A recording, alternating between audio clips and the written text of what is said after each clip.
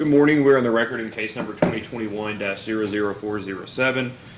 The electronic application of South Kentucky Rural Electric Cooperative Corporation for a general adjustment of rates, approval of depreciation study, and other general relief. My name is Kent Chandler. I'm chairman of the Kentucky Public Service Commission and will be presiding today in this matter.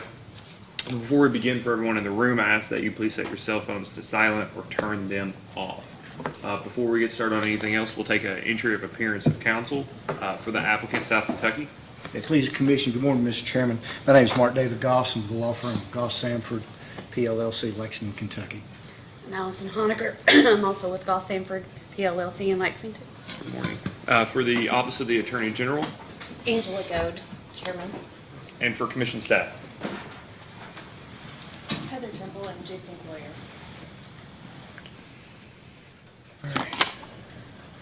I see Ms. Vinsel. Good morning. We posted, I think I checked it at 9 o'clock yesterday morning on our website, posted the information for anyone that wanted to provide public comments remotely. Up to this point, no one has signed up to provide comments. Knowing the people in the room, there's no one from the public here to provide public comments. I just remind anybody, if anyone is watching this live or immediately after the fact, that public comments can be provided in any case docket prior to the submission of the matter a few different ways. You can first mail your public comment to the Public Service Commission to 211 Sauer Boulevard, Frankfort, Kentucky 40601. You can email your public comment to the Public Service Commission at psc.comment@ky.gov. And there is a page on our website in which you can provide public comment. Regardless of the form in which you choose to provide public comment, we just ask that you provide your name, your address, and the case number, which again in this case is 2021-00407. Before we get started, Mr. Goss, it's my understanding yesterday there was a motion attached with the notice regarding public notice on the hearing. I've reviewed that. We'll go ahead and proceed with the hearing today as scheduled, and we'll just deal with that through an order subsequent to the hearing. Thank you, Mr. Chairman. And what just to clarify, it was what two counties? It was the Adair County. It was Adair County and Russell County. Actually, in the Adair County one, there was another Adair County paper that did publish. Okay. So there were two papers in Adair, one published, one didn't. The one in Russell did not publish. Okay. All right. Thank you. All right. The purpose of today's hearing is to take evidence on South Kentucky's application for a general adjustment of rates, as well as their depreciation study. If there's no other motions that we need to take under consideration before getting started, Mr. Goss, you or Ms. Honaker can call your first witness. Thank you, Mr. Chairman. Mr. Chairman, we're going to have three witnesses today: Ken Simmons, Michelle Herman, and Steve Seeley. Mr. Simmons is the CEO, and I'll call him to the stand first. Okay.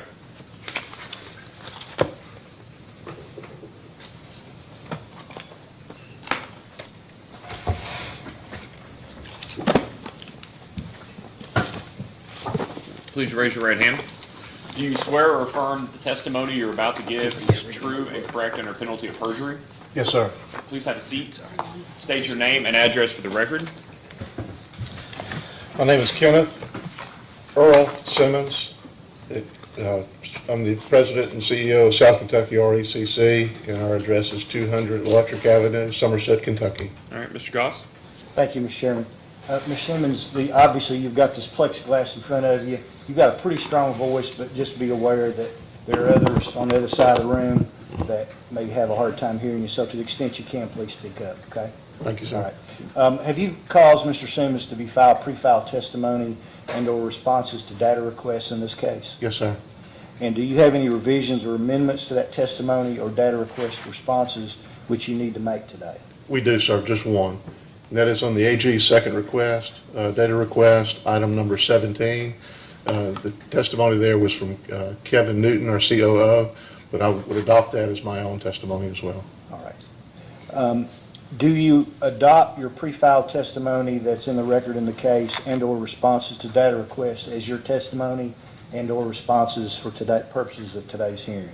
Yes, sir. And if you were asked the same questions today, either in your testimony or in the data requests that you were previously asked, would all your answers be the same? Yes, sir. All right, thank you.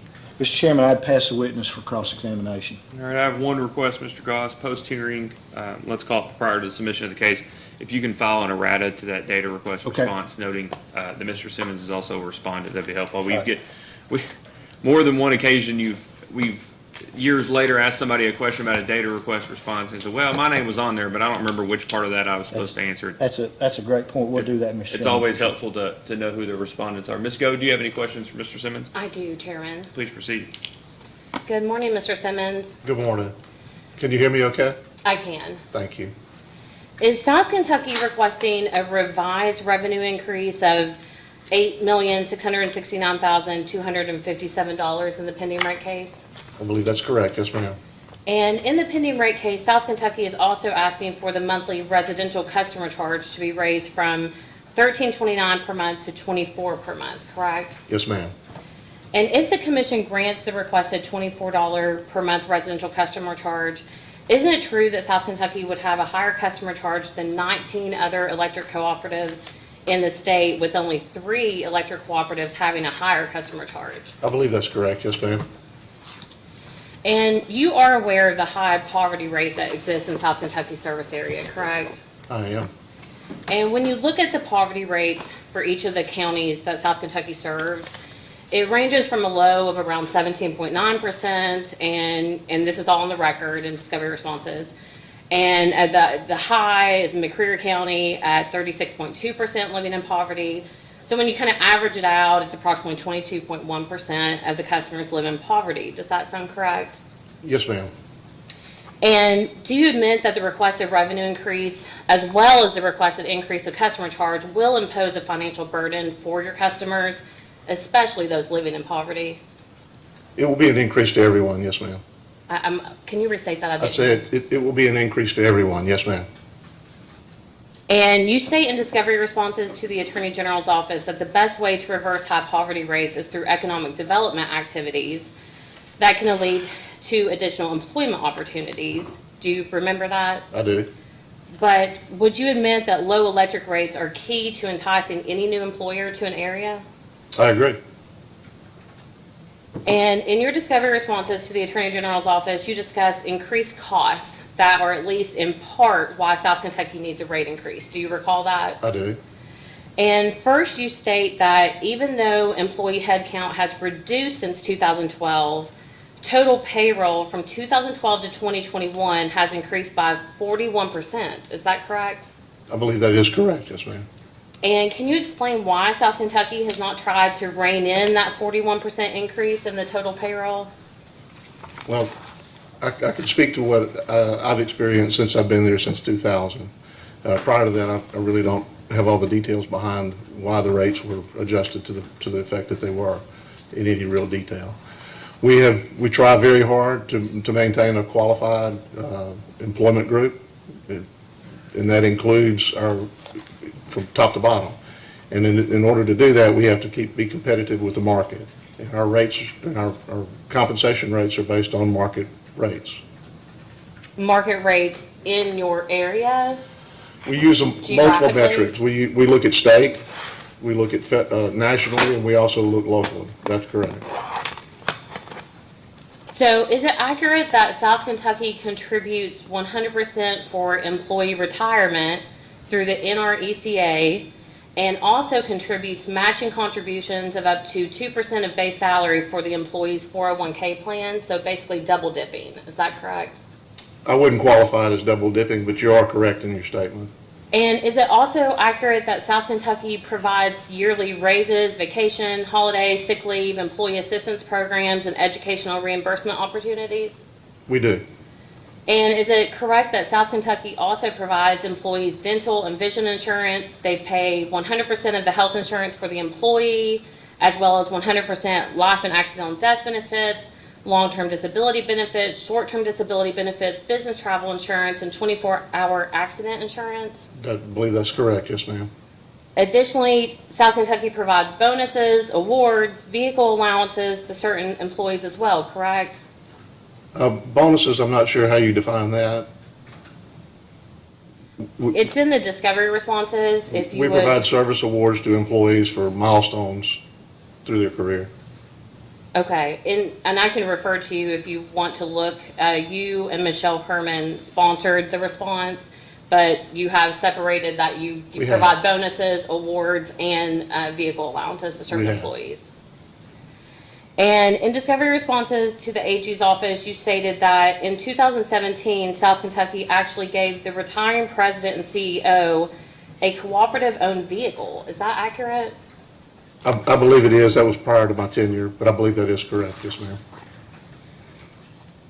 Do you know, does South Kentucky give a cooperative-owned vehicle to every retiring CEO? I can't tell you that. That's before my time. Do you know why the CEO was given a cooperative-owned vehicle? I do not. Should I ask Ms. Herman those questions? Feel free to. I don't have an answer. I wasn't here during that period. And circling back to your statement that South Kentucky's total payroll for the last 9 years or so has increased by 41%, is it still your testimony today that none of this long list of benefits we just discussed could have been reined in to more reasonable amounts? Our board and management team chose not to rein in those any further than they are, except that at one point during that period, there was a change in the retirement plan, and then it was reversed back to the plan that they have currently. What is your opinion on the benefits we just discussed as CEO?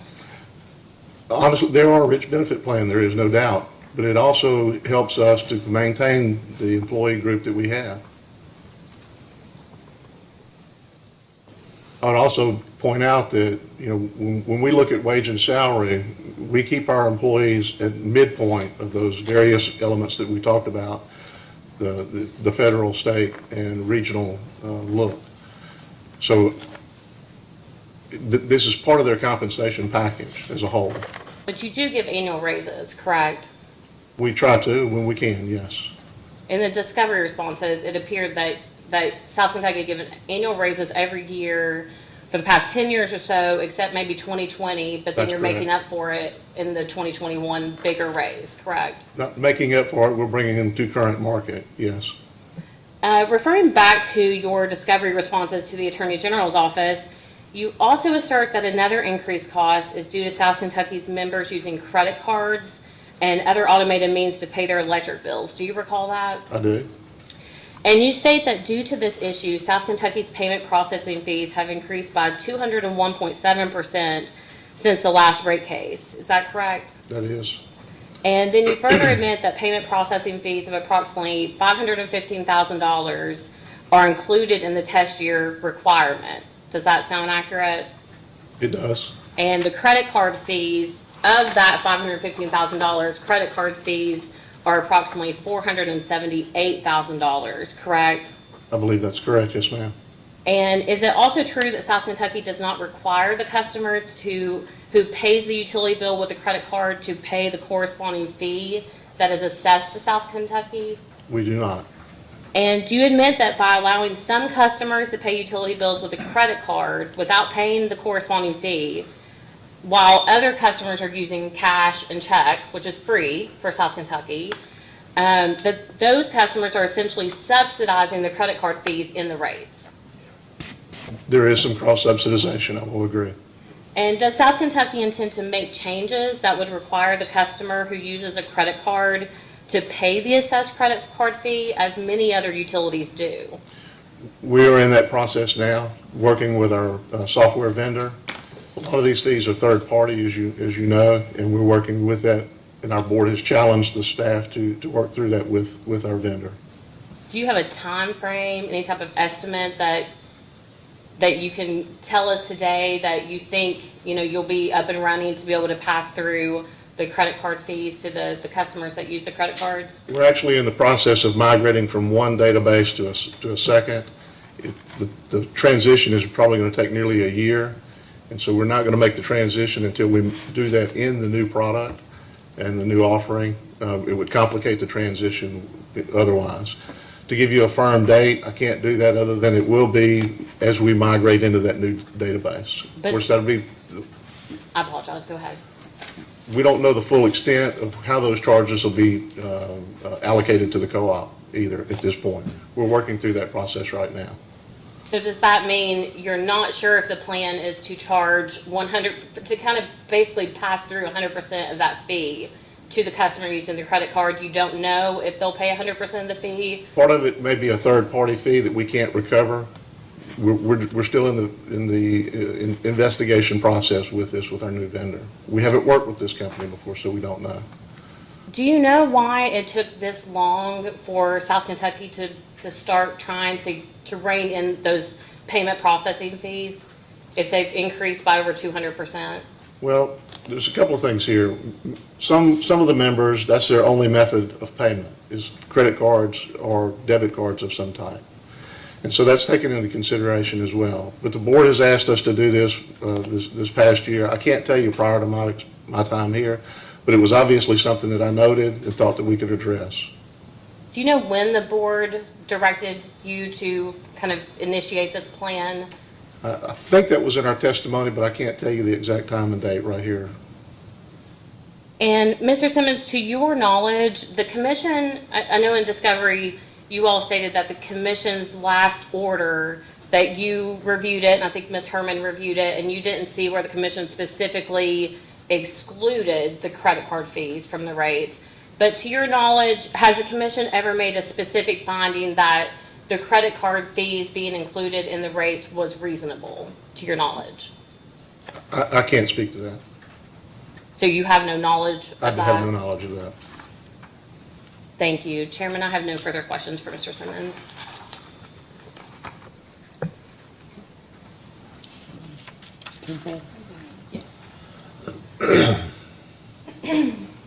So, Mr. Simmons, I would like to go back to what Ms. Goode touched upon, the customer charge going from $13.29 to $24. Subject to check, that is an 80.6% increase in the rate, or customer charge, I'm sorry. Yes. And are you aware that the commission has stated before that there needs to be a gradual movement of rates for the customer charge? I am aware of that, yes, ma'am. And do you believe that that $13.29 to $24 is gradual? I do, when you take into the totality of the charges. So that's just one component of the charge to the member. Okay. And could you maybe say further what you mean by that, how that plays into the gradualism? Well, we're also recommending and asking that we reduce the kilowatt hour charge as well. So that impacts that as well, the overall cost to the member. Okay. And then you just stated that you had reviewed the order in the last rate case that South Kentucky filed, the final order. Yes. And in that, it had come through that South Kentucky was going to either expand or start new demand-side management programs. And could you explain any current demand-side management programs that are in place? I'm not aware of any demand-side management programs that we have in place. And do you have any plans to create any? No. I don't have any other questions, thank you. I have just a few. Is processing cash and check payments free? Well, not completely, no, sir. Cash would, there is a processing fee. We have to have somebody there to take the cash. Yeah. And so we have to have, MSRs there to do that. So there is some cost associated with doing that. On the checks, there are some charges associated with some types of check payments. Ms. Herman can answer that better than I can, quite frankly. Was it, so MSR, is that the co-op version of CSR? Since It they're is, I'm members? sorry. Yes, That's sir. okay, I just. Member service No, representative. that's fine, that's fine. And do you know what the difference between an on-time, what the utility's on-time pay rate would be for customers with or without the ability to use credit cards, with a convenience fee? I don't think that we have any data that points to that. Okay, would you agree that should be a consideration? Absolutely. Okay. We're not opposed, Mr. Chairman, to collecting that fee. That's why we're looking into this. Our board's asked us to look into this and trying to recoup it. Well, and I'm not asking, I'm not gonna dictate to you what you have to do necessarily. I'm just asking, what are the considerations you're looking at based off of the request of the board to review it? Sure. We're evaluating all of it. We take a look at what those transactional costs are internally, payment in-house, if they come to the front door and make a payment internally. We evaluate that as well as all the other costs associated with those transactions. Credit card payment transactions as well as the checks and direct deposits as well. Right, but that's only the cost side. Are you all looking at the other side of the equation, the benefit side? That people may pay earlier with credit cards, that would increase your working capital, that people may not have to pay later, be able to pay on time, that would decrease your cost of collections, that would increase your on-time pay rate, that would increase your working capital. It sounds like the discussion you're having is exclusively about cost, but what I'm asking is, what considerations are you all giving to the possible benefits? Yes, those are absolute benefits, there's no doubt. Those are kind of a little bit more difficult to quantify because we don't have the data. Well, But that's we why can I'm- take a look at, we can estimate and make some judgments based on that, and we absolutely will as we move forward with this process. So it seems, and I may have questions for Mr. Seeley about this, it seems that a big part of this rate case is not necessarily an increase in revenues on an absolute basis, but an increase in margins or an increase in cash flow, maybe. A couple of the things that have been proposed around the operating ratio, different things. An increase in working capital would be a benefit to the utility in that it would increase your cash flow, right? I agree.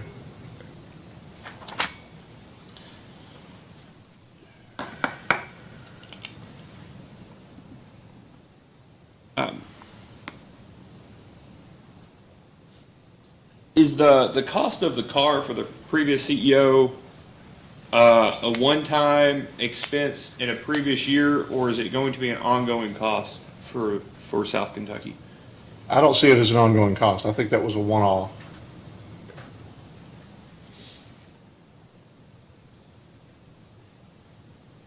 And were you the person responsible for making the decisions around the cushion of credit, or would that be Ms. Herman? That was prior to my tenure. Okay. And then the decision what to do with the money now that it is in the cushion of credit, is that you or Ms. Herman? That's my decision, Okay. and the board's, obviously.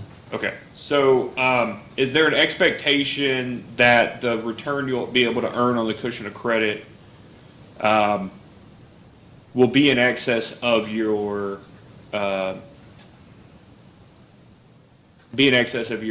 cost of debt at any point? We believe it will, yes. Okay, so at what point should you stop paying? At what point should you stop using the cushion of credit to pay off debt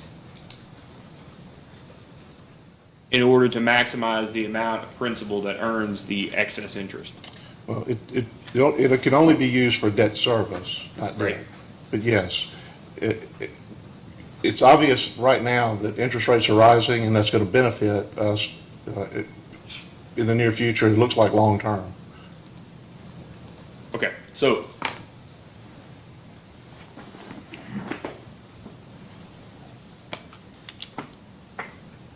today, let's just make up some numbers here. Today, the cushion of credit's earning 0.1%. Yes. Your cost of debt is, weighted average cost of debt, something like 5.5%. Blended average is 3.1. So that's, I've got a data request response that says that for your,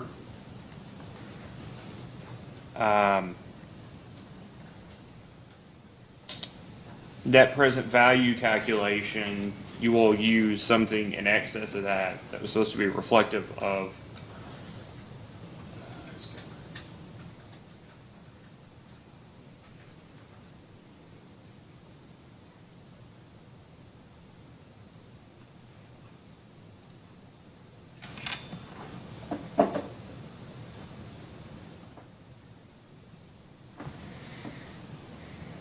Let me find it real quick, Mr. Simmons.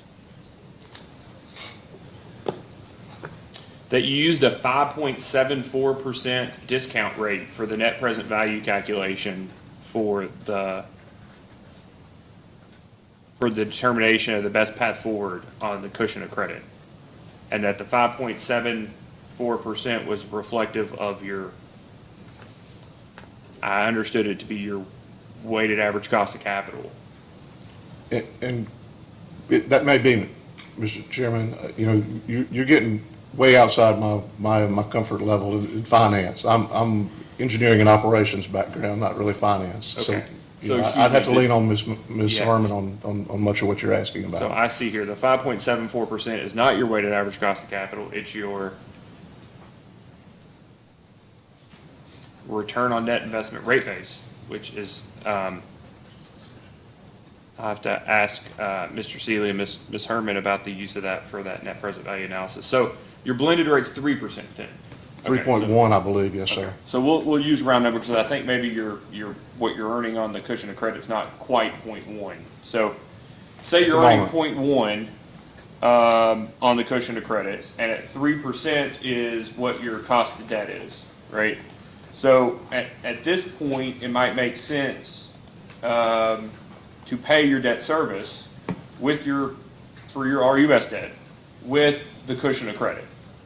But it's your all's testimony that you think that at some point, the cushion of credit will earn in excess of what your blended debt rate is. And so it will make sense not to pay the debt service, because you'll want to earn that higher rate on a larger amount of money, right? That's correct.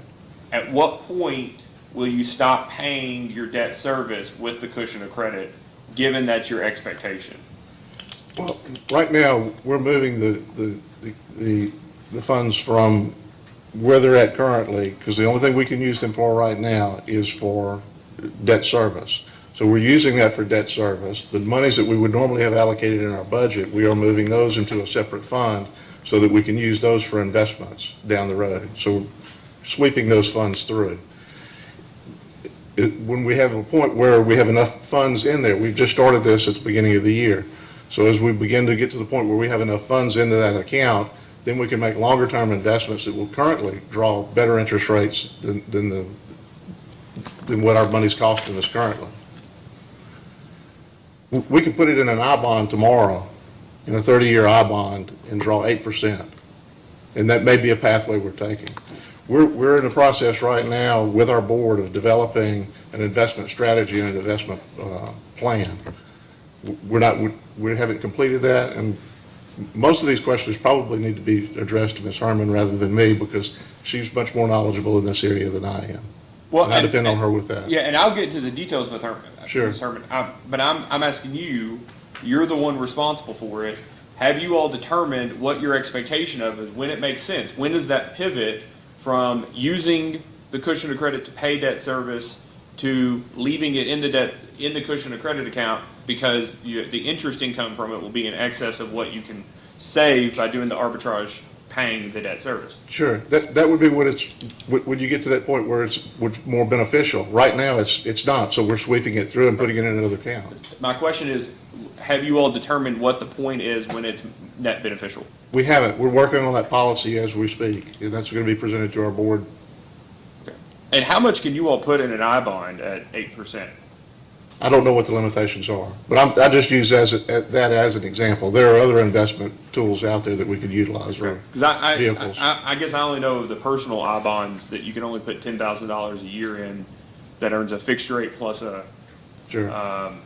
CPI, and it's at like 9.62 right now. Yeah, that was the first thing that ran through my mind. There are other investment vehicles that we could use. And I think this is kind of my point, is that I read the data request responses is that we think we made the best decision because we ran the numbers, and all I'm trying to find out is, what were the numbers? Because it would seem to me that you wouldn't want to wait until it's earning 3% to start to try to maximize the principal of the cushion of credit, because at some point you're going to want to start building the cushion of credit up in anticipation that it will earn in excess of what the blended cost of debt is. And so it would seem to me that would be a pretty straightforward calculation, because you would know how much of your debt service you're paying down, and at what point at least what interest rate it would make sense to stop paying debt service out of the cushion of credit. But my ultimate question is, are you aware of whether or not South Kentucky has conducted that analysis? We have not today, that I'm aware of. No. Ms. Harmon may have looked at those numbers, I don't know. I can't speak. Well, I guess that's what's confusing then, because the basis for the decision was that it'll make sense. The reason South Kentucky did what you all did was because you have an expectation that the interest income from leaving the money in the cushion of credit will be a greater benefit than having done the alternative, right? Right, and that was the case through the time frame up until, while it was drawing 4%, up until October of 2021. Now, we're beginning to relook at that and trying to find the best investment vehicles for that, the best way to utilize that. There are other ways that we could utilize it as well. In our post-retirement benefit cost, locking that up as a security for that. The board has not made a decision on how they want to proceed with this investment.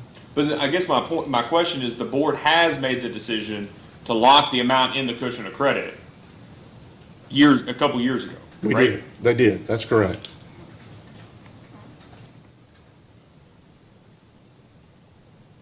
Okay.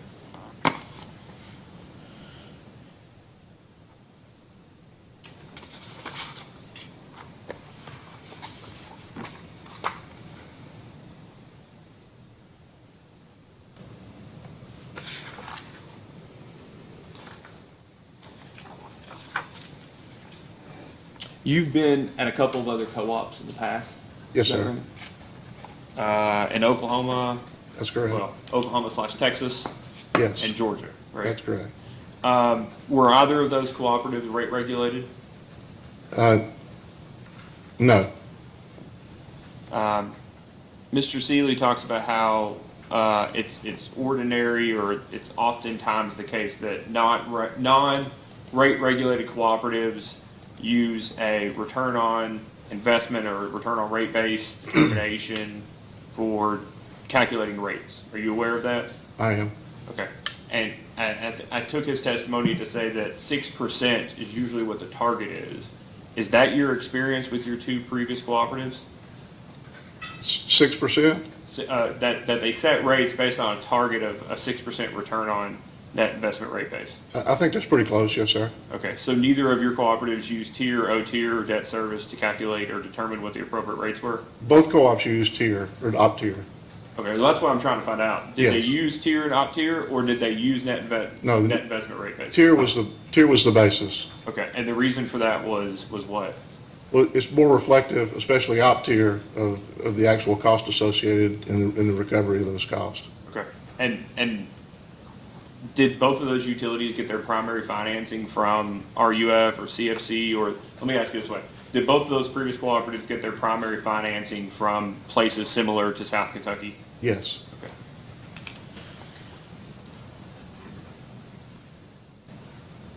All right, Mr. Goss, do you have any redirect of Mr. Simmons? Yes, sir. Just a couple of questions on cushion credit. I recognize you're saying Ms. Herman's probably the expert, but is it your understanding that cushion credit funds can only be used to pay down RUS or FFB debt? That's correct. And do you know what the blended interest rate for South Kentucky's RUS FFB debt is? We talked, you mentioned a 3.1 blended rate. Was that for all, is that a blended rate for all debt? That's blended rate for all debt. Do you happen to know? I don't know it right off the top of RUS? my head, sir. All right. Okay. Do you know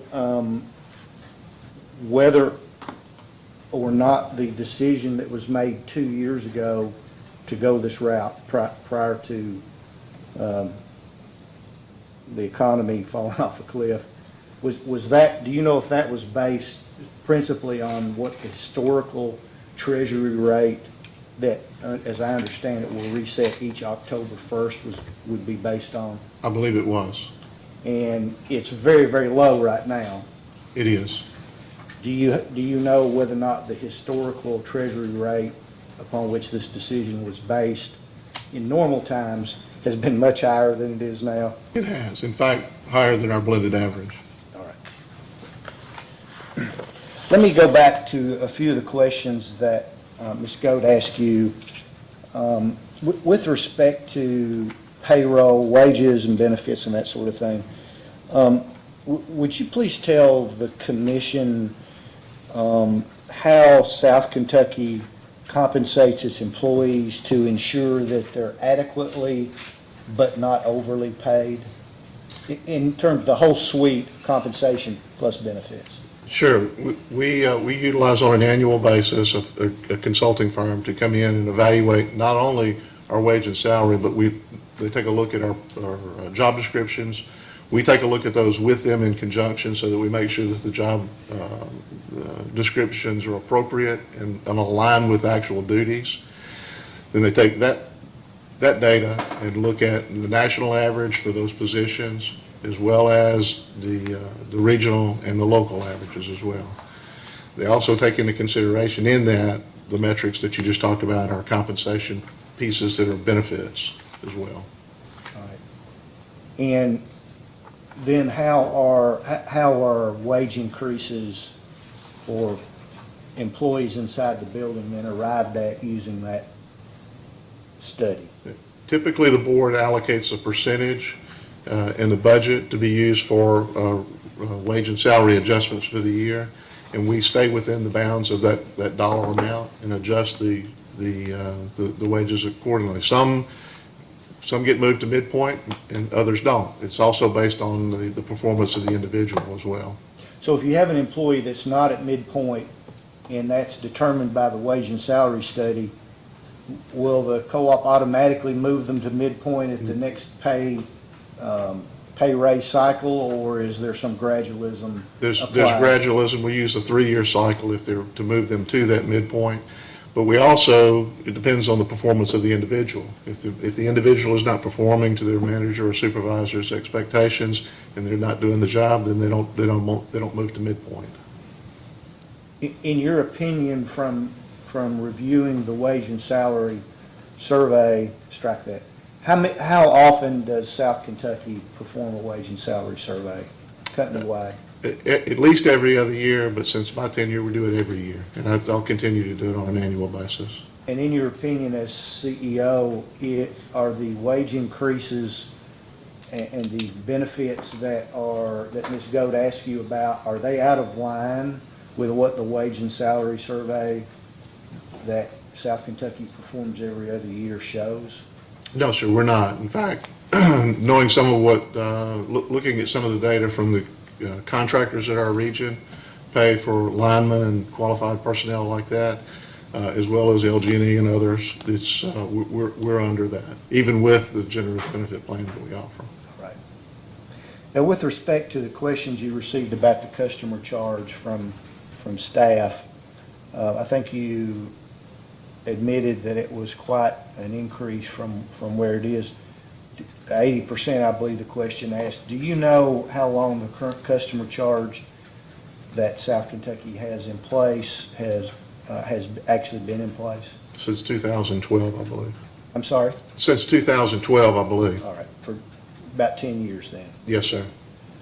Do you know what Mr. Seeley's cost, and we can ask him, but let me ask you if you know, do you know what Mr. Seeley's cost of service study shows the actual customer charge should be? It's, I believe it was 26 or 28. I can't remember exactly, but it's somewhere in that neighborhood. Why is it that as CEO of a fairly large distribution co-op, why is it important that the customer charge be set in the way that has been requested in this case? Well, it's a matter of philosophy, I think, to be quite frank. But there's also facts that point to that philosophy as well. One is, over this period of time, we've had a decline of kilowatt hour sales by about 5.8%, if I remember the numbers correctly. Kilowatt hour sales are going down because of efficiencies and all of those pieces that we have promoted for years. And when you have a volumetric pricing mechanism, which we do, where we collect most of our revenue through a volumetric pricing through the kilowatt hour sales, that's an inappropriate way to collect that when you consider the fact that you're promoting energy efficiency and people are using less and less electricity. Our revenues are going to continue to go down. We need to be, well, quite frankly, my opinion is we should be agnostic to energy use of our members. Just that simple. We should care less how much energy they use. We shouldn't be weather dependent. We should not be dependent on usage and growth as it relates to recovering our cost. We should recover our cost where they lie, and that's in the cost to serve the member, regardless of how much energy that they use. And it's actually the best way to do it, because it does, and we can point to the numbers that show that those who can least afford it benefit from that. Our LIHEAP members typically are the ones who have the highest kilowatt hour usage. If their member charge is correct, kilowatt hour charges are lowered, then it has less impact on them overall. With regard to the questions that were asked by the AG on the RNS and 401K plans, do you recognize that defined benefit plans are, I guess, I'll say it this way, out of favor nowadays? Yes. In corporate America? In corporate America, yes. And can you tell the commission why South Kentucky continues to maintain both a defined contribution and a defined benefit plan? My experience has been working in rural areas that you have to have a pretty good carrot in order to keep people in rural America. People are leaving rural America left and right and moving to larger cities and other places, and they're doing it because of the dollars that they can make.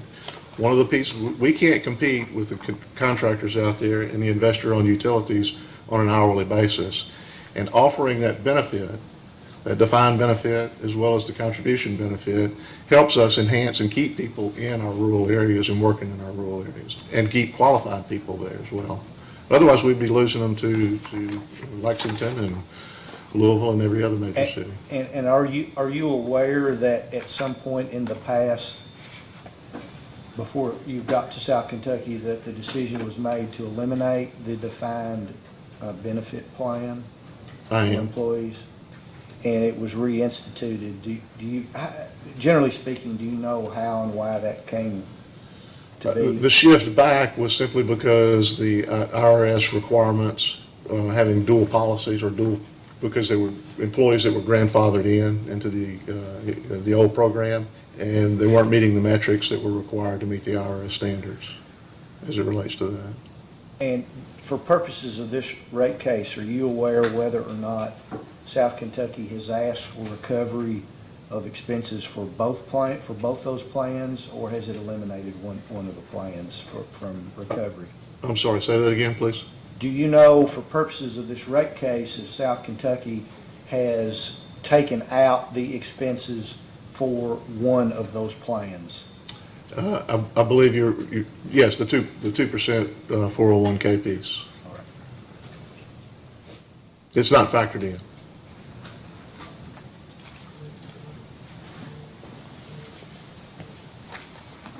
Can I ask a question, Mr. Goss? Yes, sir, please.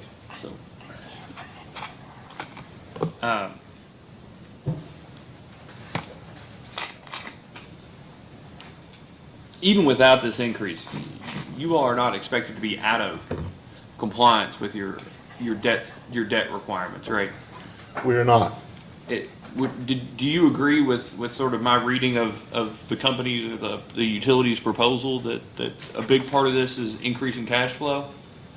The purpose for this is so that we don't end up in a position where we are jeopardizing those debt covenants. And if we don't make some adjustments, we will be in that position. The commission has made it clear, as I understand, that they'd like to see a more gradual approach. Quite frankly, we will not be waiting 10 years to come back to visit with you. That's not sustainable. That's not a path that we can manage. Yeah, and I agree. That's all fine. So, does RUS remove things when you calculate your tier no tier for purposes of determining whether you're in compliance with your debt requirements, right? Your debt covenants. do they remove for that do you remove, or Ms. Herman remove for that determination, those items that the commission removed for rate-making purposes? Yes, So when you're telling somebody whether you're in or out of compliance, you all get to remove your 401k contributions, whether what your end-of-year O tier is? I think it's factored into our O tier, but it's not factored into our case with you, with the Public Service That's what Commission. I'm, Yes. that's what I'm trying to say. If Sure, the absolutely. purpose, regardless of what you're proposing to recover from customers, the reality is that you're attempting to recover from customers enough to meet your O tier and tier. Is that fair? That's correct, yes, Okay, sir. but in reality, when you go out and calculate your O tier and tier, the things that have been removed for rate-making purposes, the expenses that you're otherwise recovering, are being included in those calculations. They are, because they're actual expenses, yes, sir. Okay, so wouldn't you agree that there's kind of a mismatch there? I mean, it's fine that your application removed one of two of the retirement plans, but in reality, the purpose of this case is to have a sufficient tier and O tier, and the reality is that 401k is being used in calculation of that end-of-year tier and O tier, correct? It is, yes, sir. And that's the same thing for if we removed a car for a previous CEO, if that was included in the test year, or whether it's increased vegetation management expense, if we think you're spending too much and we reduce it. The reality is that all of that is just for determination of rates, but at the end of the year, your O tier is going to be less because that are costs that are not being recovered through rates. Is that fair? That's correct, yes, sir. I think that's fair. Okay. And so at some point, removing things for rate-making purposes for an electric cooperative does serve to benefit customers in the sense that their rates are reduced, right? But at the end of the day, it doesn't do any good for the cooperative that they own a portion of, because then the cooperative is not being able to recover the entirety of the expenses it's incurring. Is that fair? That's fair. Okay. So I guess at a higher level, there are a couple of things expenses that are being incurred, that, the rate-making function may be one thing, but the reality is it's still going to ultimately affect O tier and tier and your cash flow, right? Because if things are a cash expense, then you're gonna have an outflow of cash, and if you actually can't recover that through rates, then that's the end of the transaction, right? There's no outflow of cash and then an expectation that you're gonna be recovering that test year amount of expenses through rates. Is that? I don't disagree with you. Okay. But I would also say that when you're looking at the benefit plan, and you're separating that out and saying, the reality is that's that's the entirety of what they're paid by wage and their benefit is what their compensation is. And so regardless, if you remove that, and let's just say, for example, that we got away from the RS plan and we got away from the 401k plan and just didn't have either plan, then in order to retain employees, we're going to have to pay them a higher wage. So the Yep. cost is going to be the same regardless in order for us to be competitive in the marketplace, whether it's in an hourly rate or whether a portion of it is an hourly rate and a portion of it is in a defined benefits and a portion of it is in a contribution plan. That's all perfectly fair, but who is the entity that I think determines whether or not your compensation as a total package? I agree that you have to make a distinction between what salary, wages, and total compensation. Sure. But ultimately, some determination has to be made as to what the appropriate level of compensation is. Wouldn't you agree? I agree. Okay. And that's why we hire professionals to help us with that. Yeah. I wasn't going to ask questions about it, but I got up this morning and I came here, so I might as well. You've been at the utility for 2 years now, right? Yes, sir. A little over 2 years. How many people are you all losing to LG&E or to Groves or to other? I mean, it's a lot of compensations, as I see it, running a business, about two things: paying people, compensating them something for the work that they've actually done, Sure. but also in order to be able to run the entity, paying people enough so that they stay within reason. Because at some point, you'd rather, instead of tripling somebody's salary, you'd rather them leave and you can hire somebody in at a third of their salary. If somebody's demand is triple my salary today or I'll walk, I'm going to guess you think you can probably replace them for for a comparable output for something less than triple what they're currently being paid. So within reason. We'll certainly try. Yeah, within reason. But how many people do you all, what's your all's turnover rate at South Kentucky that you all feel like you need to be at the midpoint of the national studies? So far, it has not impacted us in any significant way. And I think that that is a testament to the policy or the way we address compensation. Well, okay, so then you're paying enough, is what you're saying, to keep I the think we're people. paying an appropriate wage, yes, sir. Right, but I guess what's your all's determination as to paying too much? We can't afford that either. That's not fair to our member. Right, but the case doesn't, I don't see any evidence in the case that you all have made a determination that this is the point in which we think people start leaving. When we start seeing attrition with LG&E or others, with linemen or other technical people moving and taking that opportunity, then that's the time that we need to address it in a positive way and say, what do we need to do? What do we have to do to increase it? Have you seen that attrition? We haven't seen that yet. Okay.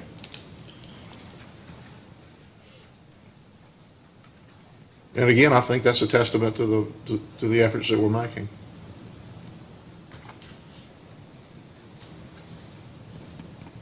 But I will tell you, I did see that in Oklahoma.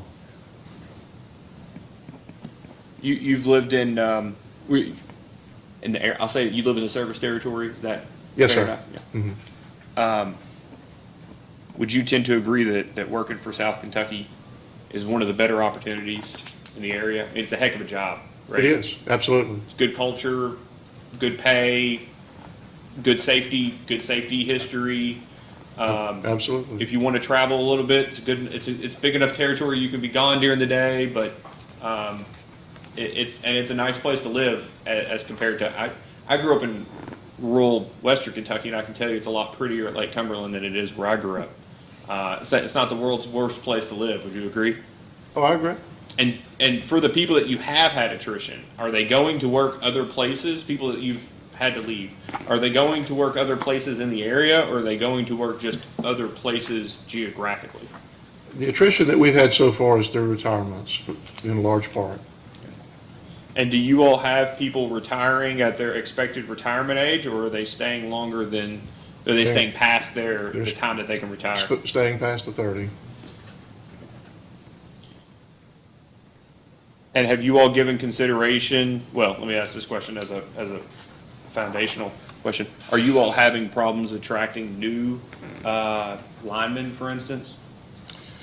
I wouldn't say having a problem, but it is a competitive market. Yeah. And we're not flooded with applicants when we do post a position. You all are at least blessed in the sense that either in the territory or just outside of the territory, you have a training facility. for That's linemen, exactly right. If we did not have that available to us so closely, it would make things even much more difficult than they are. Okay. All right, thank you, Mr. Simmons. Sorry, Mr. Goss, you may. That's fine, Mr. Chairman. So to follow up on his question, if you started seeing a good deal of attrition, would you consider it too late at that point? Well, it is. You kind of falling in behind the wake. You need to be at the point of the wake in addressing those kinds of issues. Is the wage, how do you view the wage and salary survey that you all probably pay a lot of money for every other year and put in place? How do you see that as a backstop to attrition, if you do? I mean, explain for the commission your philosophy of how the wage and salary survey is to be used and is used at South Kentucky. It is just one tool. Our benefit plan is part of that tool. There are a number of tools. You are correct, sir, in that it's a pretty place to live, and that is attractive to some. But a lot of folks don't care about, especially the younger generation. This is the area that I'm most concerned about is the younger generation, that they move for $1 an hour, and that's a big problem. A lot of them want to live in a city. Attracting people in rural America is a serious issue. What did you see in Oklahoma? Well, we saw an attrition rate. At that co-op, it was a fairly small co-op. We had 24 linemen in total, and we replaced 12 a year on average. Where were they going? They were primarily California, to the oil market. We had a very competitive, the Permian Basin was hot during that period, still is, and it was constantly losing employees to that, and also to the trucking industry. They all have CDLs. They're marketable, and truck drivers are getting paid pretty good money these days. So we saw a lot of it. You go to, I presume, the Kentucky Electric Cooperatives Managers Meeting on a monthly or quarterly basis, is that right? Twice a year, yes, sir. And you go to other meetings, NRECA meetings and other meetings? We do. Is poaching, employee poaching a big problem in co-op world? It is in co-op world. So far, we haven't experienced a lot of it, but it is a big problem. So I kind of misdirected you back to the wage and salary survey. I went down a rabbit hole and I didn't mean to, I'm sorry. Go back and talk about the wage and salary survey and how it's used. Yeah, we depend on that wage and salary study to give us a baseline of where we need to be. And we, in past, it's been done every other year. I think it's important with the changing environment that we're in today to look at it on an annual basis. And yes, it is expensive, but I think it's a worthwhile investment to make sure that we're staying ahead of the market as it relates to losing people. What are the trends? I think you're going to see a trend next year significantly higher in wage after this year, when we've had 8+% inflation on the nation. So I think you're going to see that number continue to grow. If we get too far behind that curve, we won't be able to catch back up. We're already running as an organization as thin as we can run. I'll say this, Mr. Chairman, just to add a little bit of color. When I got to the co-op, we had 136 employees, I believe was the number, and we're down to 127. And we just can't run any thinner than where we're at currently. You talked about, I'm changing gears here a little bit, but you talked about meeting our metrics as far as our debt covenant. Well, we've done a lot of things to cut and slice to reduce our operating expense as much as we can without jeopardizing losing our employees. And part of that is putting more burden on more employees by attrition. We haven't fired anybody, we haven't laid anyone off. All those losses have been through attrition, through normal retirements. There's some areas where we're really suffering, where we need additional help, and that's part of the reason that we're coming into the commission for a rate adjustment, is so that we can make sure that we have enough people in the right seats to be able to meet the members' needs. Let me ask about that. So I specifically looked in the record, and I guess my question is, can you give me any details around it? Because when I started looking for cost savings in the case, what came out to me were a couple of items, and they were less cost savings and more just how was South Kentucky able to make it this length of time before seeking a rate case? They didn't necessarily come across as cost savings. So they were, of course, the cushion of credit, which is an increase in revenues.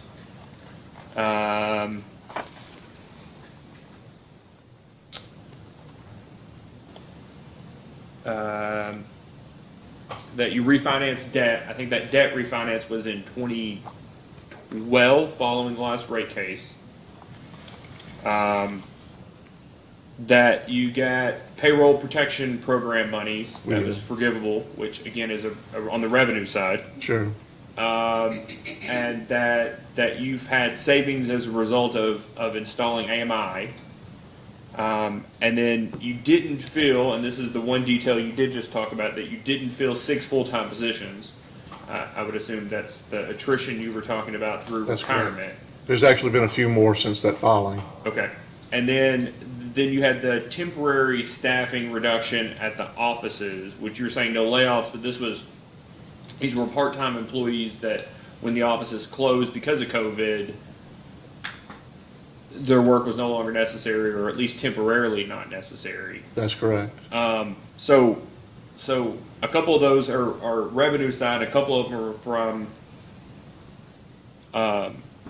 let's say acts of God, the result of a worldwide pandemic with the likes of never been seen before. So what other details can you give me on things that you all have done to create the cost savings that you were just referring to, other than those not filling positions upon retirement? Yeah, I think you'll see in some of the testimony, we have reduced the amount of right-of-way that we're cutting annually in order to stay within our budgets. So you're reducing the number of miles of right-of-way? We reduced it by 8%. So other than just cost savings, well, all right, sorry, I don't mean to cut you off. Continue.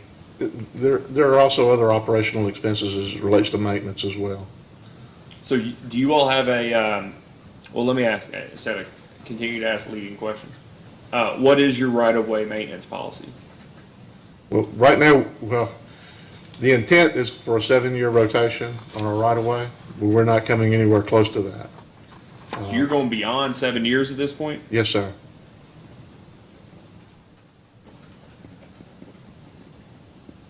So we have a number of utilities, co-ops, and IOUs that have 4 and 5 year rotations. I would love to see us on a 5. Our goal is to get to a 6 at this point. But you're going the opposite way. We have, yes, unfortunately. And you're going the opposite way the exact same time that right-of-way costs are increasing. Yes, sir. So what, And they're increasing exponentially. what are you all doing to move towards 6 instead of towards 8? Well, one of the things we've done is we've begun to change our contractual agreements and putting more teeth in the contracts that we have with our right-of-way crew, our contractors. But I think it's important to note, Chairman, that the ask that we have here today does not include anything to address our right-of-way concerns. Oh, I'm aware. That's why I'm asking. Yeah, That's why I'm asking this line of questions. We're going to be coming back to you with that at a later date. We need to have a better understanding of our numbers. We don't know where this is going to end up as it relates to the increasing cost. From 16 to 20, from 2016 to 2020, there's been an increase of almost 12% in right-of-way cost. In the last 18 months, it's increased by nearly 15%. And I think that's consistent with what you're hearing and seeing from other cooperatives around the state. We don't know where that's going to stop. And so it's going to be hard for us to put together a plan when the costs are going up exponentially. But we will be back in very soon to address that concern so that we can get on that 6-year rotation.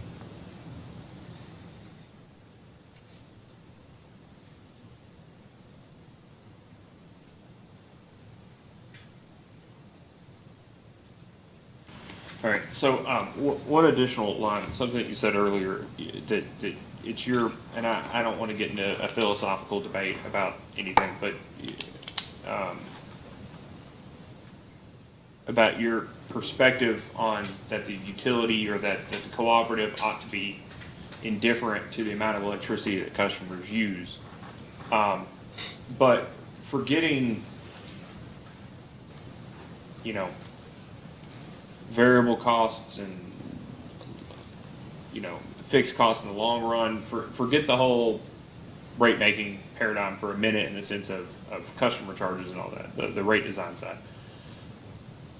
The cost that the utility incurs is not indifferent to usage, in the sense that if customers use more during the day, or customers use more generally, that's going to drive fixed costs for South Kentucky over the long term, right? If you have to upgrade a transformer, if you have to, upgrade the size of conductor, whatever it may be on your distribution system, based off of increases in usage, increases in demand, whether it's on the number of customers on a particular circuit, there are going to be jointly allocated or jointly shared fixed costs that increases or decreases in usage affect. Would you agree? I agree, yes. So even if you all had, you weren't around for this, even if you had rates that looked like what the city of Glasgow had for a short time, which was a direct pass-through of an energy rate that's being charged by your wholesale provider, in their case TVA, a pass-through of the demand rate directly to customers in the exact same way your wholesaler passed you, and then your customer charge completely recovered all of the distribution costs, right? So that you're volumetrically indifferent to the usage of customers in the rate design sense. Would you agree that you'll never be indifferent to how much or how customers actually use electricity in the sense that that usage drives other costs? Well, I won't disagree with you completely, but what I will say is that if you're doing a cost of service study on a frequent basis, and what I mean by frequent is in this day and time, we should probably be doing that at least every other year, and in some cases, every year, but probably no less than every 2 to 3 years. That adjustment is made then in what the cost of service is, based on the history of that previous year period or 2-year period. That's baked into the cake, if you will, those increases that you're talking about. That's right, but I guess that's kind of my point is that if it's always going to be, then at that point you're just saying the costs are what the costs are, we have to recover them. That's right. But the reality is that how much customers use and incentives or whatever it may be, how they end up using electricity is going to drive those changes. And I guess I'm just wanting to make sure I'm not taking from your perspective that your position is we just throw up our hands and say, hey, whatever the costs are, let's change our rates every year according to this cost of service study. If you have a 1 cent kilowatt hour charge versus a 20 cent kilowatt hour charge, as a general matter, some customers are going to use electricity differently. Would you agree? Yes, Okay. there's no doubt. But by the same token, you have to take into consideration weather affects it as well. And so if you have an anomaly in a year where weather has driven that additional use rather than just, the cheapness of electricity, you have to take that into consideration in your evaluation when you make a recommendation on what that cost of service really is. And how much of that should we pass on or absorb? Mr. Goss? That's all I have, Mr. Chairman. Thank you. Mr. Simmons, I appreciate you being here. It's a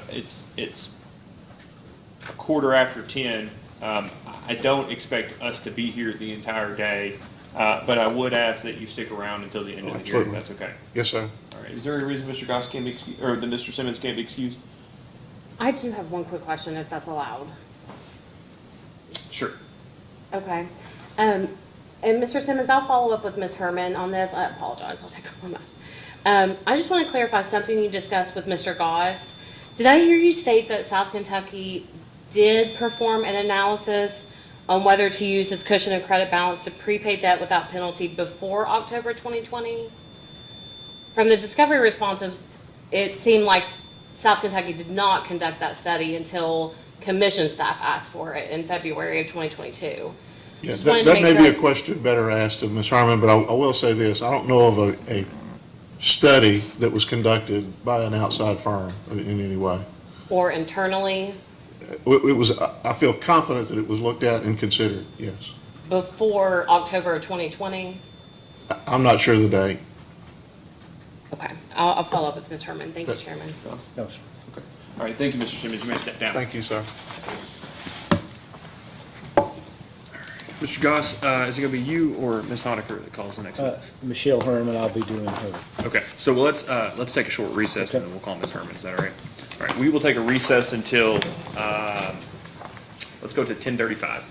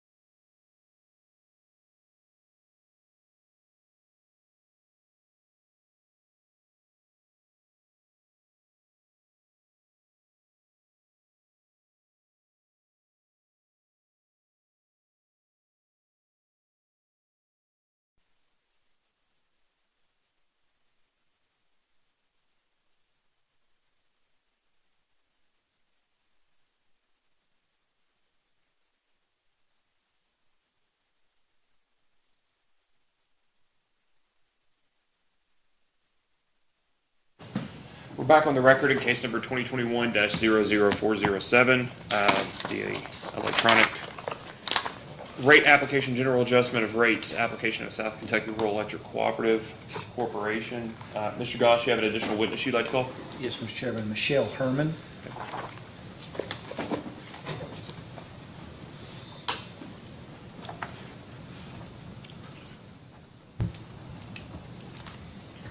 Ms. Herman, please raise your right hand. Do you swear or affirm that the testimony you're about to give is true and correct under penalty of perjury? Yes, sir. Okay, please have a seat. State your name and address for the record. Michelle Herman, 200 Electric Avenue, Somerset, Kentucky.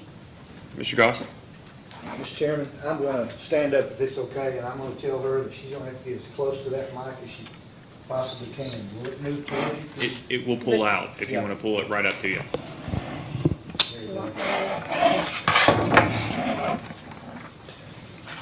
Ms. Herman, tell the commission what your title with South Kentucky is.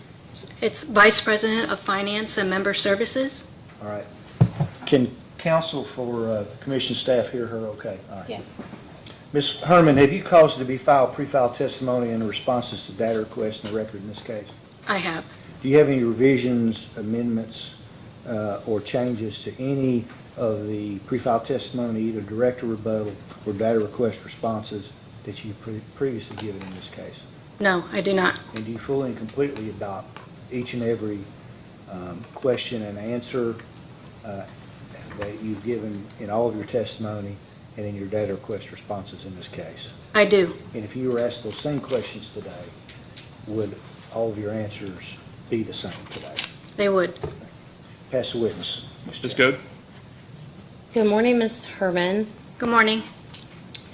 Can you please refer to your direct testimony exhibit MDH-2?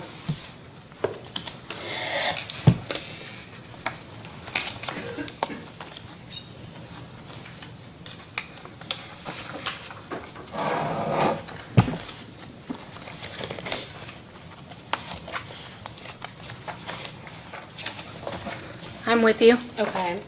And in this exhibit, you provided various actual tier and O-tier calculations for South Kentucky for the last several years. Is that correct? I did, and modified debt service coverage as well.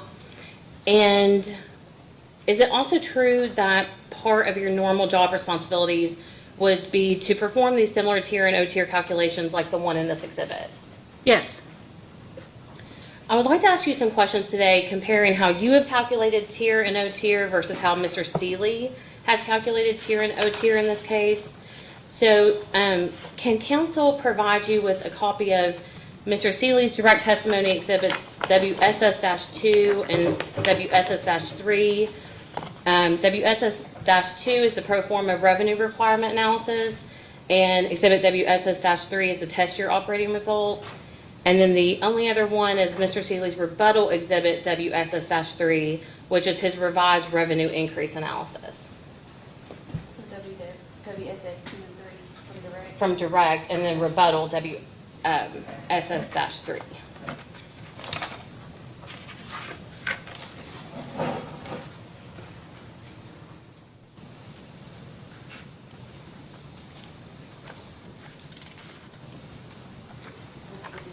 Okay. What's your witness, Mr. Chairman? You may. Okay. There were also, we had to redo the ratios. They asked us to redo all the ratios for a year. It was in another data request. Okay.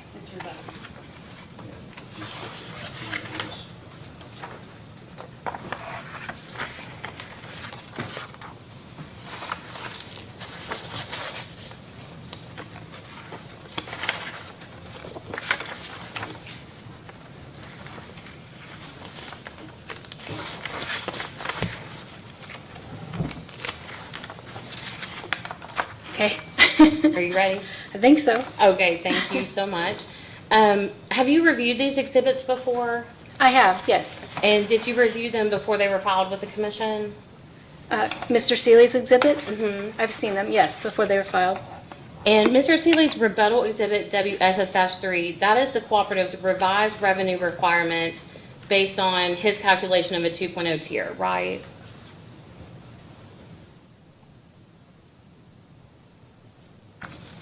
It accepted some small adjustments that Mr. Collin made in Yes. his testimony. Yes, correct.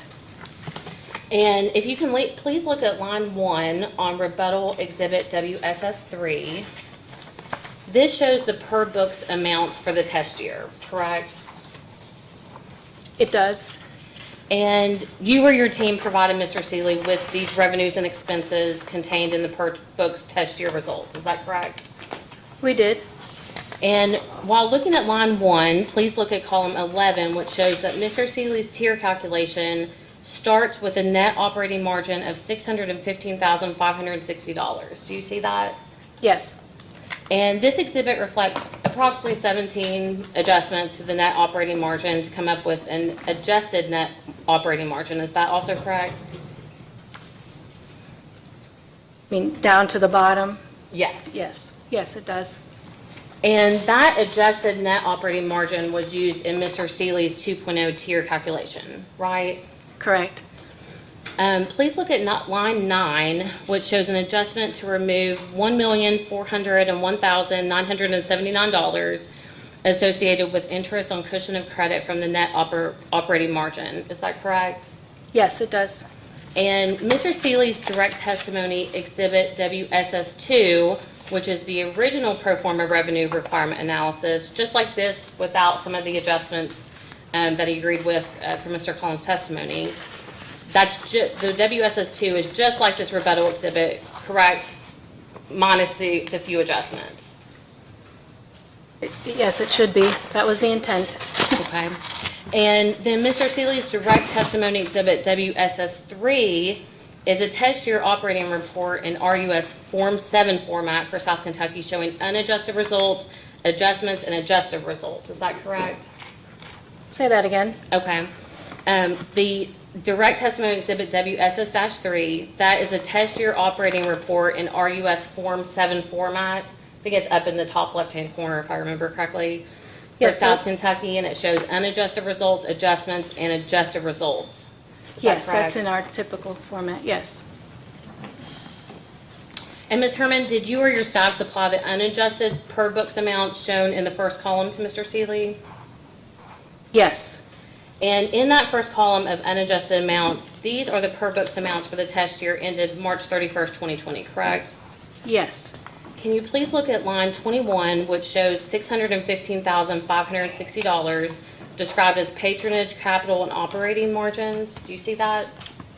And is that the same $615,560 per books amounts as what we just saw on rebuttal exhibit WSS-3, line 1, as the net operating margins? It is. So when looking at this first column of unadjusted numbers, in order to calculate an unmodified tier, let me know if you think this is accurate. You would take the sum of line 29, which is the patronage, capital, or margins of, approximately $7.6 million, plus the long-term debt interest expense located on line 16, which is approximately $5.5 million, and then divide that by the same long-term debt expense of $5.5 million. Does that sound correct? I would use that to calculate tier, but I would not use that to calculate operating tier. And I think there's some nomenclature differences between what tier means, especially with distribution cooperatives and maybe what is normally used for, say, G&Ts or other cooperatives. Because we have two litmus tests of tier to work through. But what we would just walk through, that is how you would calculate the tier, correct? That's how I would calculate tier, but not operating tier. Right, not O tier, correct? Okay. And subject to check, calculating the tier as we just walked through, it would result in a per books tier of about 2.38. Does that sound roughly right? Subject to check. I don't have that number in front of me. I don't recall exactly. Okay. Referring back to exhibit MDH-2, which is your exhibit, in which you calculated the tier of 2.34 in 2018, 2.2 in 2019, and 2.64 in 2020, this tier, subject to check of the 2.38 that we just kind of calculated walking through, that falls in line with those results, correct? It does, however, my tier utilizes like our G&T capital credits. It uses all of those things that you see on line 22 through 28. And Mr. Seeley's tier does not utilize all of those numbers. Okay.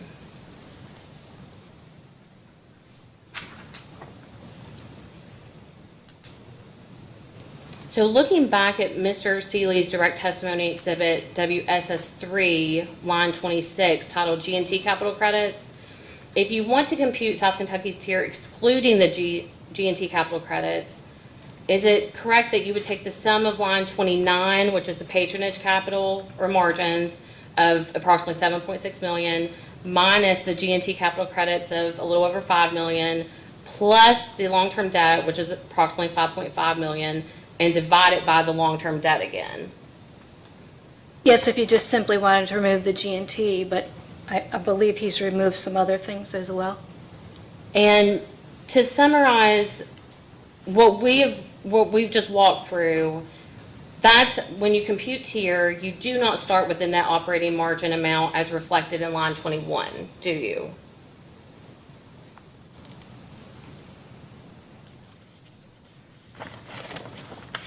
If I calculate operating tier, I do use line 21. If Right, I'm but when you're calculating tier. May she be permitted to finish the response, Mr. Chairman? I apologize, go ahead. Yeah, so, and if I am calculating tier that is per the RUS guidelines and through our loan covenants, then I would use 29. But what Mr. Seeley has presented here for tier is different. It's for the rate-making purposes, for what we're doing today.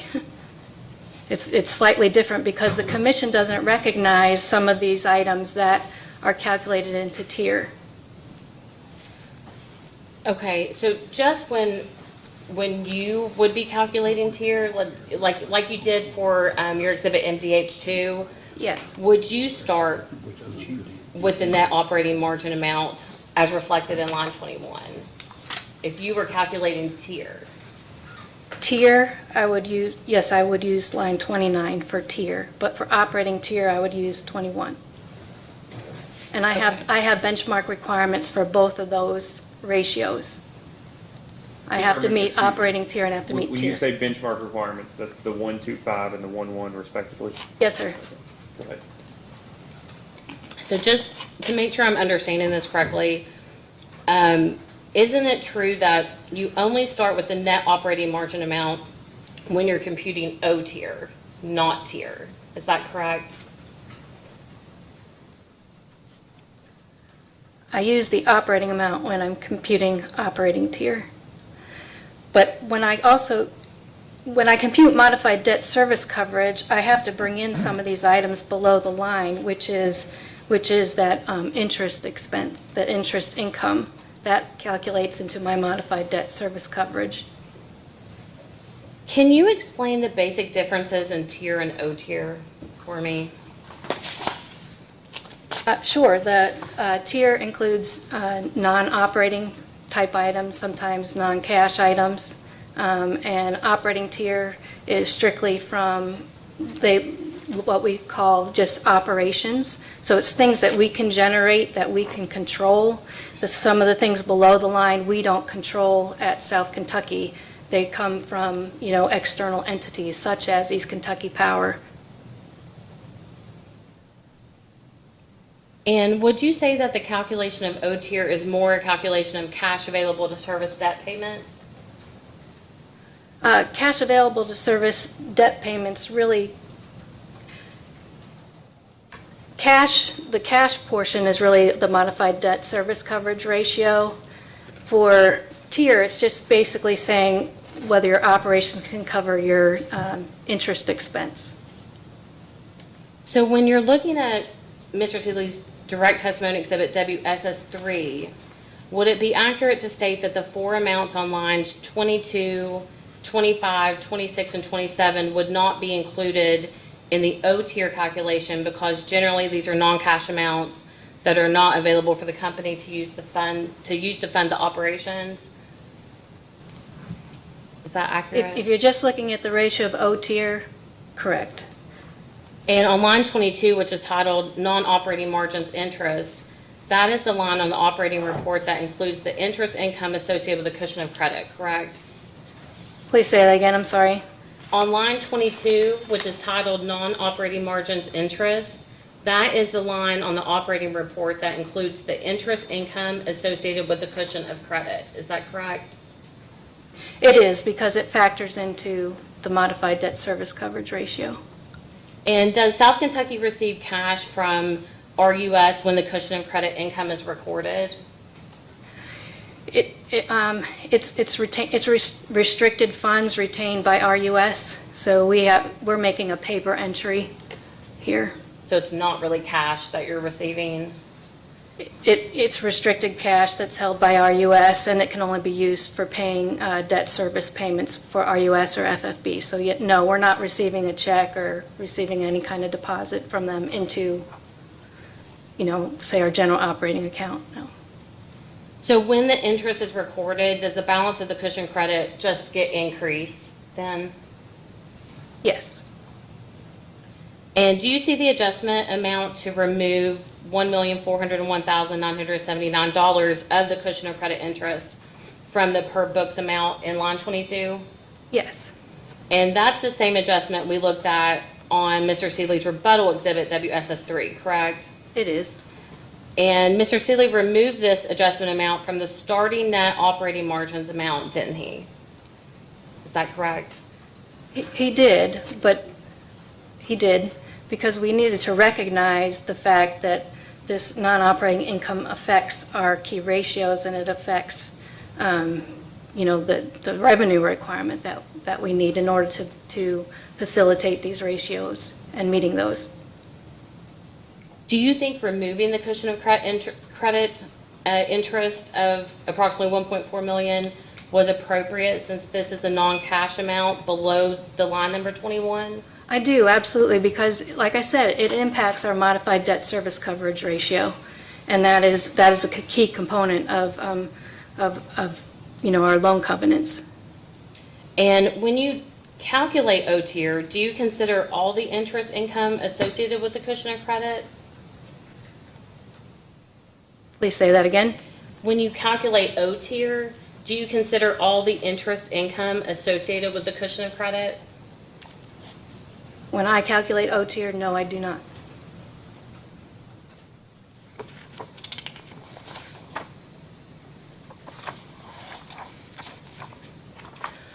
Okay, I'd like to move on to the long-term debt interest expense that South Kentucky's including in the revenue requirement. Can I ask a question before you move on, Ms. Guy? Sure. If the cushion of credit was not restricted and it was provided to South Kentucky in cash form, would it still be non-operating income? It's a special program. If I have that money at a different level, Let me ask this way. If you had a CD, right, if South Kentucky had an extra $1 million lying around, the board said, go put it in at the local bank, Cumberland Valley Bank, at a CD at 1%, right, for a year. And it pays interest semi-annually and doesn't add the interest, it just pays it in cash. Would that income to you be operating income, or would it be this non-operating income? it is non-operating according to RUS. Okay, all right, thank you. Ms. Herman, South Kentucky's pro forma amount for long-term debt interest expense was originally set at $5,814,280. Does that sound correct? It sounds right. Sorry. Is it also correct that in Mr. Collins' testimony, he stated that the level of long-term debt interest expense was too high, and he discussed 4 separate errors in determining that pro forma amount? Yes, I'm familiar with what he highlighted. And then in rebuttal testimony, South Kentucky agreed with Mr. Collins on a few adjustments and revised the long-term debt interest expense down to approximately $5.78 million. Is that correct? That's correct. And the calculation of the 2.0 tier performed in the revised revenue requirement uses that approximately 5.78 million of long-term debt interest expense, correct? I believe so. And I want to discuss what's happened with the level of long-term debt and the related interest expense since the end of the test year. So do you recall your discovery response in which you stated that the amount of long-term debt interest expense for the 12 months ended December 31st, 2021 was approximately 5.24 million? I don't have that number in front of me. Sorry. I can give you the reference if you would like to double check, but it's just subject to check. It's South Kentucky's response to the Attorney General's second request for information, item 32. You sponsored it, the response. It's $5,237,917.82.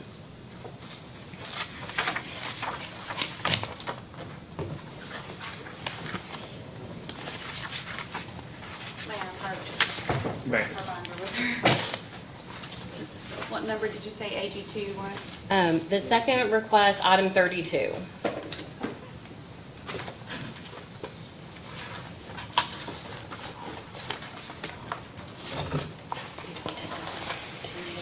I don't know, maybe.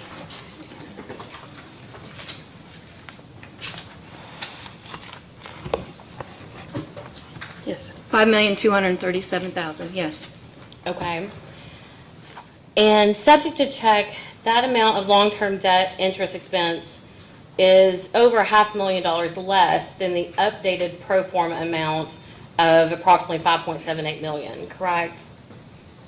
The interest expenses, but also I'd like to point out that our debt service is a levelized debt service, so, the total debt service payment typically stays the same. So, you have a principal portion and an interest expense portion. So, my total debt service payment is going to be the same, unless I start paying, unless I complete the amortization on a loan.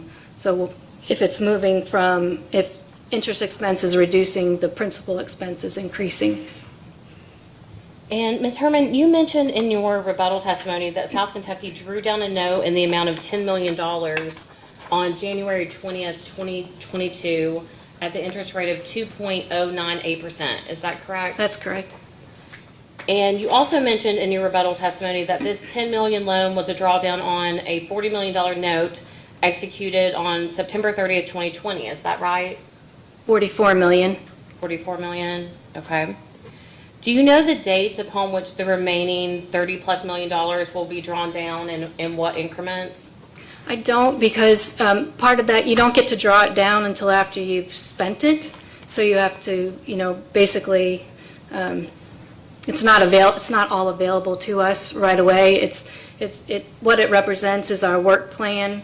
It's meant to fund our work plan expenses, and obviously you do those over a certain period of time. And do you recall Mr. Collin discussing in his pre-filed testimony that South Kentucky's test year methodology did not properly reflect the long-term debt principal reduction that occurred during the test year and after the end of the test year? I do, and it seems to go against the historical test year premise. I think he's wanting us to annualize our long-term interest debt or expense, and I think it kind of mixes the principles of what we're trying to do with the historical test year by doing an annualized approach. And in your rebuttal testimony, you discussed the long-term debt principal increase of the $10 million drawdown, but I did not see where you discussed any long-term debt principal reductions that occurred during the test year or since the test year. Did you discuss any of the reductions? Well, like I said, we're basing our interest expense based upon the test year. That's the representative basis for your revenue request, which is a test year, historical test year. Ms. Herman, are you basing your interest income on the test year? My interest income? No, I'm not. Okay. Because that's a definite change. Just like I was just trying to mention, my full debt service is still the same. whether it's in my interest expense or in my principal expense, the cash outlay for the debt service is still the same. And that's, I just wanted to make sure that I appreciate that. If it's the same, it's the same, but if it's the same, then wouldn't it also be the same on an annualized basis or a normalized basis? Well, then how would I incorporate that future? You know, I do have that $44 million, you know, so I have 34 million left to draw. How do you incorporate that into your test year assumptions then? If, you know, I guess where do you stop? Yeah, and I just want to make sure that I have an appreciation for exactly that if you all just picked up from the test year and just, well, didn't move it, kept it as a non-adjustment, or if you adjusted for, you know, payoffs, updates, you know, changes in, I think you all have quite a bit of debt, or at least some debt that has a variable interest rate, if it's been updated for the change in that variable interest rate. Since then, that's why I'm asking. Okay, yeah, no, we didn't, the variable rates, no, we didn't do any adjustment for that. Okay, thanks. Ms. Herman, at this time, I will ask you to refer to South Kentucky's supplemental updated response to the Attorney General's first request for information, item 36. I think the most recent was filed yesterday, but I'm looking at the April 5th, 2022, which shows the principal and annualized interest expense through March 2022. That's an Excel spreadsheet, isn't it? I Is it the Form 7? believe it is. We don't have printed copies of the Excel spreadsheets, but I can pull it. You want to take a short recess and provide, do you have a computer that will have it? Let's It'll take a take short me- recess, Ms. Goode, just so we can get the information. Absolutely. And if we need to, we can bring it up.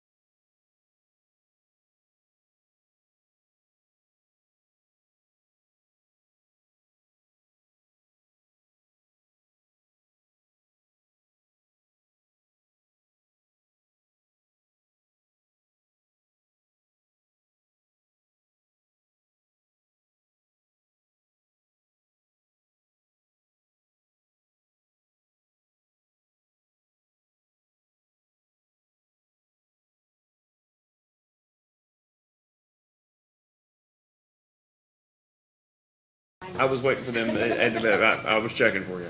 You're on, Mr. Chairman. All right, great. We're back on the record.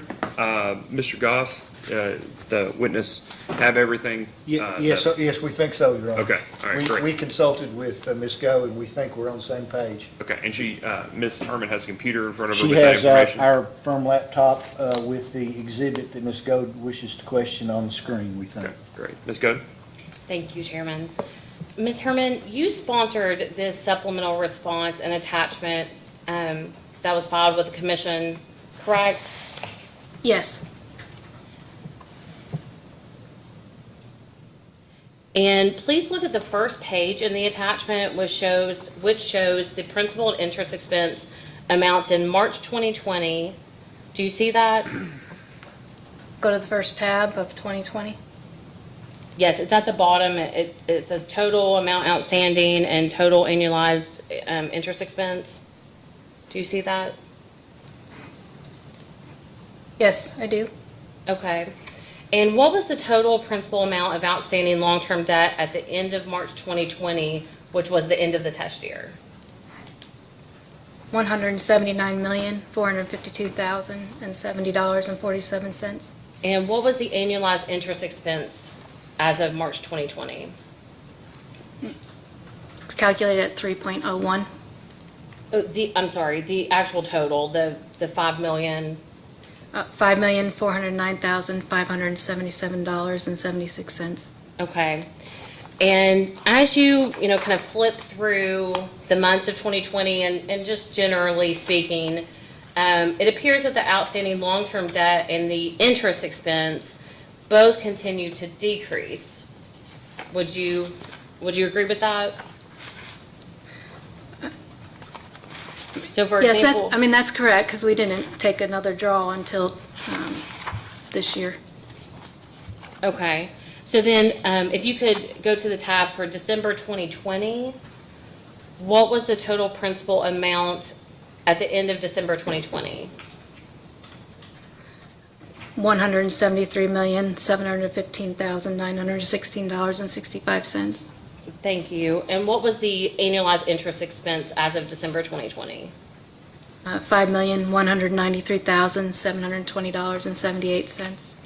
And then if you flip through 2021, it appears that the outstanding long-term debt and interest expense continue to decrease until you get to December 2021. Try to find that with you. And just let me know when you're to December 2021. I'm there. And what was the annualized interest expense here for December 2021? $4,957,149.65. And what was the principal amount of the long-term debt? Yeah, $166,766. I'm sorry. $166,766,663.93. Okay. And then if you turn to January 2020, that's when that 10 million drawdown was added, and it's on line 29, correct?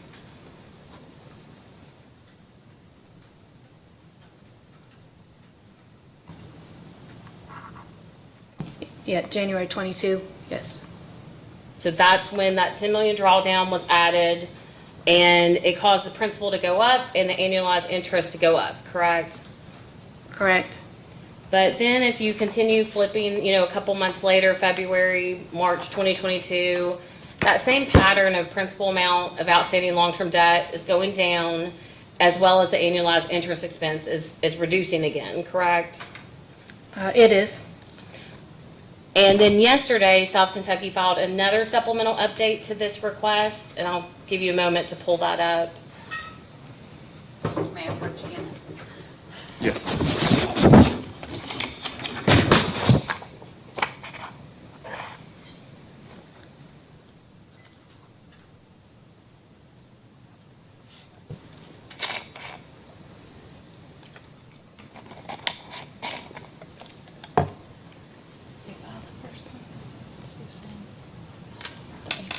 That was just the March. Yes, it was our monthly updates. Okay, we have it up. Okay. And can you tell me what the principal amount on the outstanding loans were as of April 2022? $173,784,095.54. And what was the annualized interest expense as of April 2022? $5,011,633.34. So, Ms. Herman, would it be accurate to state that the current principal balance as of April 2022 is well over $5 million lower than it was at the end of the test year in March 2020, even with the addition of that $10 million drawdown of the new loan? If you follow the schedules, yes, it appears so. Subject to check, would it be approximately $5.67 million less? Subject to check. And the annualized interest expense in April of 2022 is lower by almost $400,000 when compared to the end of the test year. Is that correct? Subject to check. Yes, per the schedules that you have here. And the most updated long-term debt interest expense from April 2022 is considerably less than the revised approximately 5.78 million of long-term debt that South Kentucky is proposing to include in rates. Is that correct? Say the numbers again, please. Okay. The most updated long-term debt interest expense in April 2022 that we just looked at, that is less, considerably less, than the $5,780,462 of proposed long-term debt that South Kentucky is including in the proposed rates. Is that correct? I would say those numbers, yes, the numbers are, it's lower. And in the future, South Kentucky will likely add more drawdowns, like we discussed previously with the $44 million note. But at the same time, isn't it correct that South Kentucky will also be consistently making the principal payments? We will be making the principal payments, but we're also in a period of raising interest rates. For instance, you noted that $10 million note was at 2.098. I just checked yesterday, in order to get the same amount of money, it was 3.22% at a 30-year note. So we're in a period of rising interest rates. The same thing with my variable rate debt. I assume that that's going to increase as well. The majority of that variable rate debt is set at a 90-day rate. I think with that actually was higher too. I think ours is 0.46%. Yesterday, the 90-day rate was 0.86%. So is it your testimony that the commission should not use the most recent actual long-term debt that is known and measurable that South Kentucky's filed into the record? Well, I think it goes back to the premise of the historical test year. I think if we're looking at the historical test year for our revenues and our expenses, then this expense would follow suit. Obviously, we are going to have to continue to borrow money, so that's going to continue to fluctuate that interest expense. Ms. Herman, I want to ask you some questions on the cushion of credit deposits.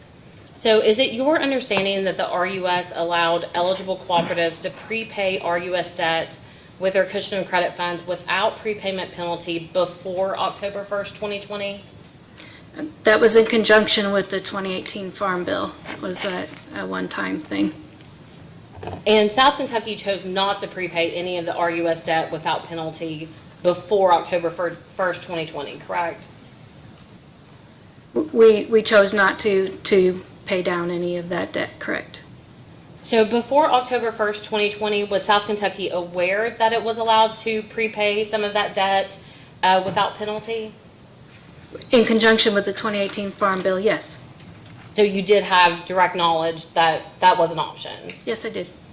And who at South Kentucky made the decision not to prepay the outstanding debt or some of the outstanding debt without penalty? It was in consultation with our CEO at the time, as well as it was presented to the board as well. So it was actually went to the board for a vote then? I don't believe there was a vote. And the cushion of credit deposit balance was approximately $30 million as of the end of the test year. Does that sound right? Sounds about right. And Ms. Herman, in your rebuttal testimony, you discussed the analysis you prepared to help justify South Kentucky's decision not to use its cushion of credit balance to prepaid debt, is that correct? That net present value analysis was done at the commission's request. Exactly. So that's my next question. I was going to ask you, is it true that you performed that analysis in February 2022 of this year directly in response to the commission staff's discovery question? I prepared that exact net present value in 2020, but that's not, I mean, I did a different type of analysis really to kind of to help base our decision on. So, okay. From the discovery responses in totality, it appeared that South Kentucky had not done any type of analysis. Not a net present value, no. Okay, so what kind of analysis did you perform before October 1st, 2020? It was really just looking at a myriad of things. You know, it was looking at what our blended interest rate was looking at the total dollar value of our cushion of credit, which is significant. It was looking at what our equity ratio was. It's also looking at the new cost of borrowing, looking at what the interest earnings were on the cushion of credit as well. Okay, we had asked in discovery, AG's first request, item 28G, that you supported, and you had stated that you had not researched into the prepaying of the RUS FFB debt. So can you explain that? And to us, it was very logical to maintain that cushion of credit. By maintaining that cushion of credit, that allowed us opportunities, options. With our blended interest rate being where it was, it's our RUS and FFB debt right now is at a 2.59%, which is lower than the 5%, lower than the 4%, and it was also lower than the historical 2.86% that the one-year Treasury rate has supported historically. So knowing that and knowing that those funds, we could use those funds to basically allow it to pay down the debt and then release it to an unrestricted vehicle, if that's what was desired by management. It provided opportunities to do that. So it was just logical to keep it there for us, for South Kentucky. And I understand what you just discussed. You recently conducted that analysis. That was the whole thought process back in 2019. Okay, so when we've asked multiple times in discovery if South Kentucky performed any research into prepaying its RUS FFB debt, and the answer was no. I thought you were looking for an actual net present value analysis, like an actual calculation, that I did not do. The net present value and actual calculation, no. So you didn't do a formal study before that October 2020 deadline? Not a written, here is a true, spreadsheet. No, I did not do a spreadsheet. Did you discuss this, potential prepayment of debt with the cushion of credit funds with any other cooperatives that did, in fact, use that cushion of credit to pay off some of the higher interest debts? I was in tune to the discussion from NRECA, and I regularly take advantage of listening into, any of the the resources that they put out there. But for South Kentucky, this made sense for us. We have a large portfolio of debt, 174 million overall, 31 million, that directly reduces that, as well as provides to our equity balance, and then also provides options. I once had a CEO that said, you need to make sure you have options. You don't want to back yourself into a corner. If we would have used that money, that 31 million, it would have been done. We would have paid that debt, that 3.69% debt, 3.699, the highest rate debts. But right now, I'm looking at, historically, interest rates on borrowing have been as high as 17%. And we're moving that direction now. We're moving to where these interest rates are climbing. So right now, I've got a good cushion. If I need to borrow $2 million and that interest rate on that is 8%, well, I can certainly use that cushion of credit now. It's a definite, it's a vehicle, it's a tool that we can use now to basically help our members long term. But in your analysis that you say that you conducted before October 2020, the interest rates were really low, were they not? Interest rates were around that 3% range, but they were predicted to go up. No one knew this pandemic was coming. You have to remember, this was before the pandemic, this was before our election changes, this was before Ukraine, this was before lots of different things. So, we're looking at what, the economists were saying, all different things. Again, this provides us opportunities, options. The other one was a finite answer. And in the proposed revenue request, South Kentucky made an adjustment to the cushion of credit interest income to restate it based on the 0.09% interest rate from October 1st, 2021, correct? Yeah, the 0.09. And I want to point out, that's just a one-year snapshot. Next October 1, 2022, that's going to reset to whatever the one-year treasury rate is. So we're looking at a one-year snapshot of time. And if you refer to your direct testimony, page 8, line 13, I'd like you to read something into the record once you get to that point.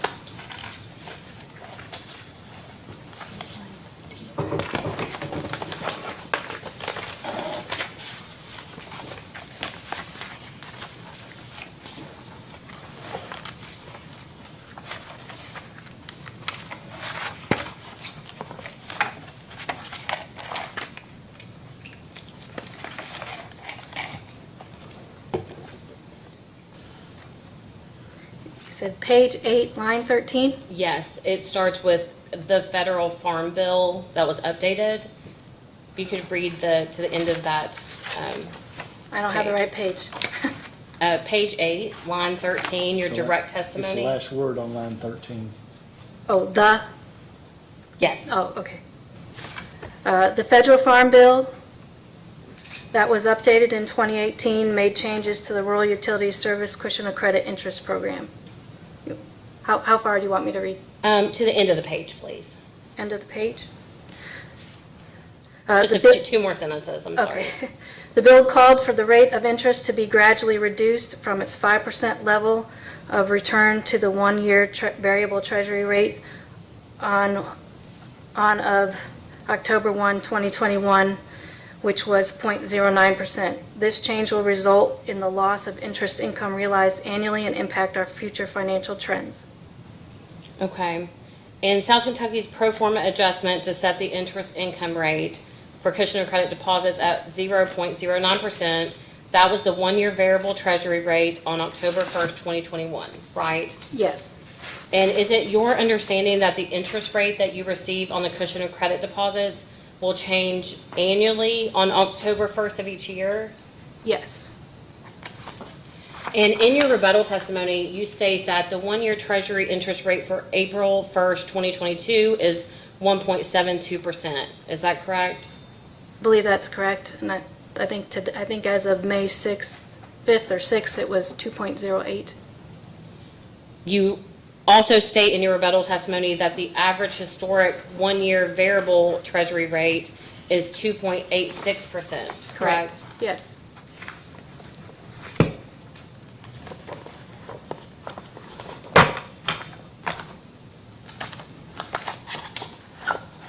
And is the 2.86% interest rate what you relied upon in your February 2022 analysis that you prepared to help justify South Kentucky's past decision not to use the cushion of credit balance to prepay the debt? 2.86% was the historical value used in that net present value table, yes. And can you please refer to South Kentucky's response to commission staff's fourth request for information, item 1?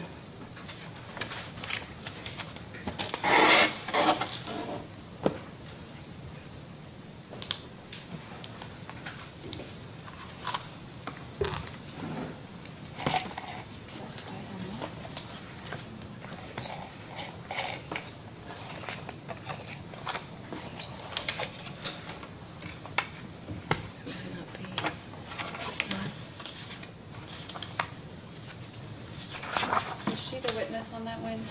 She co-sponsored it, I think, with Mr. Seeley. I've got it right here.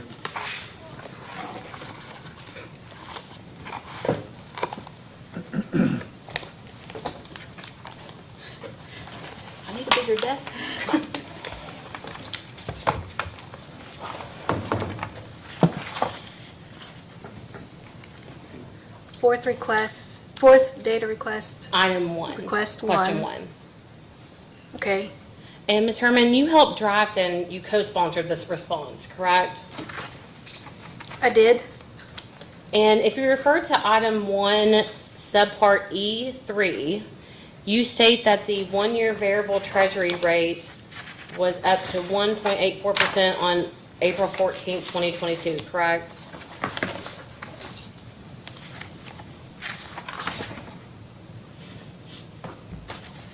One E3, Yes. say what your value is, you stated. 1.84% on April 14th, 2022. Yes, And then you further state that interest rates have been increasing during 2022, and there's strong evidence that the one-year interest rate is currently trending toward the mean value that you had calculated in your net present value analysis of 2.86%. Is that correct? This specific portion of the question, Mr. Seeley did draft, but I agree with his statement. And you further state in the response that you co-sponsored that the Federal Reserve indicated plans to implement several rate increases for the remainder of 2022. And based on your analysis, the one-year Treasury interest should reach 2.86% by June 29, 2022. Is that correct? Again, Mr. Seeley drafted this portion of the response. That's what it says on the paper. However, I think he might agree that mean value may actually be higher than what he has stated here based upon the recent events. So you think that the one-year Treasury rate interest could be actually higher by June than the 2.86? According to his regression here. I would ask you to just direct these questions around this specific response to Mr. Seeley. But Ms. Herman, you did co-sponsor the response, correct?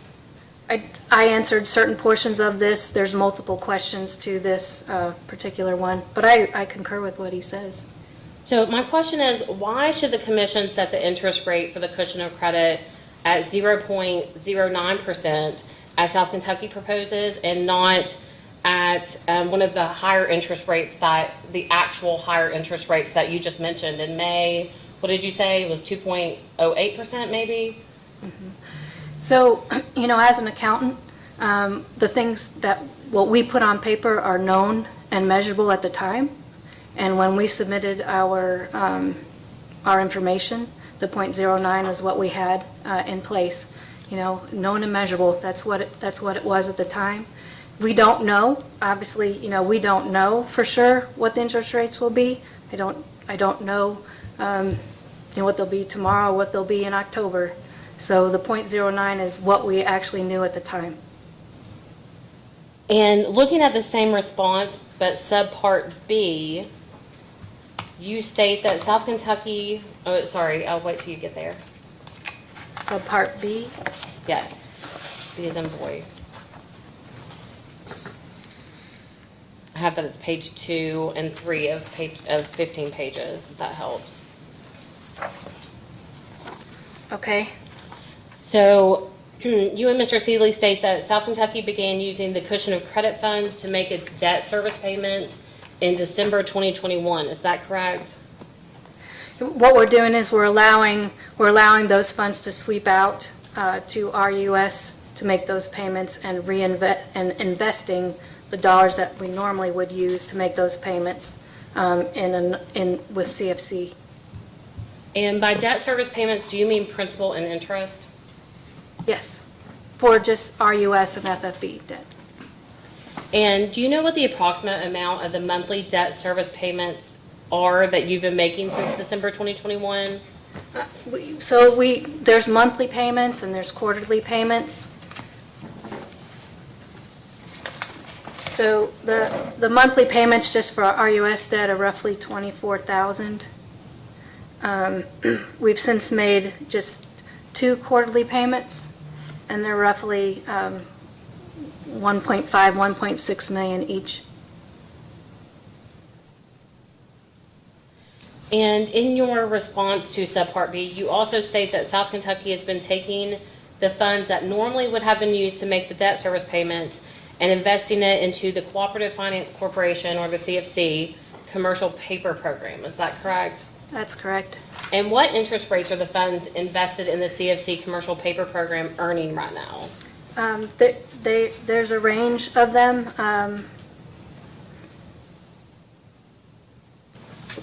The ones that have maturity for the end of June, so they go in at different times because of the way the payments work out.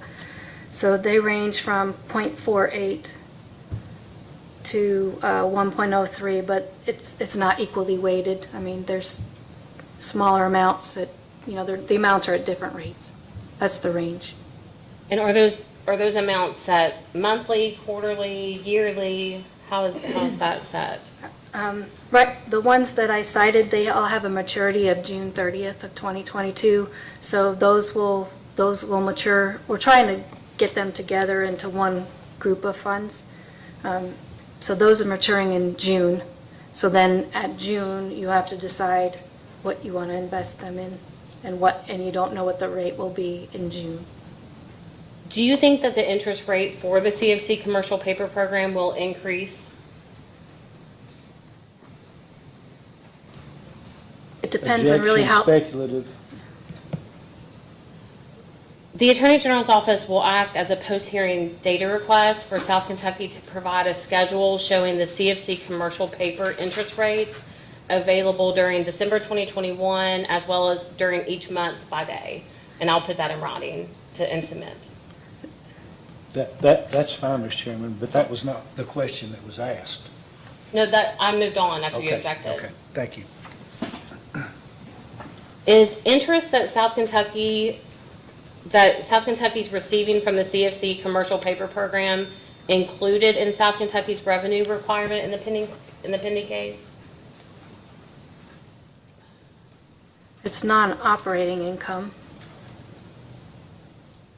I'm sorry, so are you saying it is included or it's not including? I can restate the question if that helps. Is interest that South Kentucky is receiving from the CFC commercial paper program included in South Kentucky's revenue requirement in the pending case? We did not make an adjustment to incorporate this interest. So it is That makes not sense. included? It's not included in Mr. Seeley's WSS 3. Do you know why? I'm Can I ask sorry. clarification on that? Maybe this is what you're asking. Is the CFC, is that program non-operating income? It is. And has the company explicitly not added non-operating income as an adjustment to its revenue requirement? I mean, it's used to calculate tier, but it's not used to calculate the utilities revenue requirement, right? Non-operating income? Correct. When South Kentucky gets the interest for the money from the CFC commercial paper program, does it get it in the form of cash payments? It's being rolled back into the investment. It has less restrictions, which is the reason why we're moving it. It has less restrictions than the cushion of credit does. And as a post-hearing data request, the AG's office will request South Kentucky to provide a schedule that shows the amounts of the cushion of credit deposits right before December 2021 debt service payments began, and each of the debt service payments to date, and the changes in the balance of the cushion of credit deposits after each payment. And I'll submit that in writing.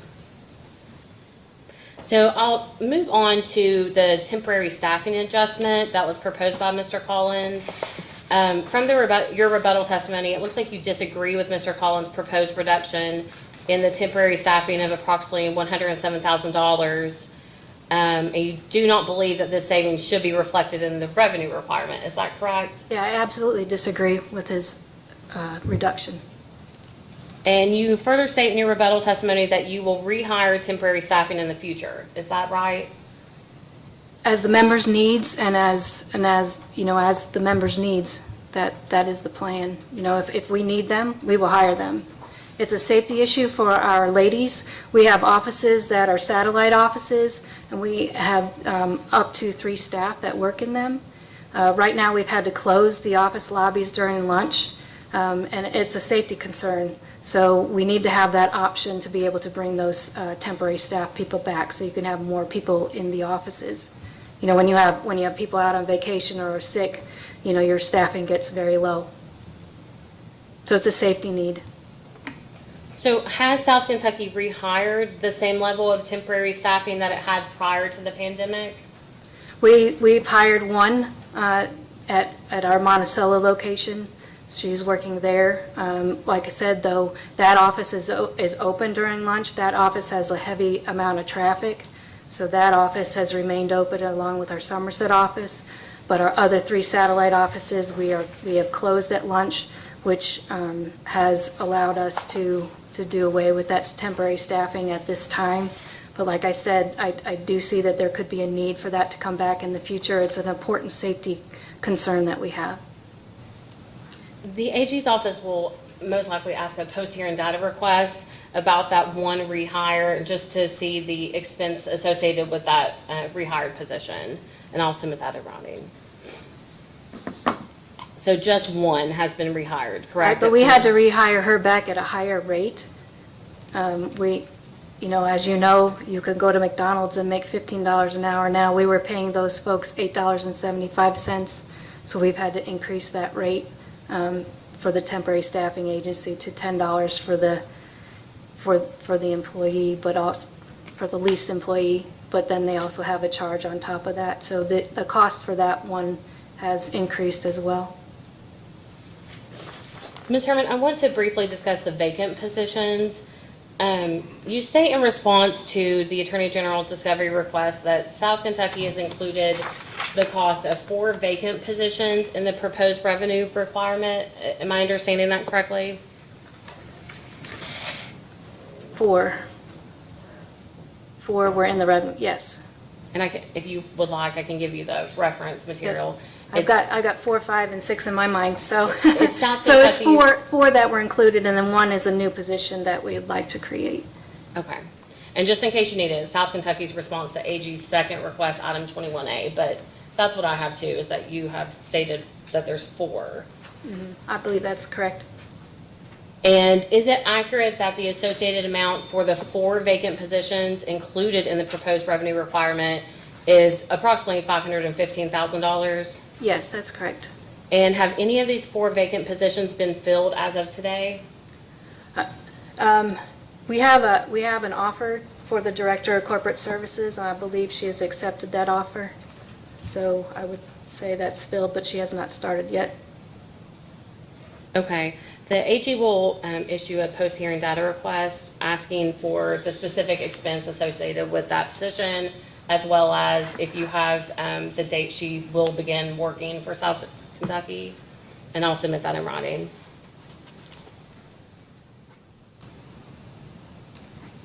And then finally, just a few questions on the total wages and salaries. So the company's total wages and salaries are allocated between expense and capital, correct? They are. And the amounts expense translated into an equivalent revenue requirement, correct?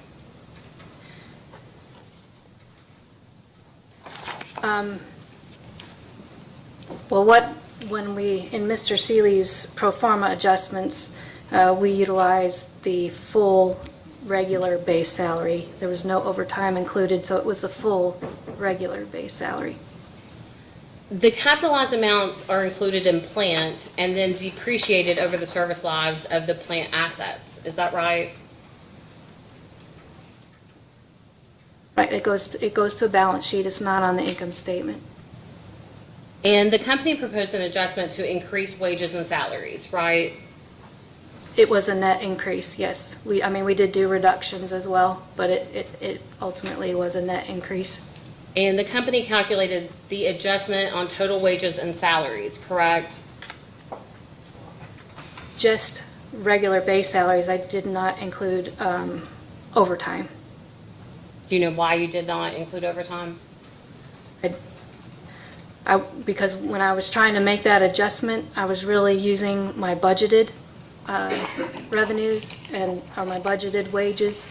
And my budgeted wages is kind of a separate thing from overtime, the overtime pool. So, based on the adjustment to total wages and salaries that you all made, does that mean that the company included both the expense portion and the capitalized portion as if it were expense in the proposed adjustment?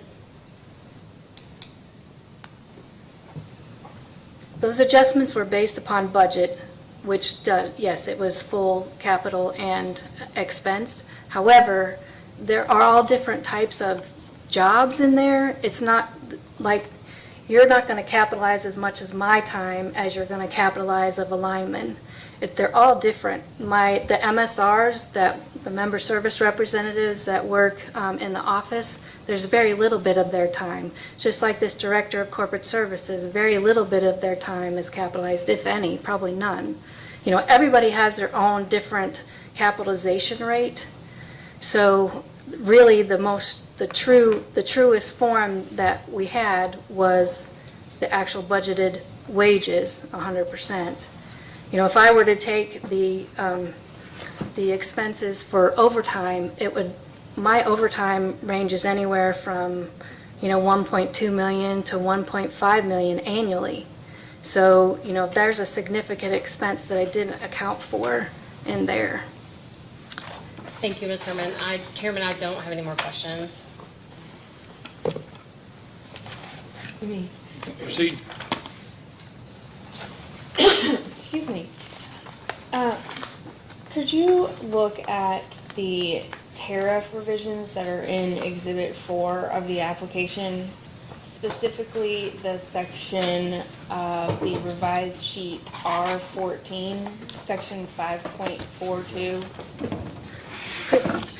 Good. I know you're having a hard time hearing me. I'm having a hard time hearing you as well.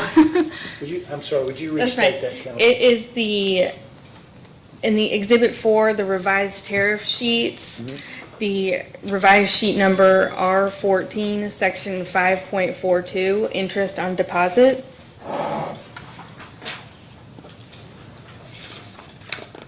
You got it right. You got it. 5.42, interest on deposits.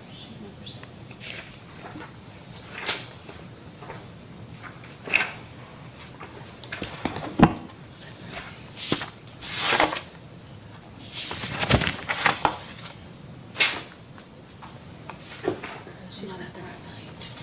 5. Can you restate the page one more time? It is revised, a second revised sheet, R14, section, the rules and regulations section of the tariff. Okay. So in subpart B of section 5.42, it is changing the date interest is paid. Yes. And could you just explain why that change is being made? Yes, absolutely. We used to have an August 31 audit period, and so it used to be at August 31 that we would have to true up that interest on deposits, and now we've changed our audit period to end on December 31st to coincide with our calendar year, fiscal year reporting. So that's why the December 31st is the actual practice of when we're doing it, not August 31st. And if someone has a deposit for over a year, will the interest be for 15 months on the first year and then 12 months thereafter?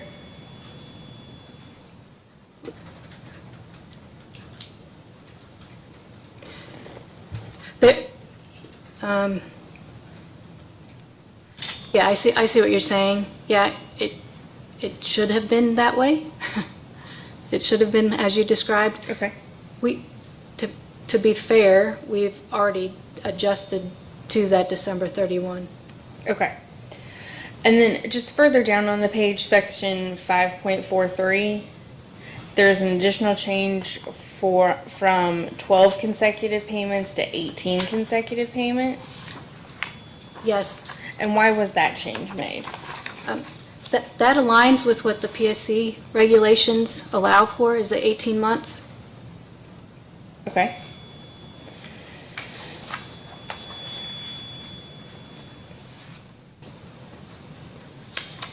And then Back to the long-term debt annualization, some other changes have been made, like wages that were normalized. And so why didn't you all decide to normalize the long-term debt annualization? It's my understanding that that was the common practice, the way we presented it.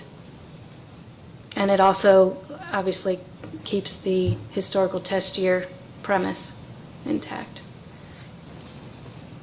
And then there's no way to speculate on future borrowings.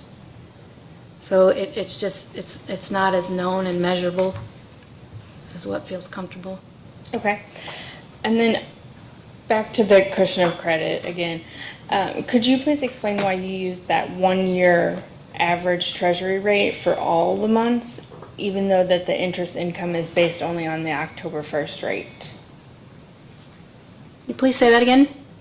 So can you explain why you used the average 1-year treasury rate for all of the months, even though the interest income is based on the October 1st rate? You're talking about the net present value? Yes, I'm sorry. Schedule? Yes, I'm sorry. So that was, I think that was on an annual basis, not a monthly basis, but basically that, when you do a net present, when you do something, you have to base it on assumptions, and that was the assumption that I felt was valid. It had the best validity to use at that time. Okay, and then there will be a post-hearing data request for the test year margins from the cushion of credit, assuming that the interest rate earned was 2.86%. And then another post-hearing data request for the test year and for 2021, provide the detailed description of all non-operating margins, capital credits, and dividends. And then for the capital credits, state whether they are cash payments.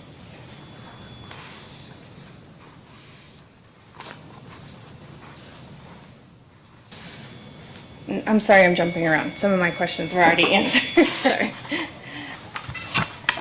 And then could you confirm that regular and overtime salaries and wages are included in the base rates? Sorry.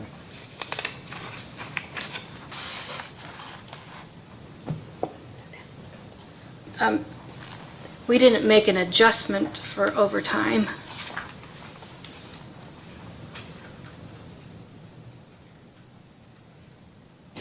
And that the South Kentucky's employees' labor expenses are being included in the rate case expense? Yes, like my time, yes. Okay. And could you explain why that's being included in the rate case expense when that's already included in the wages and salaries? I thought it was customary to list it there. Okay.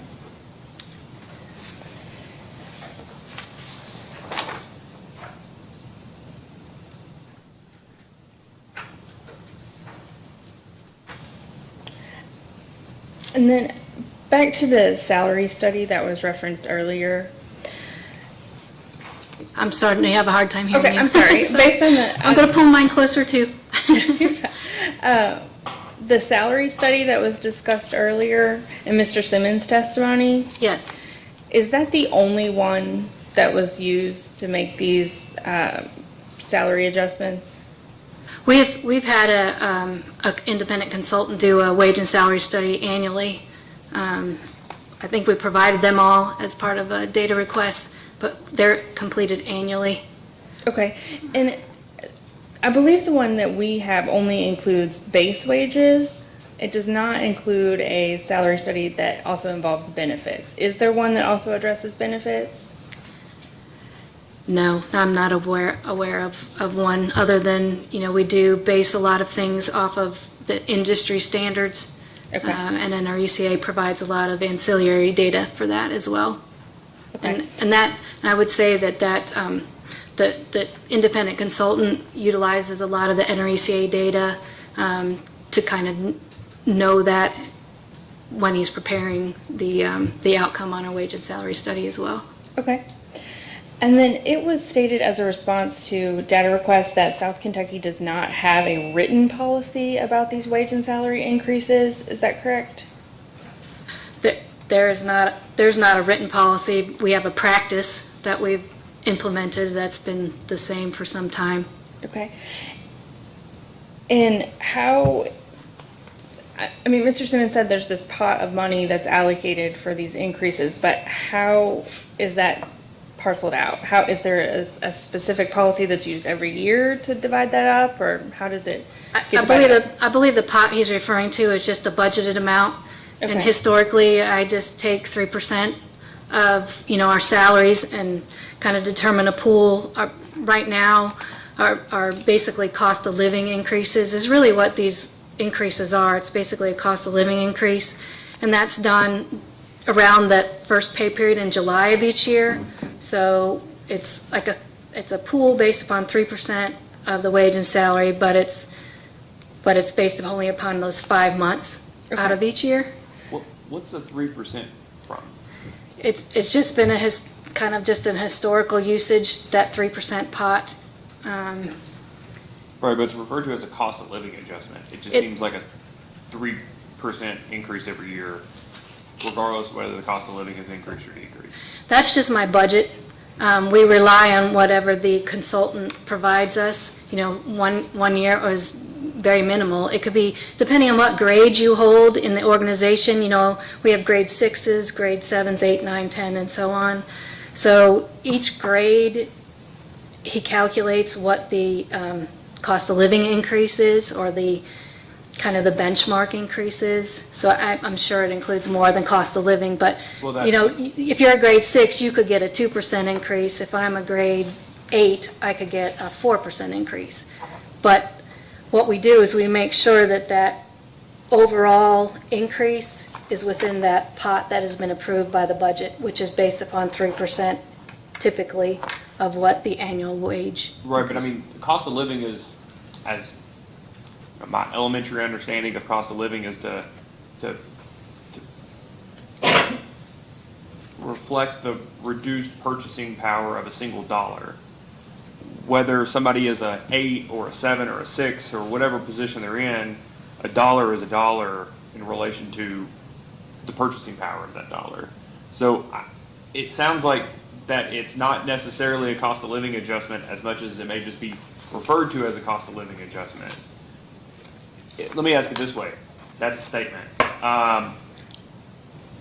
Is it based on an objective measure of CPI or some other inflation measure, or whatever, cost of living adjustment that some government agency actually uses? Or is it based on some sort of subjective determination either by the utility or by a consultant? So it is 100% by the consultant, but it's a market. He refers to it as a market change, a market move. And I mean, he does give pretty detailed information as to where he gets those benchmark changes from.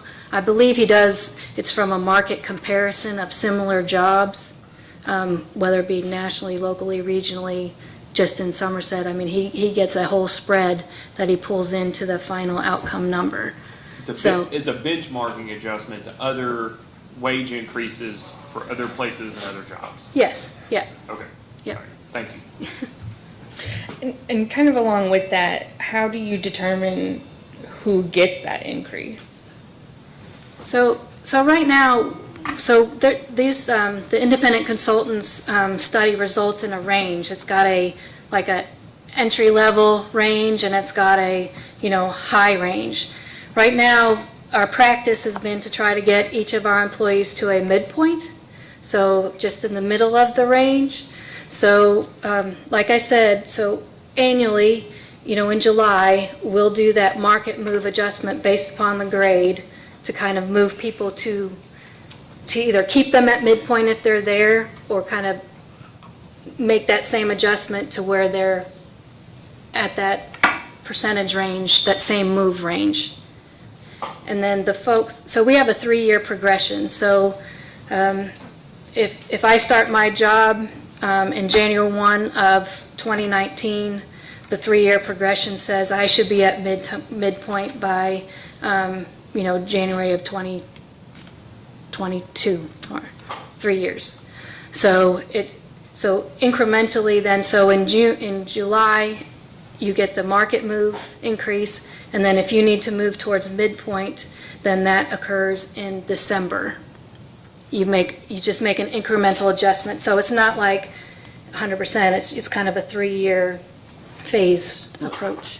And I'll forget, because we'll take a recess for lunch before I get to ask my questions. So I have a particular question on this, and I want to ask it before I forget.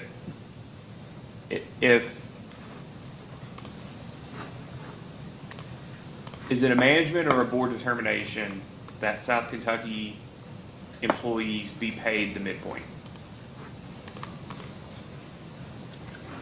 So it is discussed at the board level. I started at South Kentucky in 2013, and the consultant, it was kind of already started in place at that time, but the board understands the midpoint theory, and they understand they understand some people aren't at midpoint. So is there a written policy that employees of South Kentucky should be paid the midpoint? There is no written policy. Okay, but there's an implemented practice. Would you agree? Yes. Okay. So I'm always interested about the midpoint, especially with these studies, because it has been my experience that all of our utilities, investor-owned, member-owned, publicly owned, when they start talking about salaries and wage studies, everybody says, oh, well, we want to pay our employees the midpoint. I've got to assume New York and LA and Atlanta aren't served by electric cooperatives, I don't think. But if they were, I'd just say there are a lot. There are probably some electric cooperatives that serve places that may require higher pay, right? I'm thinking like Aspen or Jackson Hole, Wyoming, or some of these rural places that you buy a 10,000 square foot lot for $40 million, something crazy like that. Like the cost of living may be higher even if a co-op serves it. And it would only be reasonable that the expectation that people that work there probably make more or are required to make more to be able to live there. And then there are places where the cost of living is significantly lower than either the average or particularly those outliers to the high end. What is the internal determination that midpoint is appropriate for South Kentucky for that geographic region? Right. So the way the data that the consultant brings in has a lot of different things. So we have 50,000 members, 70,000 meters. We're the largest cooperative in Kentucky. So, but you also have, and we have 132 employees, right? So there's other co-ops out there nationally, even in Kentucky, that maybe have 40 employees and maybe only 20,000 meters. If you go into other areas of the country, there's a lot smaller co-ops as well, with maybe only 6,000 or 8,000 meters. So it all runs the gamut. So what the consultant is bringing in, so as a large cooperative, so even though he might be bringing in data from, say, if you're talking about Atlanta or other higher cost areas, they may be smaller cooperatives. So you kind of look at it as the size of the business. If you have a Fortune 500 company, those people are going to be making more probably than, a company that only has, 20 employees. It's just kind of the scale and the breadth of scope that you have at an individual cooperative. I mean, these are based on industry standards along with other industries within the, geographical type industries as well. That makes sense. And so, like, for instance, Mr. Simmons comes from Oklahoma. So in order for us to attract Mr. Simmons here, we have to pay a rate that is attractive, even though it's in Somerset, Kentucky. So it has to be attractive to recruit and retain You know, you'll see that, you know, some of the, I would say, trying to think of the correct words, more of a entry level where you don't need as much specific specialized experience, maybe more regionally tailored in those wage values. But if you go to someone like a CEO, they're going to be more nationally valued because your recruitment and your retention and the level of responsibility that's required. And I'm just trying to make it seems like everybody thinks that their employee should always make the median, which as long as somebody is below the median requires it to rise, which just by math raises the median for everyone else to then, I mean, it's a bit self-serving if everyone below the median is by definition the middle, right, of the data set. And if everyone that's below is moving upwards to meet the median, it then moves the median upward. Would you agree? Yes, I agree. But see, so we are not unionized. South Kentucky's not unionized. And for when you have a union organization, it doesn't really matter who you are or how much you know. If you're doing a grade 7 job, you're going to get paid the same as the next person doing grade 7. So we kind of have to, we operate kind of as a union with our pay grades. You know, like when you try to do some scales where you not have everybody at the midpoint, that typically recognizes longevity. You could be doing the same job as the next person, but you might have been there 20 years and may only be there 5. So when you do a spread, you're recognizing that. You also might be recognizing performance as well. So if someone's at the high end, they may be a high performer, and someone's at the low end, they may just be doing their job and not giving you extra value. So because our industry is highly susceptible to unionization, I think everybody typically falls back to that midpoint. So you keep everybody even keel, because otherwise you create issues, or you could become unionized. Right. But you all provide merit in addition to these cost of living. Is that not correct? No, not really at this time. It's really strictly based upon the midpoint. Now we will provide, you know, some recognition for maybe additional hours worked, but there is no merit increases right now. Go ahead.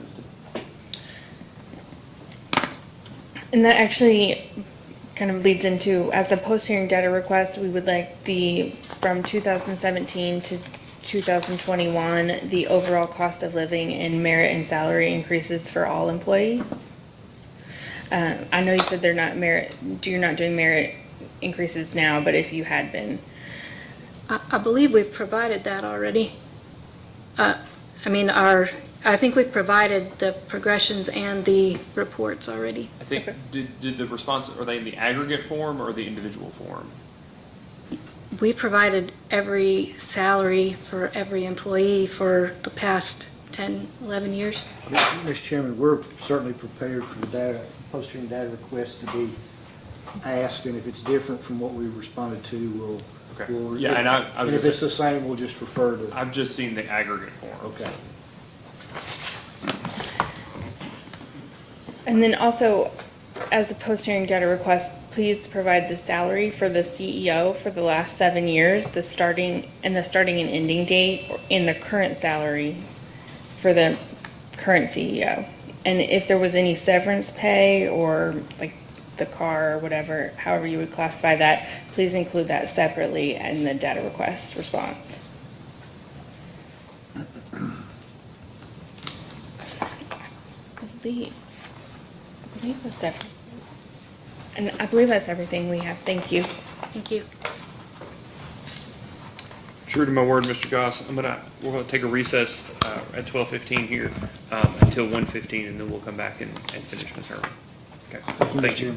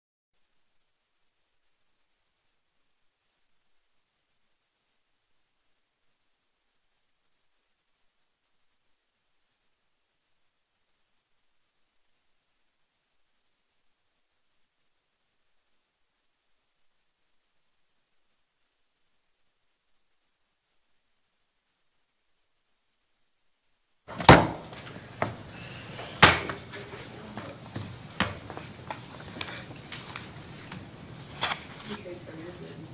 We're back on the record in case number 2021-00407. Ms. Herman, I've got just a few questions for you. For purposes of your own planning in your position, what are your anticipations, or what are your planning parameters around what you think is going to happen over, let's just call it the next couple of Octobers as it relates to the cushion of credit? What are you planning around the likelihood or the possibilities around what the rate on this cushion of credit might be? Like if it's, and I'm not asking you, what do you think the cushion, what do you think the 1 month or 1 year treasury is going to be come October 1st? Because as somebody once said on the stand here, that if they knew that, they wouldn't be here, they'd be on a beach in Florida. But the idea around, if it's 1.5%, then this is likely to be how South Kentucky reacts. This is what we're likely to do. If it's 3.5%, this would be what we do moving forward. Do you have a plan, depending on where that 1 year treasury turns out in October of each year? I think the plan really depends on what long-term borrowing rates are as well. I think the two go hand in hand together. Okay, so the yield curve is gonna affect your decision making. So because I mean, the idea would be, well, the 1 year's, the 5 year is going to be higher than the 1 year, the 10 year higher than the 5, and the 30 is going to be higher than those. That's what you ordinarily expect. That's not necessarily the case given what we're going through these days. But when you say the long-term borrowing rate, do you mean the rate at which you anticipate to borrow your own money, or the prevailing rate at the time? The value that I can borrow it at, say from RUS or FFB, Okay. that I can borrow it at. Okay. So do you have an expectation that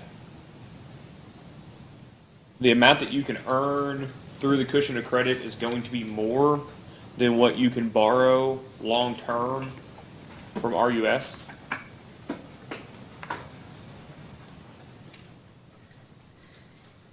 If we did start on an investment policy to try to move some of those funds like we've done with CFC. And I do hope that my returns from that will be greater than what I can borrow from, borrow from RUS for. So that's the goal.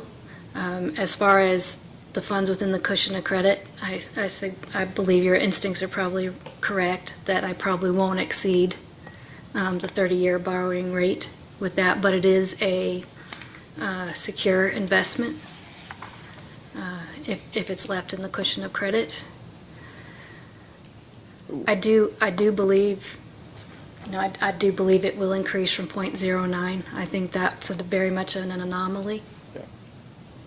Yeah. I mean, the prevailing rate today, I think, is 209. When you looked at it the other day, it was 206, I think, was your testimony. Is that right? Yes, roughly.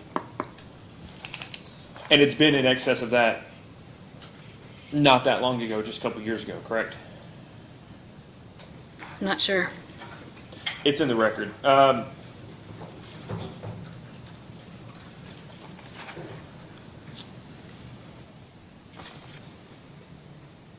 Do you all borrow anything from RUS that's not specifically to fund your construction work plans approved by RUS? We have in the past. We can use it to fund, say, new buildings, such as a district office or a headquarters location. Okay. There's also, other things that you can borrow money for, such as special initiatives, maybe broadband or other type of initiatives that RUS has at the time. Do you all, like, if you built a new headquarters, for instance, would you have to update your construction work plan to include that headquarters, or you can separately request that funding from RUS? It's a separate request typically. Okay. So it's like non-operational capital costs, you can just request separately to borrow a specific amount of money from RUS. Yes, after coming to the commission Well, that's, as well. subject to 300 and, well, no, I guess the CPCN, you'd have to come. Correct. Okay. Do you have an expectation to borrow from RUS in the short term, for anything other than items included in your construction work plan?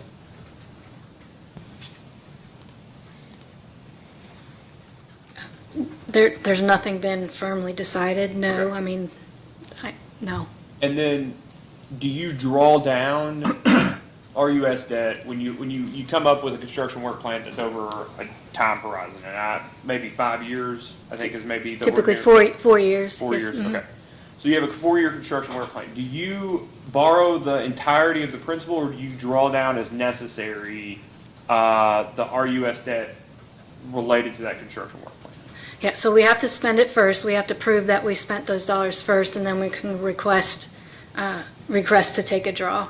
So really, the triggers are, really just the cash flow. Cash flow triggers is when to take the drawdown at the present time. We did, when we did build our headquarters facility, we utilized just our work plan funding to help with that. Okay. Because we had the surplus dollars. The things with the RUS and the FFB loans, one of the caveats is those dollars sunset. If you don't use them by a certain date, then you lose the ability to borrow those.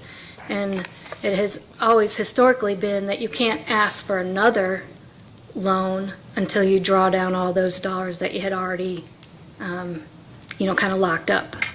Okay. Or you have to specifically get your work plan amended, is that right? If you're I think you can- delay a project, you can take it out of your work plan and then add it to a subsequent work plan, is that right? I think if you had a cost overage for an item that was in your work plan, you could probably do an amendment. We've not had to do it, so I don't have experience with amending a work plan loan like that. Okay. And then do you all fund working capital, like do you all fund your operations from some sort of short-term instrument ahead of seeking the reimbursement or seeking the funding from RUS? We do have 2 lines of credit with CFC that kind of help bridge the gap if needed. It's a $15 million, one's 10, one's 5. Okay, and then so you've got these line of credits that you can use for working capital, for short-term borrowing. And in order to use, you can't use the cushion of credit to pay those line of credits, is that right? No, I cannot. But you can pay for use them for working capital, and then repay them effectively once you receive the money from RUS, The lines of credit? the lines of credit. Yes, And you can absolutely. repay them with a line of credit, or you can repay those lines of credit with the RUS debt. And then you can pay off the RUS, now pay off, I don't mean the nomenclature in the loan, but you can use the cushion of credit to then pay the debt service on that RUS debt. Is that right? Yes, one little tweak though is that I can't draw down any money from RUS unless I've already expended it on the capital item. So Right. I couldn't just say, okay, here's now 40 million, go ahead and take 10 million to pay off that line of credit. I have to wait till I can prove that I spent 10 million. Okay. So like you go out and I'm making stuff up here, but you go out, you put in $10 million worth of poles, use your line of credit to fund that distribution investment. Once that's done, then you can go to RUS, draw 10 from them for that, as long as it was part of your construction work plan, and pay off that 10 million you got from the line of credit for those poles. Is that Yeah. fair enough? Yes. So do you have a specified, for lack of a better term, maybe an amortization schedule that each year moving forward, what your expected debt service is going to be, in which you can pay using the cushion of credit, the monthly and those I think you said semi-annually or quarterly payments?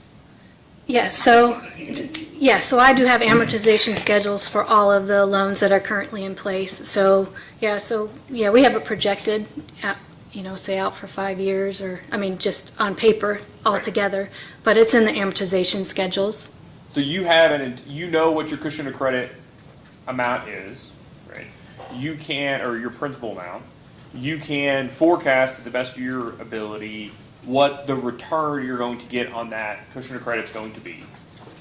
You're actually going to find out what it's going to return each October for the next year. And you know, at least with some reasonable certainty, 5 years out, what your debt service you're going to be able to use that cushion of credit to pay is. Is that right? Yeah, absence of the new borrowings. Yeah. I won't, Absent new debt. absent new debt, Absent new debt with different and separate amortization of debt service. right? Okay.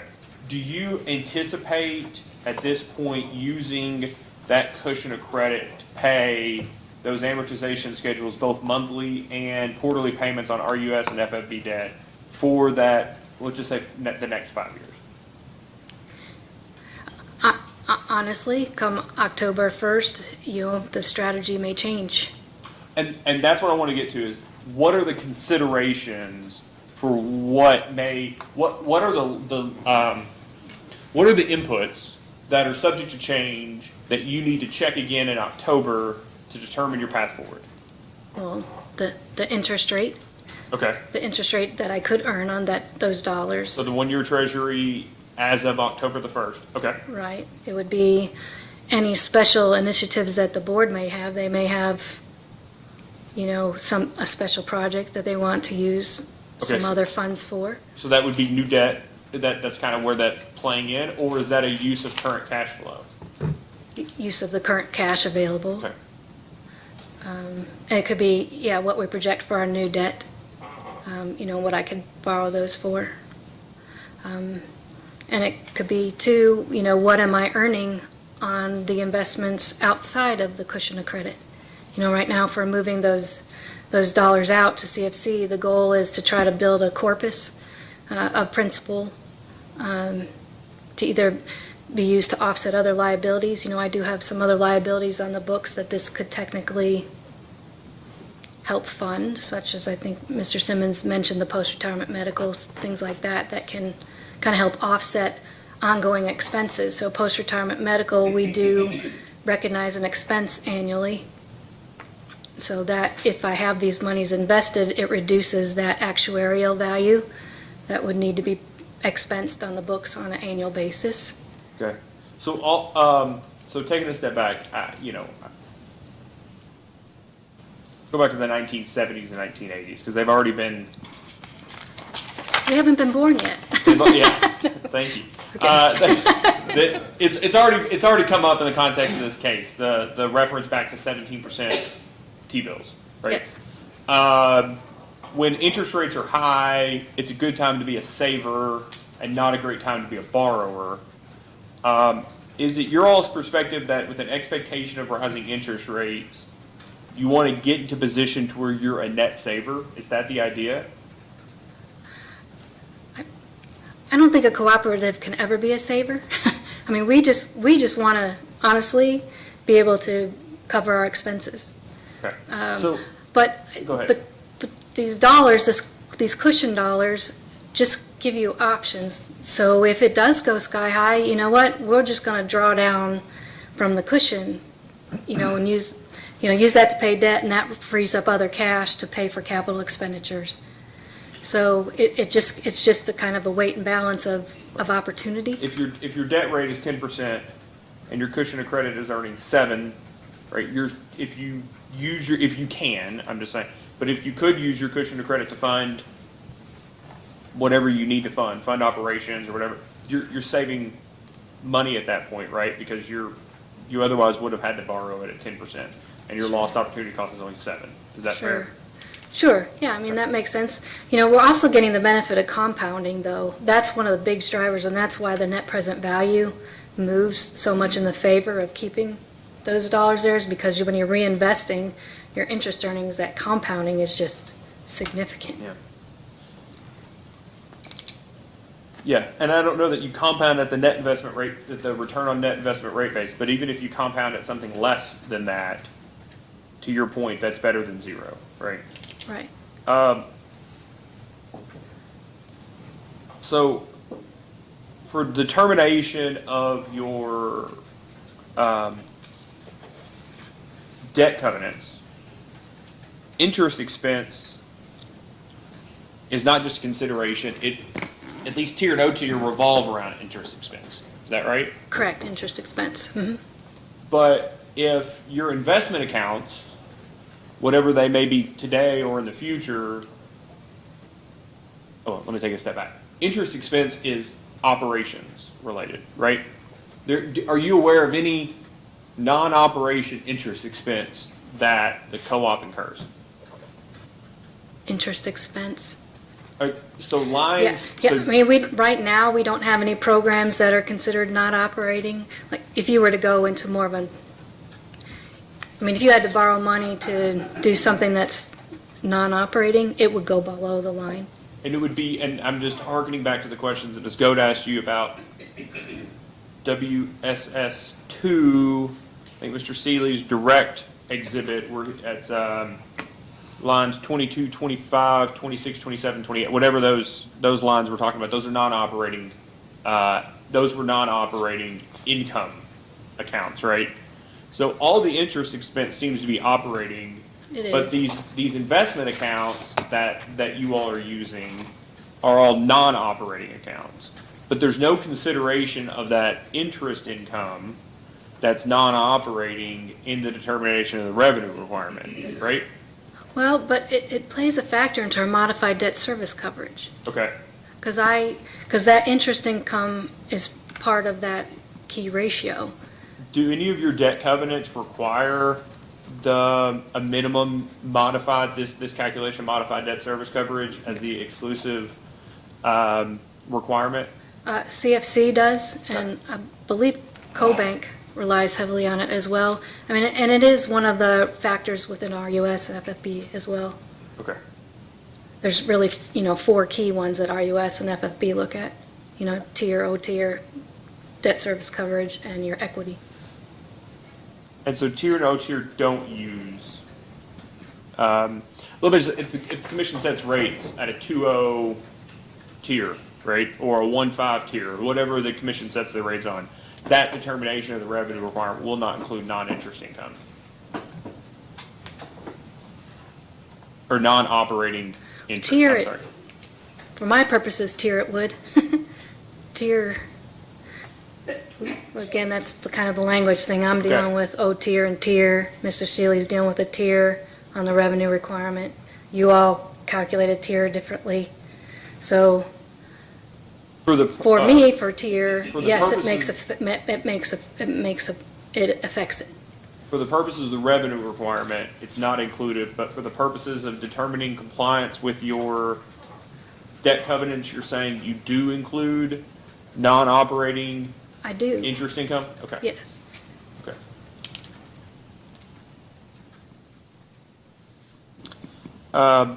Knowing what you know about the utilities plans in the next few years, do you expect the majority of your borrowings to come from one of the particular, the 4 primary places, right? FFB, RUS, CoBank, and CFC. Do you have an expectation that one or more of those is going to be your primary lender?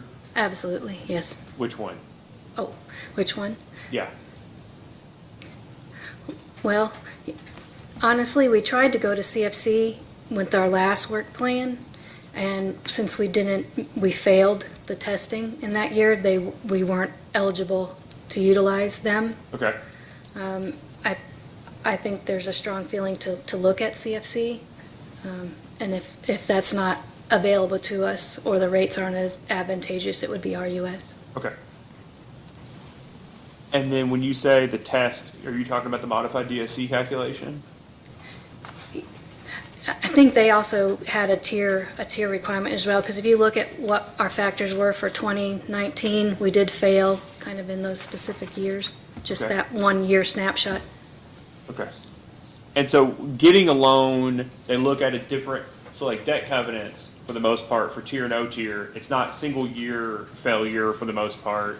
It's 2 out of 3. 2 to 3 year high average to Right. absolutely fail. Yeah. But to get a loan, you're saying it's more of a snapshot. For look back. CFC it was. For Okay. CFC it was. And I don't really remember exactly which one we failed, I'm sorry. That's okay. Typically, RUS does have the more favorable rates, and because we have such a large portfolio, that's going to be a big factor.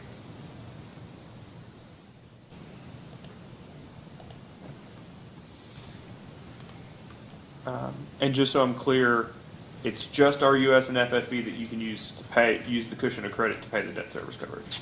Yes. All right, and I had a question about prepayment penalties. So there were data requests, I'm sure you remember, about prepayment penalties. Right. And I think that maybe the question was a little narrow in the sense of prepayment penalties. Are you aware of any of the debt that forbids the prepayment of the debt? Or even if it allows for the prepayment of the debt, it requires the entirety, to pay the entirety of the interest as it would be under the ordinary amortization schedules? Yeah. Well, we cannot use the cushion of credit to prepay any debt. Forget the cushion of credit. I mean, forget the source of the funds. Do you know of any debt that you will have that does not allow you to pay the debt early, or to pay the debt early and just have to pay the net present value of all the expected interest payments, which would be the exact same thing as just staying with the debt? So paying any kind of debt with a penalty. So Full penalty. full, right. You know, they are, several of them are issued under different funding documents. Mhm. It's, so there might be a little tweak, but in general, you would have to pay a penalty to pay them off. But if I pay off anything, with the cushion of credit, they would require us to exit the RUS program, which means I'd have to pay off that whole $122 million in RUS FFB debt. So that aside, yeah, so I appreciate the data request response Yeah. that says you can't just pay some of the RUS. If you're going to end the cushion of credit, I think this is what the DR says, if you pay the entire, if you're going to Use the cushion. use the entire cushion of credit, you can't just reduce some of your RUS debt. You have to stop being an RUS borrower, which means you have to clear out your account. Right, I okay. appreciate that the DR Okay. says that. But completely forget the cushion of credit. for Okay. that. You've got a loan, right? So some loans will say there's a prepayment penalty equal to 3 months interest. Some may say there's a prepayment penalty equal to 5 years interest. Some may say some just say you cannot pay this off without paying, you can't pay it early, right? You have to pay it 5, 10, 20 years. You have to follow through the debt the entire length. Some allow you to technically pay it off early, but effectively, when you pay it off, it's calculated as the net present value of the expected amortization schedule, right? So there's a penalty, and the penalty is you pay off the entire loan plus what we expected to get. That's pretty Right. common, I think, in Yeah. commercial lending. Right. And then there are some debts, I assume, out there, although none of them may be sort of subsidized debt, that you can pay it off at any time. You call up the lender, they tell you what the payoff amount is as of a certain date, and you can pay it off without any interest penalty. Do you know if any of your debt falls into the categories of the lending documents just do not allow the prepayment of it at all, or they effectively require the prepayment of it be the entire amortization schedule on a net present value basis?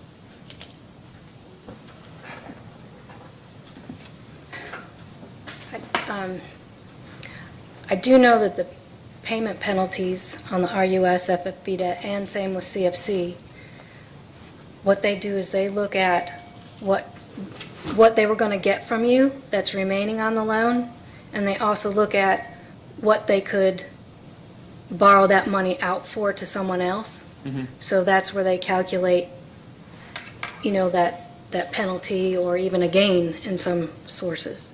So, So, they- I know, they- but, so they but look so, at- so Frank- as far as, let me Yeah, ask you other- this way. okay. They look at lost opportunity cost and what they're missing, effectively their lost opportunity cost from either borrowing, letting you borrow it or letting somebody else borrow it. yeah, and it's netted together in some form or fashion. Okay. And is that unknown part of the reason with your response that you indicate is not formulaic in terms of the calculation, but it's on a one-off basis that you have to specifically request what the payoff amount is? Absolutely, yes. Okay. That's very helpful. I'm sorry. No, that's Sorry okay. it took that long for you to get there. I know I ask questions in a very weird way. So, and I'm sorry for talking over you. I'm the only person here that Mr. Goss won't object to talking over you, and I apologize for taking the liberty. We're glad you're here. So, okay, so that is RUSFFB and CFC, but not necessarily CoBank. Is that right? I haven't looked into CoBank, so I'm not 100% sure. I can't imagine it's much different. And then other non-operating income. Do you all get other non-operating income other than interest income? Like, do you own any for-profit or not-for-profit entities that get income that are put to you all? Ignoring capital credits from EKBC. We do. We have very, very, very small piece of dollars that come in from some property that we rent out for farmland. We also, some of the things like our ETSs, our water heaters, so things that are not traditionally just electric services. So like we would sell water heaters, ETS services. There's a third one. Oh, There was water dividends. heaters, ETS. Do you know what the dividends are for non-operating income? Well, that would be from like CFC or CoBank or any other, because it's still the premise of a cooperative. Okay. You know, we basically are owners of other cooperatives, so we will get dollars from them that will go in below the line as non-operating as well. Okay. You know, the MDH too, that's in my testimony, I was really trying to point out some of those things that, you know, there are things that factor into operating tier and tier even, and modified debt service coverage, that are things that we can't control. That was really the reason why I introduced that is, you know, these things are impacting our outcomes and they've impacted them over the last 3 years, but really without those things, we wouldn't have made our benchmarks. We would have failed the 2 out of 3, you know, higher year average. So that's kind of why I introduced that, to kind of show you that there are things that we're not controlling that are impacting these outcomes. And it's not, and these things are not coming from rates. And then non-operating income would be like if you all got into another line of business along the ETS, that if, you know, co-ops are allowed to have a non-regulated affiliate subject to cost allocation requirements, but you all can go into a different line of business subject to regulatory approvals, and that income would be non-operating income, right? Yes. You started doing home, a couple of the utilities did home security systems. If you Right. all did home security systems as you created a standalone affiliate that did it, and they paid you money back, that would be non-operating income, is that right? I'm not 100% sure, but it could be as non-operating. You might set up another entity, yes. Okay.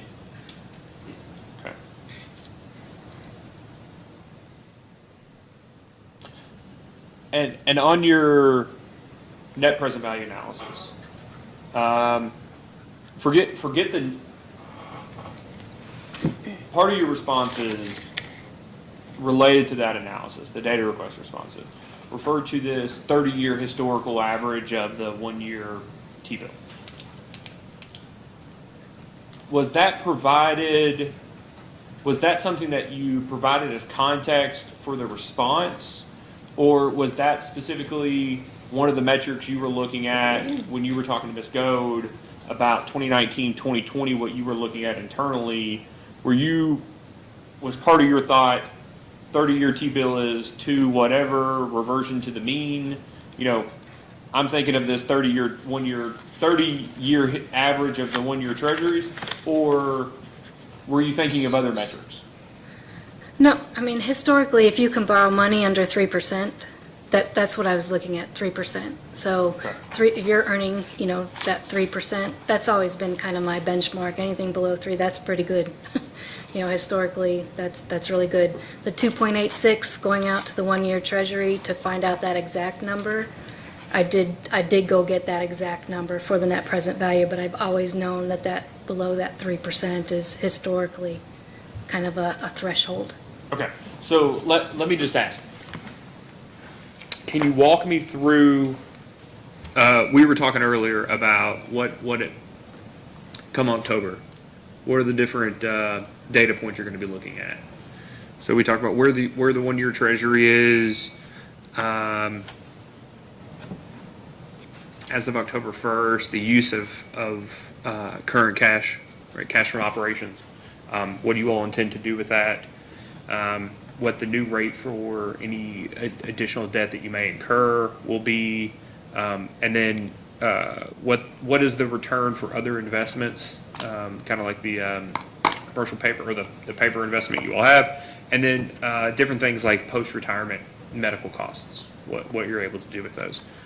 What were the considerations or data points that you were specifically looking at 2019, 2020 in making the decision around the cushion of credit on which path to take when it came to your decision points?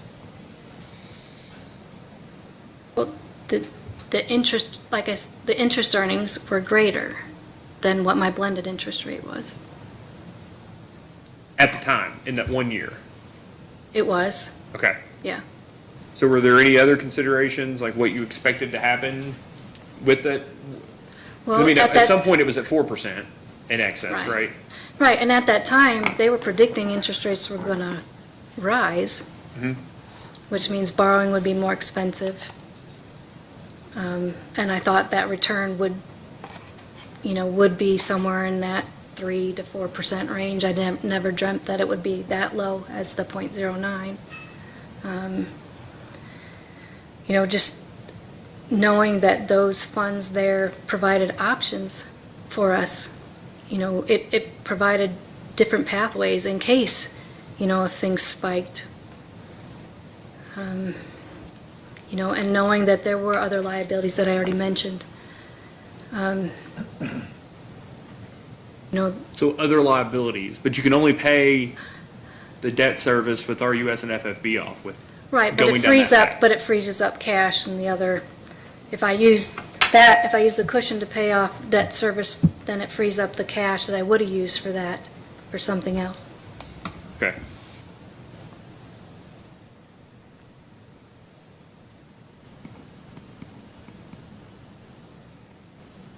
If you had expected interest rates to go down, would you have made a different decision? And I'm just, like, if you expected interest rates to go down and stay down below 2%, let's say, would you have changed the decision? I mean, long term. I don't mean we're already back to 206, 209 now. So I'm not saying if what happened, if you knew what would have happened, that's not what I'm asking. But if you thought at that moment that interest rates were going to go down and stay down for the next 5 to 7 years, would you have made the same decision?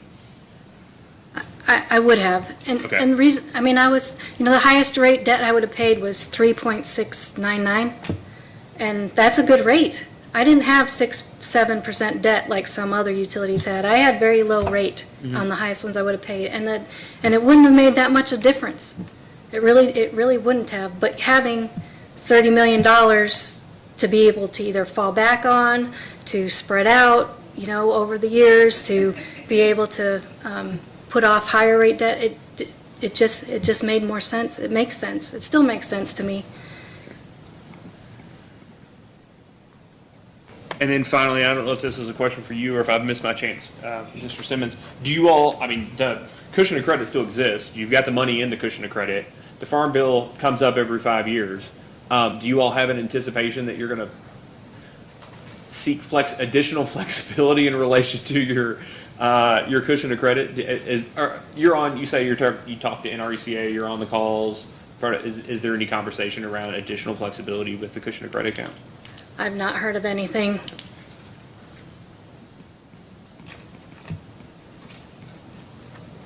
And then I think the last question I have, is it in the record, what return you're earning on the other investments right now?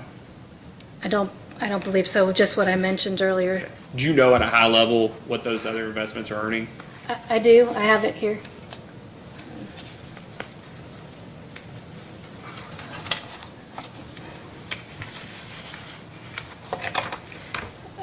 Like I said, so there's several different pools. You can only invest them whenever they come up. So it's between 0.48% to 1.03, but they're weighted differently. You know what I'm saying? Because some is only at $24,000, two are at 1.6 million. Okay. And what's your total amount that's invested in that?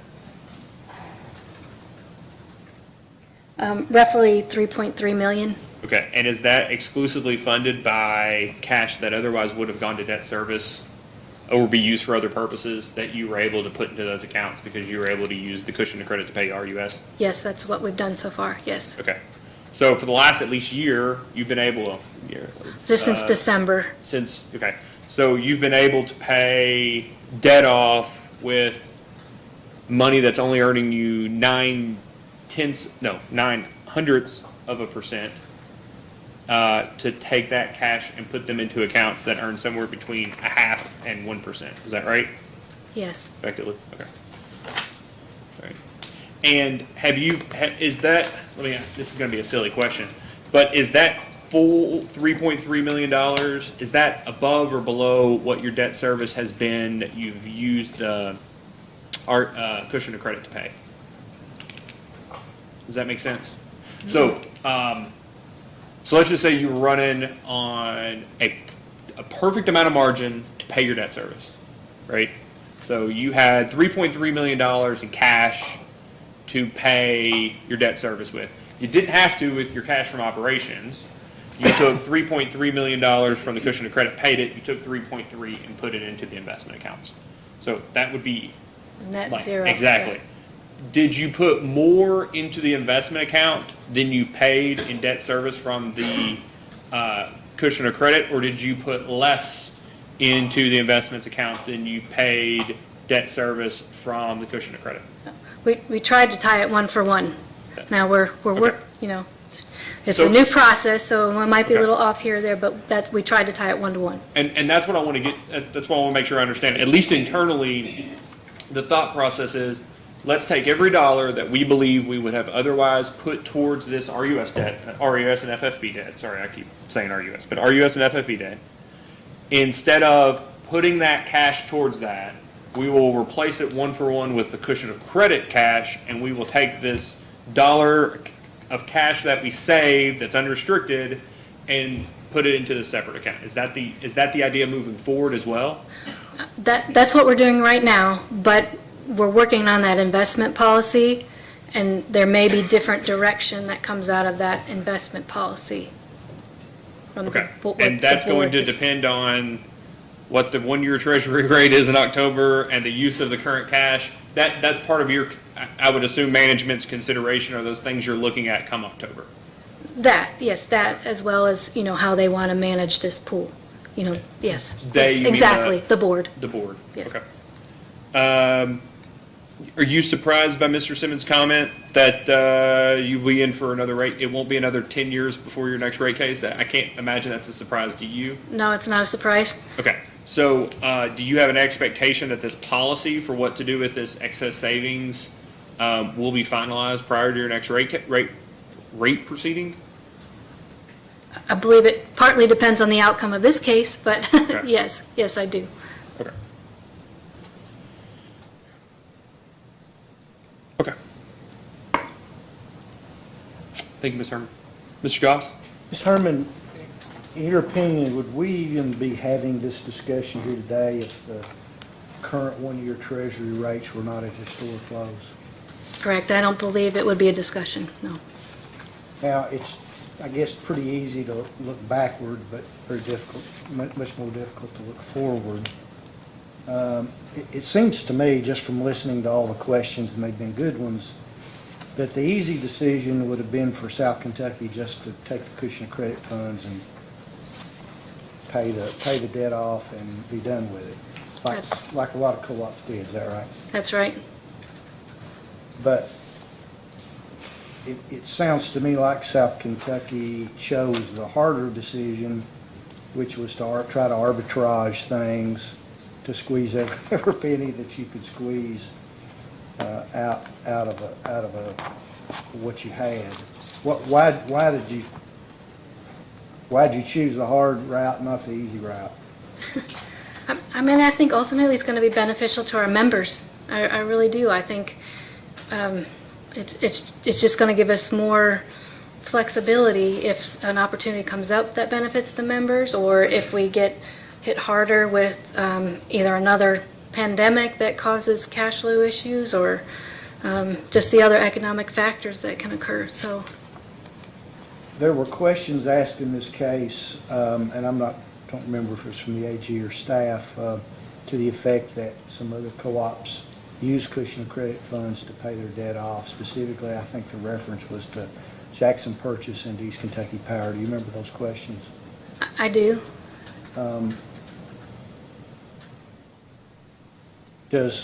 I guess that implies that, at least in my mind, that a one-size-fits-all approach is reliable or valuable. In your opinion, is that the case? Is a one-size-fits-all approach with respect to this discrete issue applicable? No, I Explain why not. because each circumstances are different. The amount of money they may have had invested might have been different. Their long-term debt portfolio could be different. Their goals and objectives for their organization could be different or not the same. When was the last time South Kentucky came in to the commission and asked for approval for a large refinancing of debt? 2016. Okay. And I think I was in that case, but I don't remember much about it. What was the result? I mean, in terms of the benefits to South Kentucky. Yeah, so we basically refinanced higher rate RUS debt with a large, with CoBank at a 3.55. So we reduced our interest expense, our interest rate on that same amount of debt was by over 1.5%. I'm not exactly sure. In your opinion, had South Kentucky not taken that proactive step, is it likely your decision with respect to cushion of credit made in 2019 been different than it ultimately was? Yes, yeah. If I had higher rate debt, yes, it would have impacted that for sure. We've worked very hard to bring down our interest expense rates.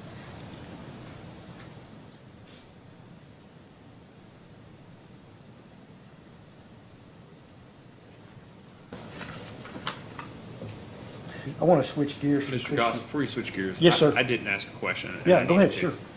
You were asked a question earlier about the tariff, canceling 15.4 maybe.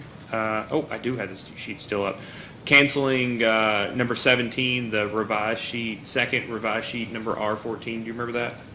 About the interest on deposits from Yeah. August to December. There was the subsequent question about the bottom of the page where something was 18 months.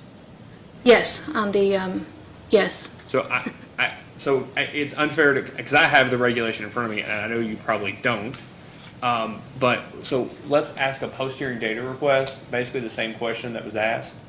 And the reason I ask is because after the response, I went and looked at the regulation because it didn't click with me, and I think that maybe there's a mismatch between what's being read and what the reality. I think the only 18-month requirement in that set of regulations is about the recalculation Right. of the deposit, but the 5.43B is specifically about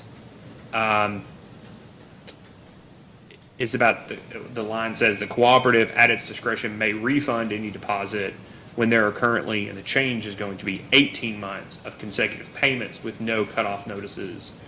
Whereas the 18 months in the regulation is the recalculation internally, but maintaining the deposit. So we'll ask a question, sort of wanting to understand better the genesis for the change from 12 to 18. But I guess, sort of make a statement that it doesn't seem that the 18 is in the regulation referring to the good payment history. The 18 is referring to the recalculation to maintain a deposit. So we'll ask the question for what the basis of the change was. But I just wanted to ask it so it's on the record, so you're not surprised by it, Mr. Goss, when you all get the written post-hearing data request. Sorry about that. Thank you, sir. Appreciate it.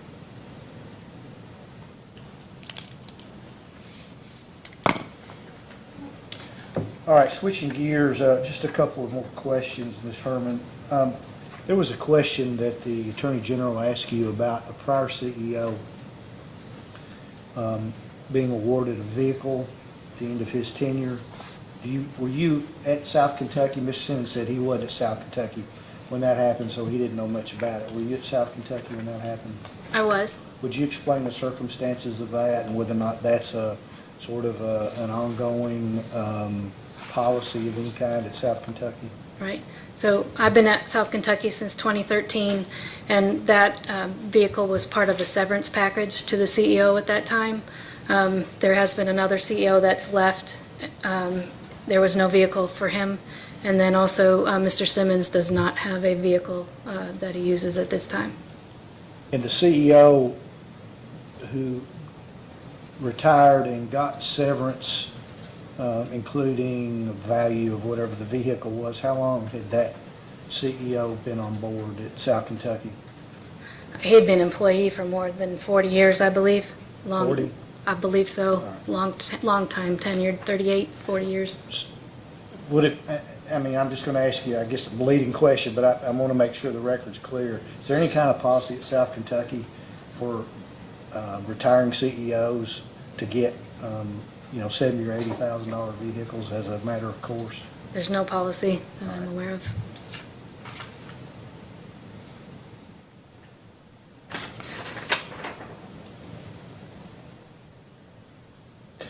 Now, Ms. Gold asked you some questions about long-term debt, and she said that the current long-term debt amount is less now than what is being requested in the pro forma adjustment because of pay downs of principal and interest. Do you remember that question? I do. And I think your answer was yes, that's the case. Is there another side to that coin? Well, sure. The other expenses has increased, such as the cost of equipment, transformers, you name it. Right now, everything is increasing if we can get it. So things going down, other things are going up.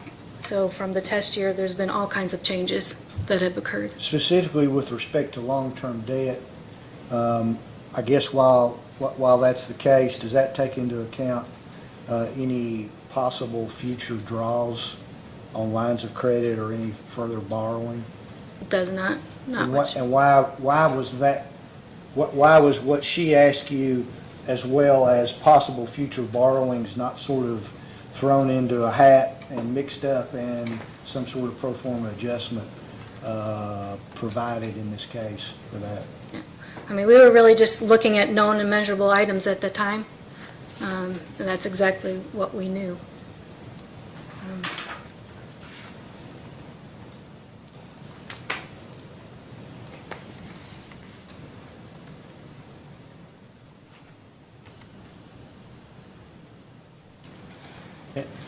The final line of questioning has to do with the wage and salary survey, or study rather, that you talked about in your cross-examination.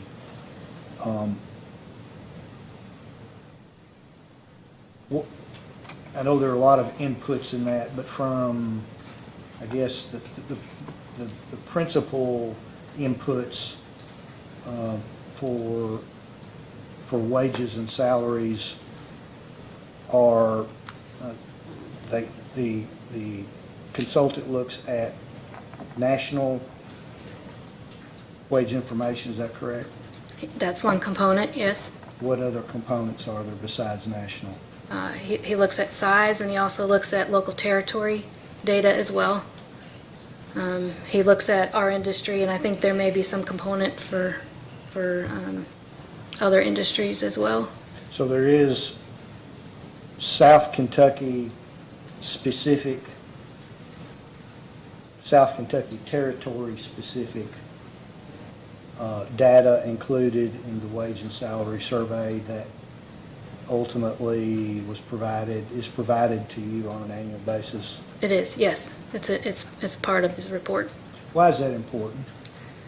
I mean, it's very important, I think, just to make sure that we are within that local, regional area. I think, we do source some of our employees from local places, from local areas, so that I think that component is valid to be part of that. One of the complaints, or I guess not a complaint, but one of the things that Mr. Collin points out has to do with our pro forma adjustment for the inability to continue to recover interest, the amount of interest income that we recovered previously under a cushion of credit. Correct? Yes. What do you think about that? We used the information that we had at the time. I think that it goes into the rate base that we're using, the revenue requirement that we've relied on previously to kind of help us bridge this gap. It's been a component that we've used to come up with the financial metrics. All right. That's all I have, Mr. Chairman. Thank you, Ms. Herman. You may step down. We've been going for almost an hour, so we'll go ahead and take a 10-minute recess until 2:25. And Mr. Gosh, you can call your last witness. Ms. Harnick will be sitting first chair on that one. Great.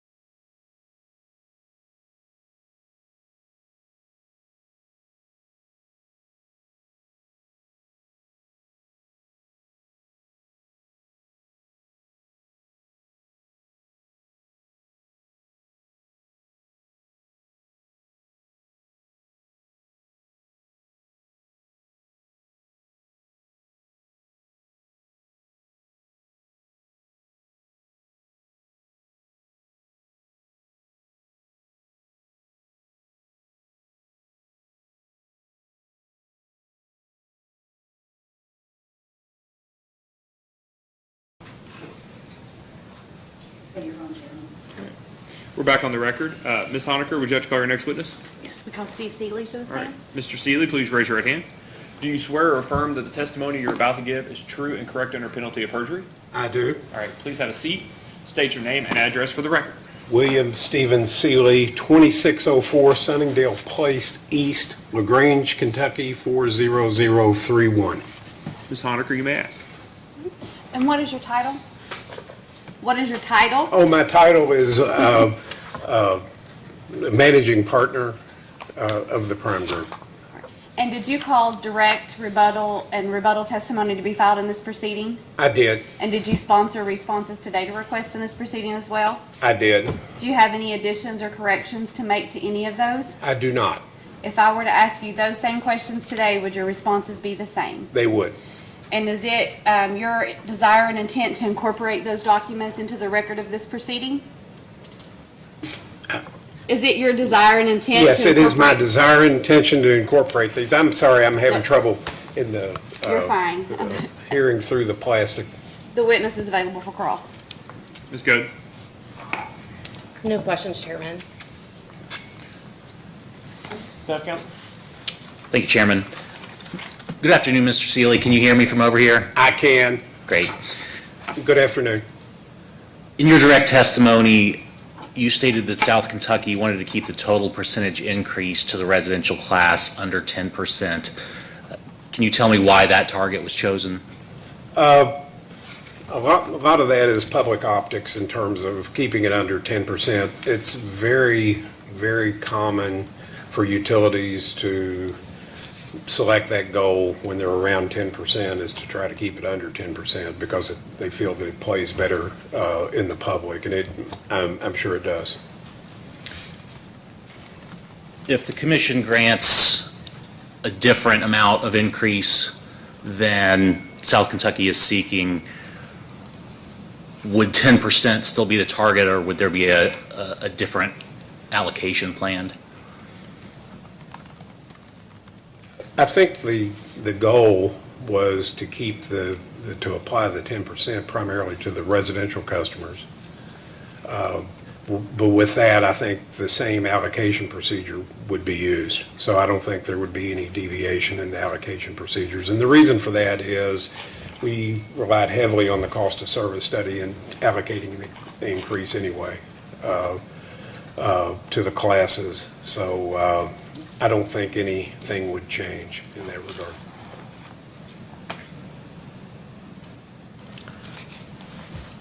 For the proposed rate design, you relied on results of a cost of service study to develop your recommendations, correct? Yes. Can you confirm that the rate components, such as customer charge, demand charge, energy charge, all increased?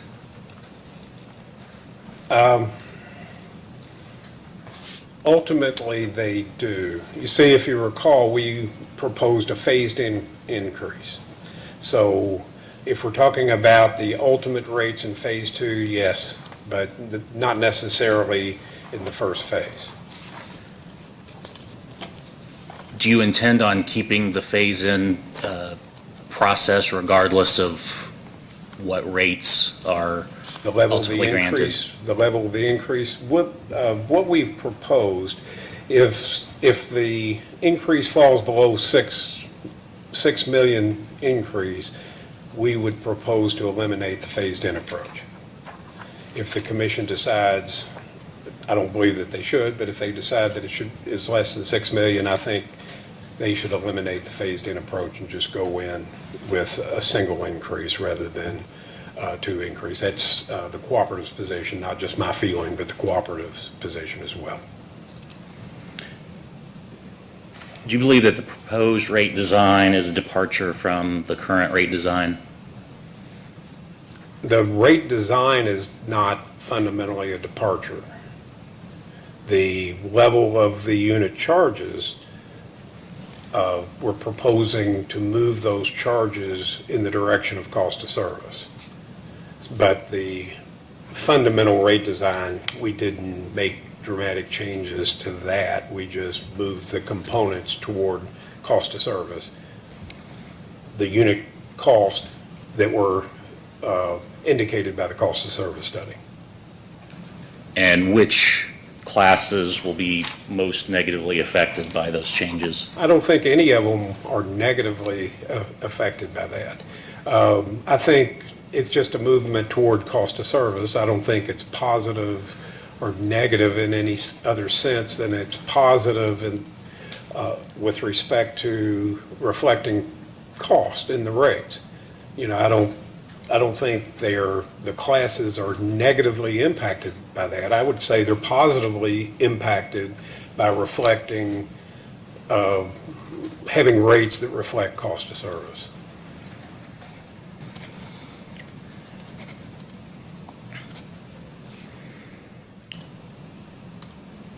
In responses to commission staff's third request for information, 1 through 4, you discussed demand charges as compared to the wholesale rate demand charge. Will you be able to, in a post-hearing data request, provide the cost-based demand charges? Yes, we can do that. I think the question related to the difference between the wholesale rates and if I remember the question, I don't have it up in front of me, the relationship between the wholesale rates and the retail rates. And we explained that there's a difference in the billing because one of them is billed on a CP basis, whereas the other one's billed on an NCP basis. And the unit charges that come out of the cost of service study are reflected on an NCP basis. And we can provide the unit cost. Now, for the demand rates, is that what you're asking for, all the demand rates? Yes. Yeah, that won't be a problem. And also, as part of a post-hearing data request, can you provide the number of occurrences and total revenue for pole attachments for the test year? Yes. Or let me make sure I'm clear.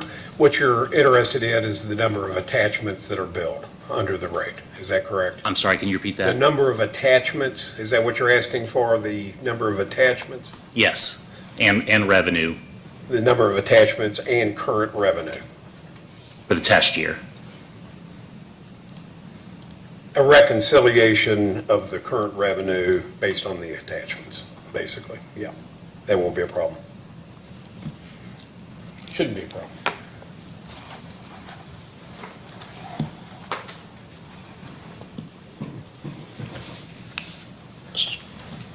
Mr. Seelan, Ms. Vincel's going to pass out a document that's your response to commission staff's second request for information, item number 31.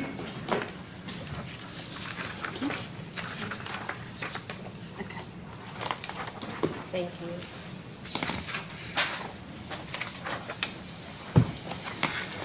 If you could, please have a look at the second page. About the middle of the page, under annual expenses, there's a line item for depreciation. Let me know when you found that. I'm there. Can you tell me what depreciation rate was applied? Yeah, that's a good question. I think what we did, and I think you're raising a good question here. I think what we did, we used the same life calculation that was used in the last case. So what we did here was to update basically the spreadsheet that was done the last time. And I guess, not to anticipate what you're going to ask, did it reflect the depreciation rates that we're proposing in the case? Is that what you're asking? My question is just what was the rate that was used here? I will have to verify it. Okay. But let me say that it should be, regardless of what we used, and if you don't mind, we could update this to reflect what we proposed, because there may be a difference. As soon as you handed it to me and pointed this out, it occurred to me that I may have used in here exactly the same spreadsheet we used the last time, and I'll have to check to see if we're proposing a different depreciation rate. And we will include in that data request the revised, both versions, in answering your question. Because really what you should use here is the depreciation rates that were proposed, if you're going to approve those rates. So you'll have both versions. Thank you, sir.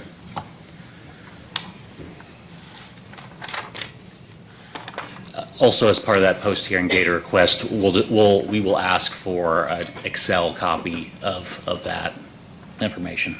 It won't be a problem. Currently, the monthly charge for prepaid metering is $9, and current cost support as filed justifies a rate of $13. Is that correct? That's correct, rounded, but yes. Why is it important to continue charging a monthly fee for the prepaid service and not include it in the overall cost to provide service? Could you repeat that? I'm having a little bit of trouble here. Sure. Right now, the monthly charge for prepaid metering is $9, and current cost support as filed justifies a rate of $13. Yes.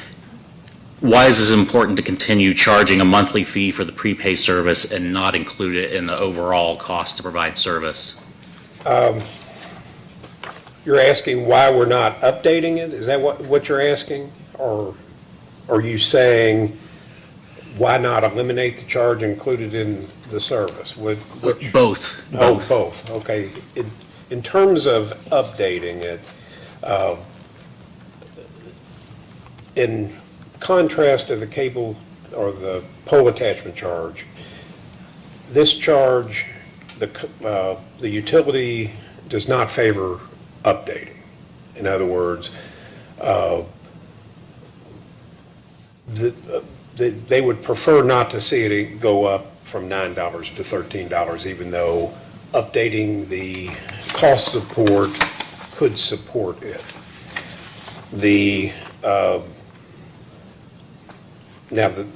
Your second question, or the second element of that, I think, why not take this $9 and roll it into general service rates and not charge? That is certainly an option, and it's one that I think the utility would like to consider in the future.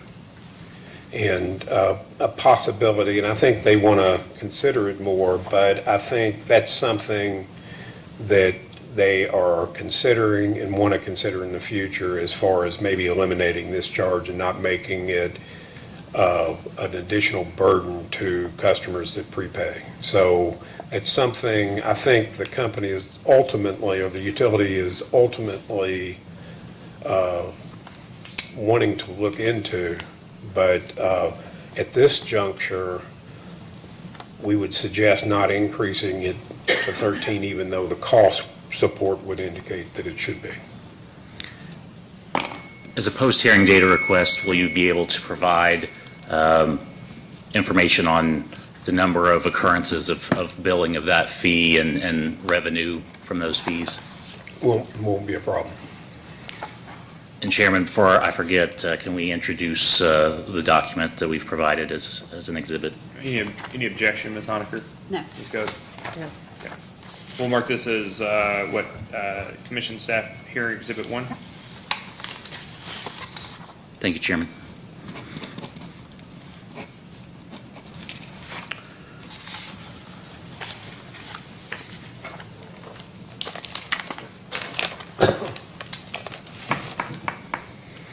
So I'll just ask while you're passing this out, Ms. Vinsel. Am I crazy that this is like $500,000 in annual revenues? So This particular charge? Yeah, so I see on the second page of that data request response that there is 3,976 participants in prepay. So let's just call it 4,000. Yeah. 4,000 times 12 months times $9 a month, Yeah, that's probably right. about $450,000. Yeah. Okay.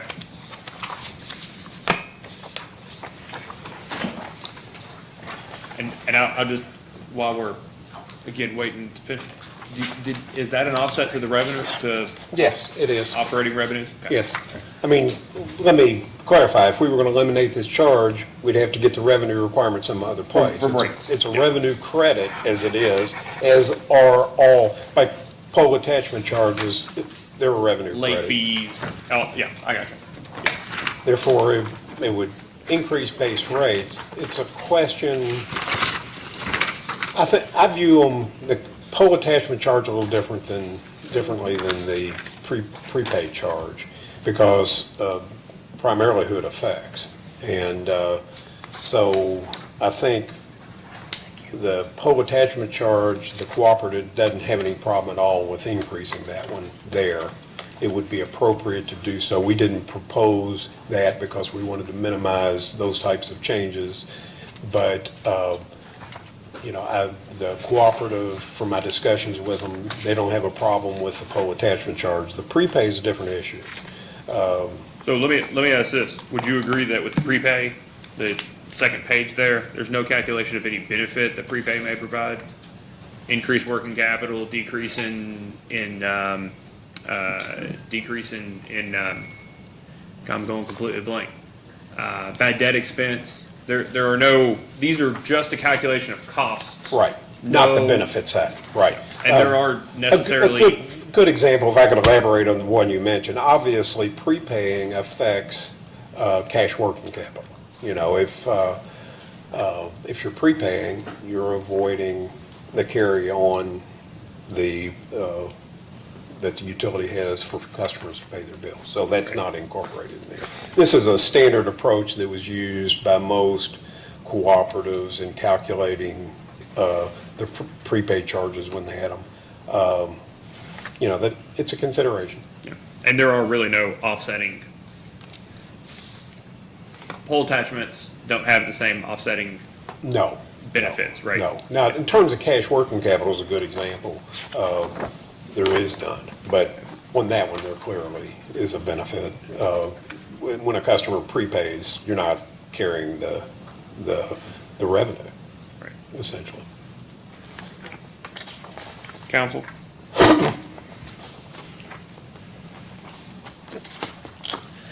Mr. Seeley, have you been handed two more documents? Could you tell me which one? I've got several now. One would be item number 15 to your responses I have to that staff's in third front of me. request, and then the other one is a tariff sheet, number 7.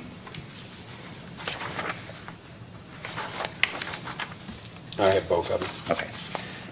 If you could look on the third page of the data request response, at the bottom of the page, center column, under present charge for meter tests, you see where it indicates $120 overtime trip charge.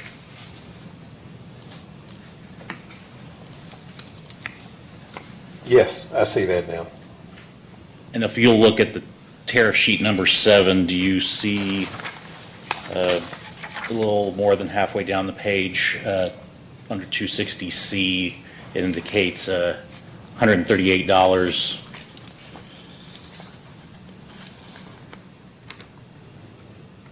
I see that. Is that the same is that charging for the same thing? It should be, yes. Okay. So currently, it's not 120, it's 138. And I don't understand the discrepancy. What I did was to update the last calculation of that, and it indicated 120, and it may have ended up at 138 for whatever reason, but it appears to be 138. Do you know how the $120 figure was arrived at? It was from a previous calculation 10 years ago. Okay. So the tariff, Yeah, I did not check the tariff. I looked at the spreadsheet that was used to develop it. It had indicated 120. So I didn't, probably should have in hindsight, but I assumed it was correct and hadn't changed. It was what was filed in the last rate case, but for whatever reason, we have a discrepancy. So, but it was, the 120 was from the calculation the last time. so are you intending to keep the 138 fee Yes, as it is that in the would, tariff? on these charges, the company or the cooperative doesn't have any objection to increasing. The prepay, we would ask that the commission not, but on these, we would propose to, we wouldn't have any objection. We didn't ask for them, but we would, and I think the company or the cooperative is fine leaving them where they are. The staff asked us to calculate, revise the calculation. We did so. And I think from my discussions with the cooperative, they would be okay with going up to these levels, but the cable TV, they would probably be more than okay. You know, I think they feel that those should be, they would support increasing the attachment charges. These, they're almost indifferent. The prepaid charge, we would ask the commission not increase that.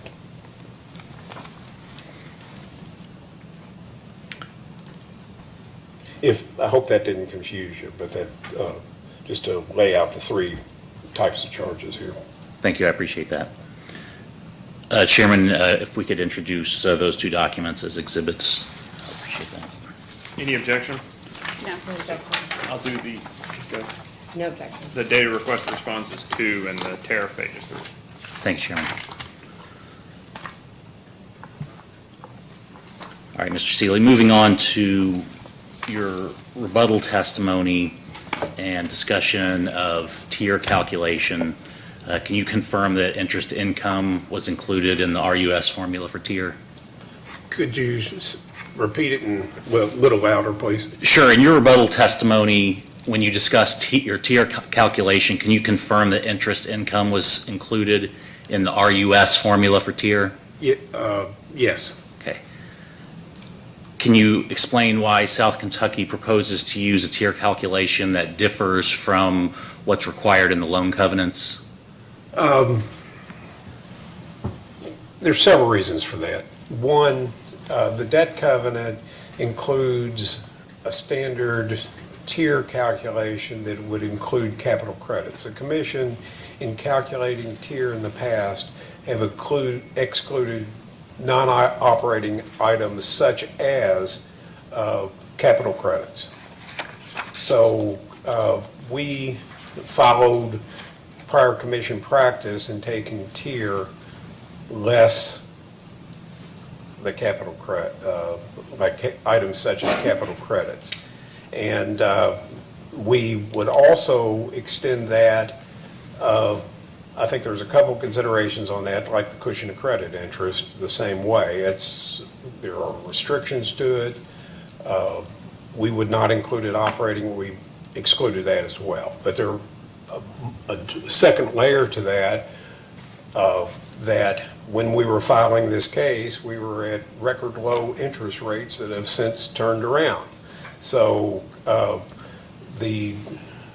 part of it was to remove that, because at that point, it's that snapshot in time, we weren't seeing that. But fundamentally, it's non-operating, therefore it shouldn't be included to start with. So there's two layers there, of two reasons for doing what we did in terms of the cushion of credit interest. Your discussion of tier calculation in your rebuttal testimony also states specifically tier was calculated excluding non-cash operating income such as G&T capital credits or other non-operating credits. Can you tell me what those other non-operating credits were? Yeah, there are a couple of minor ones. Most of those, obviously we've talked about cushion of credit. That one is one of them. But there are some small ones that are excluded too. I think there are like a CFC credit that was excluded. I can't remember what all goes into the other minor ones. The big ones, the G&T capital credits. I mean, that's the lion's share of it.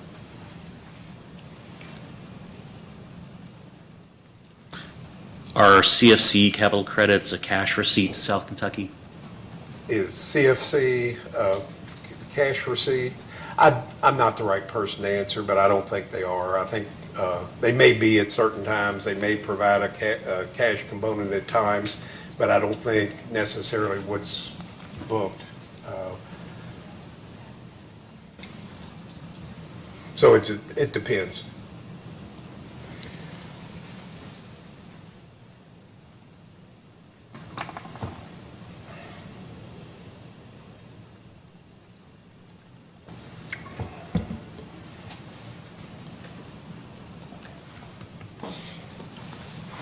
Would you be able to respond to a post-hearing data request on The what other is, items, yeah. what is and what is not a cash receipt?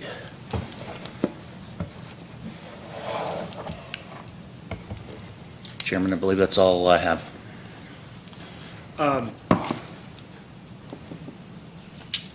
You updated you provided support for updated pole attachment rates, is that right? That's correct. Okay. Following the commission's decades old, formula, is that right? Yes, particularly what I did was to update what was filed in the last reg case, and that was what actually the question was, is Okay. to update it from the previous case, but it is decades old, yes. Yeah. You do, consulting for regulated, non-regulated utilities alike. Yes, You've done pole attachment rates for Kentucky utilities for a while, different investor-owned and cooperatives, correct? correct? As a general matter, is the formula used, the precedent, the formula that's used as precedent in Kentucky, recovering more or less of the fixed cost related to the distribution system used by pole attachers than those rates that are being calculated in other states that you've worked in? Okay, the other utilities, most cooperatives aren't regulated, and in most cases, they recover more costs than what the commission allows in Kentucky. For those that aren't rate regulated by a state PUC? Right. And many that are rate regulated will recover more as well. Now, the issue is, do any of the commissions adopt the FTC attachment rate? That tends to be lower when you calculate the FTC. Most cooperatives do not use the FTC. And in fact, for most cooperatives, a lot of times they're negotiated with the attachers rather than Right. using a formula. They do their own calculation, they come up with what they'll charge, and the attachers will work with the utility and they settle on it. That's non-regulated cooperatives is often how that works. So the FCC amount would be, like there's probably reasons it's lower, if for no other reason than the advocacy that happens there by different Right. interested parties. Is there anything, for those that use formulas that are higher than Kentucky's, is there anything that they include that, that you struggle to understand why is not included in Kentucky? Yeah, one of the things that is typically excluded in Kentucky is I have a hard time saying that word, appurtenances, and that's generally excluded. A lot of times they will allow a larger space on the pole than they do in Kentucky. They will typically, a lot of it has to do with the total cost of pole rather than a bare cost of pole. In other words, a lot of them will take the pole account in total as opposed to a bare cost of I believe, 35 and 40 foot pole, which is typical in Kentucky. So those are primary differences between the two of them. The approaches to carrying charges could be a little different from jurisdiction to jurisdiction. And ultimately, where I've done the most work here is at LG&E and KU, and that one was heavily litigated, we settled it, and we've kept that formula for years. And those attachers have been a consistent, or at least historically, a consistent participant in those rate cases that have led to those, Yes. those rates, right? Yeah.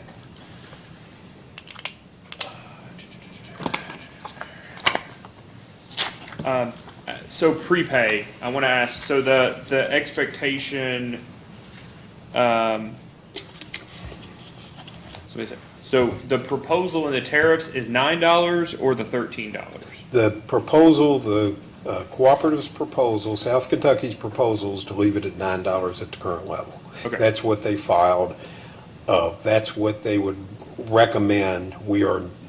They are recommending against going to 13. We would ask the commission not to increase that particular charge. Okay. So, do you mind to look at that? It was staff here, Exhibit 1 again, the page 2. I think that's your calculation. That is just a revision of the calculation from the previous case, just to be clear. Yeah. So, well, that's why a couple of the assumptions in here, let's just say it doesn't seem like there are very many stones not turned over here. It seems like anything that it could be a cost or anything that this touches is allocated some portion of cost, right? CSRs, overhead, you know, the overhead cost of a MSR, it says CSR, but MSR, I've learned that one today. The labor cost, their benefits cost, their overhead percentage. The serviceman meter change per member. Do you know if the prepaid customers, now that South Kentucky has AMI, if prepaid customers have a different meter than ordinary customers? I'm not sure. I'm not the right person. I don't think they have the ability to disconnect under the current AMI. That I think I know for certain, but whether they have a separate type of metering set up, I'm not the right person on that. Okay. So can we ask those as a data request, post your data request, if they have a different meter, the disconnection, reconnection abilities for these folks? And then the actual time it takes to do a quote transaction, and what that process is. So you heard today an expectation that South Kentucky will file some sort of additional rate adjustment in the next few years, right?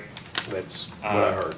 Do you think that, just in your professional experience, that this calculation or determination is could be updated a bit to reflect the experiences that the utilities had with the prepay program? Yeah, I mean, I've had discussions with the management, and I fully expect them to look at this one hard again and consider the practice and evaluate how much of a charge there should be, if any. Yeah. There are certain programs worth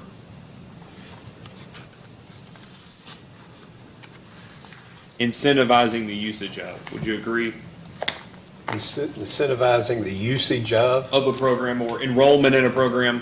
Like it may be worthwhile, for instance, to spend money marketing paperless billing, because the expectation is that although in a one-year snapshot you're spending, other people are paying for this marketing to try to push some people to go paperless, but it's expected in the long term to result in net savings for the entire system.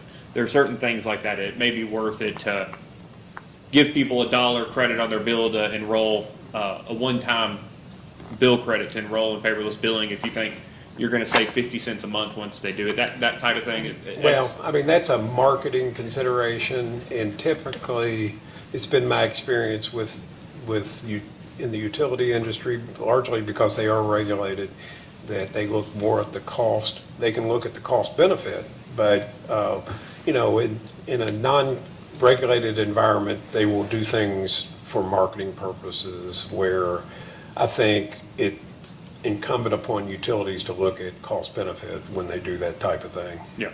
But, That's fair. yeah. And that's why I want to get to this. This is just the cost side of the ledger effectively, right? This determination of what a monthly charge ought to be. Right. Yeah. And That's correct. do you have an expectation that prepaid customers are probably driving benefits that are not being, Yeah, we've already that are by talked about one, definition not obviously, being yeah. included in this? Yeah, I mean, obviously, we've already talked about one. I mean, there could, cash working capital is a clear example. Yeah. You know, if they're prepaying, they're avoiding cash working capital. Although we don't have a cash working capital component in this case, nevertheless, it's a real cost. Well, we heard that, from Ms. Herman that the utility uses CFC to do short-term borrowings Right. for operations, right? Right. And then bad debt expense is effectively nothing for a prepay program because nobody goes into the negative, right? Right. Yeah, that's sort of my point. Yeah. And that's why, like I said, they won't be away 10 years. And it's the full expectation of the cooperative to study that and come up with what they feel more comfortable with. And it's probably going to be different than this. So, That's fair. and probably more fair to customers, more fair to the participants. Yep.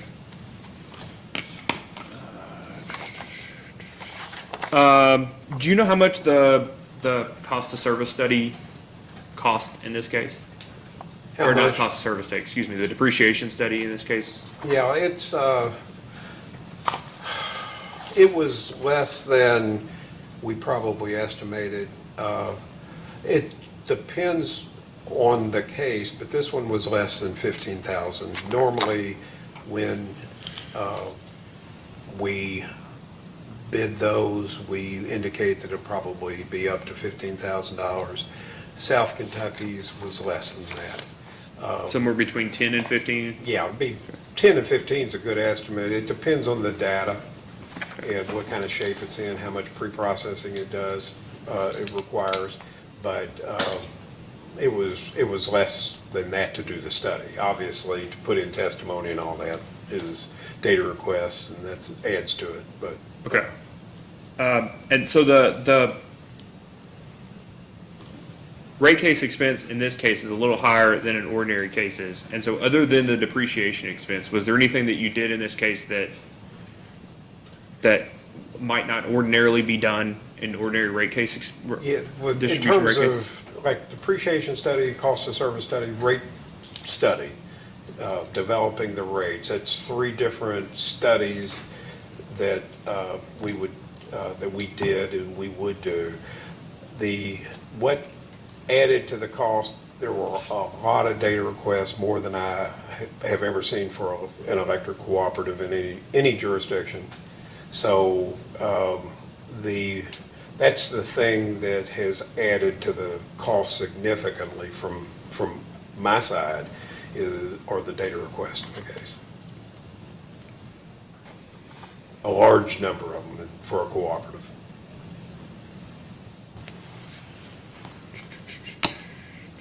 It looked more like a lot of the IOUs I work with, so. Not quite that many. Pardon me? Not quite that many. Not quite as many as LG&E and KU, but a lot. Yeah, not quite Not that as many. many parties either.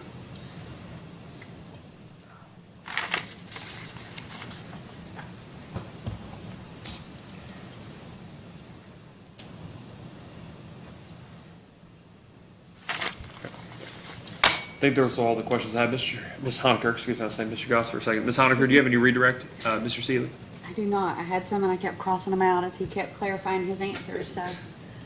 So he's efficient. All right, thank you, Mr. Seeley. You Okay. may be excused. Is there anything else from South Kentucky? No. No additional witnesses? Great.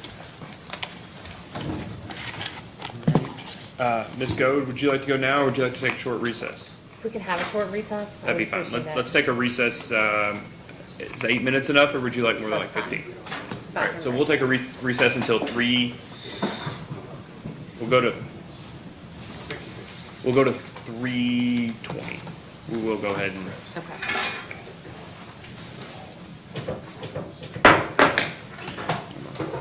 do some work.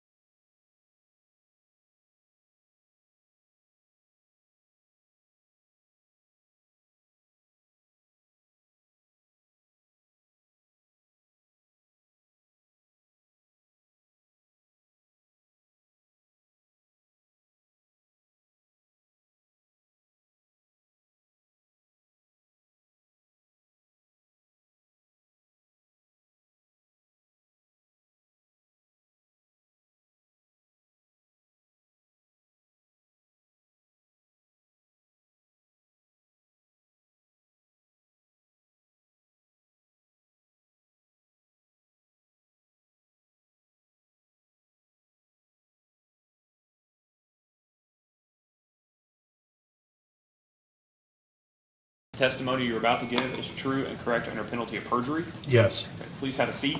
State your name and address for the record. My name is Lane Collin. My address is J. Kennedy and Associates Incorporated, 570 Colonial Park Drive, Suite 305, Roswell, Georgia 30075. Ms. Goode? Mr. Cullen, what is your occupation? I'm a vice president and principal with the firm of J. Kennedy and Associates Incorporated, essentially a rate consultant, economist, and accounting. And did you cause to be filed direct testimony in this case? Yes. Do you have any additions or corrections to your direct testimony? Some were filed yesterday, no additional ones. And those minor corrections that were filed with the commission yesterday through an errata filing that consist of all of the corrections? That's correct. And did you sponsor responses to the commission staff in South Kentucky's discovery requests? Yes. And if you were asked the same questions today, would your answers be the same? Yes. Is it your intention to adopt the direct written testimony as your testimony in this matter? Yes. Chairman, I previously discussed with counsel for South Kentucky. I wanted to ask Mr. Cullen 2 questions based on what we think is new evidence that was filed into the record after his direct testimony. I could ask them now, or I could ask them on redirect. I believe I've been advised they're going to object to this, so I defer to the Can I chairman. get a little more on what the actual information is? Yes, it's, the higher interest rates were discussed, the April higher interest rates were discussed in the staff's 4th request responses by Ms. Herman. And then there's an email attachment from, I believe it's RUS FFB, talking about the cushion and credit funds attached to the rebuttal testimony. And what do you want to ask Mr. Collin about on those issues? Basically, if either any of that new information in the record changes his recommendation concerning the cushion of credit. Ms. Honaker? And we would object to that. They can do that in their post-hearing brief if they would like to. If you were to allow that, we would request that we be allowed to do written rebuttal testimony to whatever he testifies to, because any of this information is not something that we have prepared any cross questions for or prepared our witnesses to discuss at all in this matter. So we would ask that we be able to do written rebuttal to any new testimony that he provides. Let me ask this, Ms. Honaker. If Ms. Goode, on introducing Mr. Collin, would have said, does anything that's filed into this record change your recommendations at all, would you have objected to that question? Yes. Okay.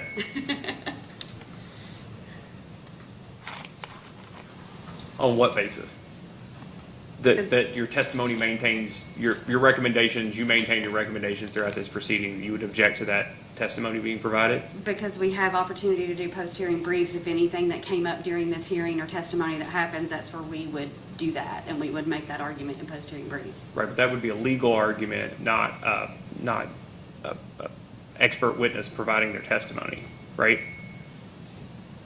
Sort of. I mean, I guess we change things when we agree with something that may come up. If he has a recommendation here, or there's some staff questions that point out some discrepancy, like in the depreciation rate, that may be something that we would put in our brief and say, this is how we would do it. So it's not always just legal parts of the brief that we would put in there.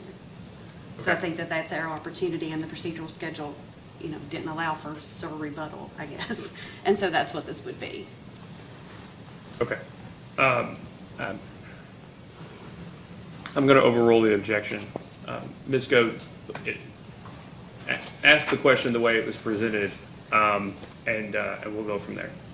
Thank you, Chairman. Mr. Collin, in Ms. Herman's rebuttal testimony, she states that to prepay any of its long-term debt would require the cooperative to pay off all of its RUS and FFB long-term debt, as well as require the cooperative to exit the RUS borrowers program, and she also attaches an email. Do you recall that? I do. Does this change your recommendation as you have previously laid out in your pre-filed testimony concerning the cushion of credit? It does not, but I would simply point out that with respect to that email, first of all, there was a lot of uncertainty as to the questions that Ms. Herman posed, she obviously did not know the answers to those questions at the time that she drafted her direct testimony, and only found out those answers or obtained those answers after she filed direct testimony and then used that in rebuttal testimony. And second of all, there's no evidence that she investigated it any further. For example, are there any waivers to those requirements? And none of the requirements cited in the email were referenced to any provision, any rule, any CFR citation or anything like that. I have no way to assess the validity of that, and I certainly would not take it at face value.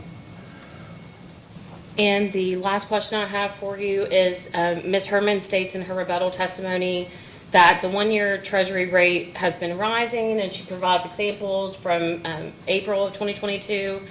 Even with that interest rate potentially rising on the cushion credit account, do you still believe in your original recommendation that South Kentucky would have been in a better financial position to use the cushion and credit funds to pay off its highest interest debt without penalty before that October 1st deadline of 2020? Yes, there's no question about that. There's not an equivalence between interest income and interest expense. And the reason that there is not is that interest expense carries a premium on it. It's called the tier. So interest expense, for rate-making purposes, costs you twice as much as what the interest expense actually is, even if you had an equivalent amount of interest income, which there isn't. In fact, the company has included no interest income in this case, in its revenue requirement. No interest income. But anyway, there is no equivalence between the interest income and the interest expense, even if there were identical equivalent amounts, because the tier is added to the interest expense and essentially doubles it. So if you have an average interest rate of 3%, you'd have to have an average interest income rate of 6% in order to match the 3% on the debt times 2 for the tier. Thank you, Mr. Collin. Chairman, the witness is available for cross-examination. I'm going to go to staff first and then come back to you, Ms. Honaker, so you can ask questions to make sure that it's after staff and after myself, so that you can hear the breadth of the testimony that Mr. Collin has given before you ask him questions. And what I would ask is if we could have a brief recess before I ask questions, just so that I can talk to my witnesses before we do that. I have no problem with that. Ms. Temple, are you asking? Mr. Boyer?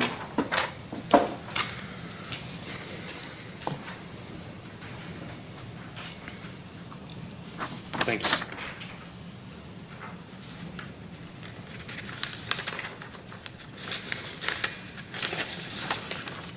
Do we give one to him?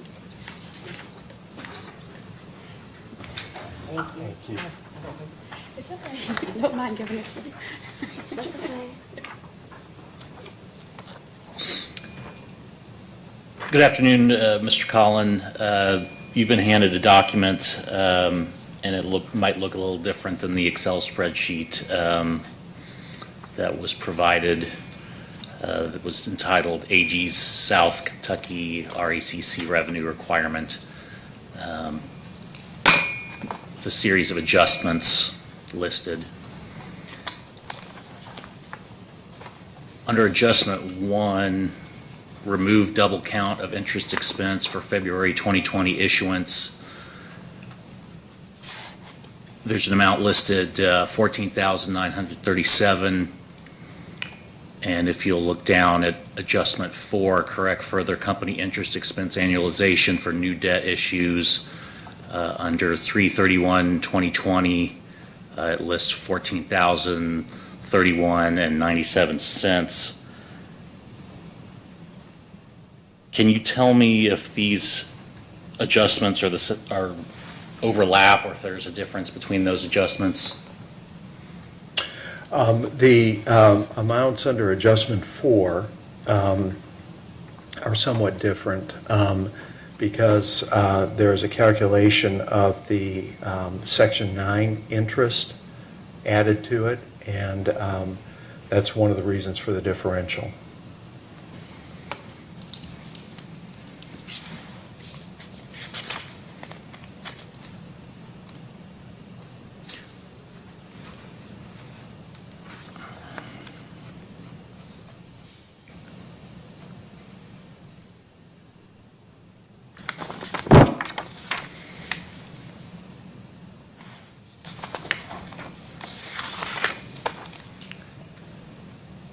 In Ms. Herman's rebuttal testimony, she stated that capitalized wages do not include overtime hours. In your opinion, is there any reason that the capitalization ratio should exclude overtime hours? No, no. The capitalization ratio versus the expense ratio, there are dollars, both regular payrolls, wages and salaries, and benefits, and overtime wages and salaries, some of which are capitalized and some of which are expensed. And I understand that Ms. Herman's complaint against my calculation is that she says that the capitalization percentage I used was too high. But if that were the sole complaint, then there should have been, A, an acknowledgement that an adjustment was necessary, and B, a lower capitalization ratio, and neither of which was forthcoming from Ms. Herman.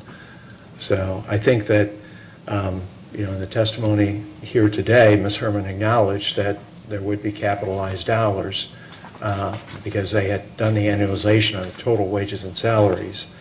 I think the only evidence in the record right now, capitalization percentages that were provided by the company in response to discovery, roughly 40%. If the number should be 38%, then, I think it would be fair to ask the company to provide that.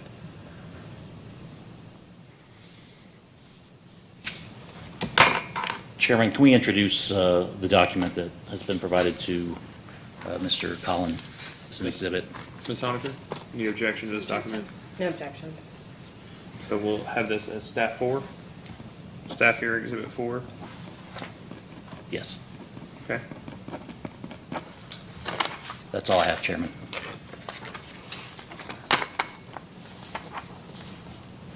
Are we talking about any significant amount of money when we start talking about these, what was the phrase, Mr. Cloyer?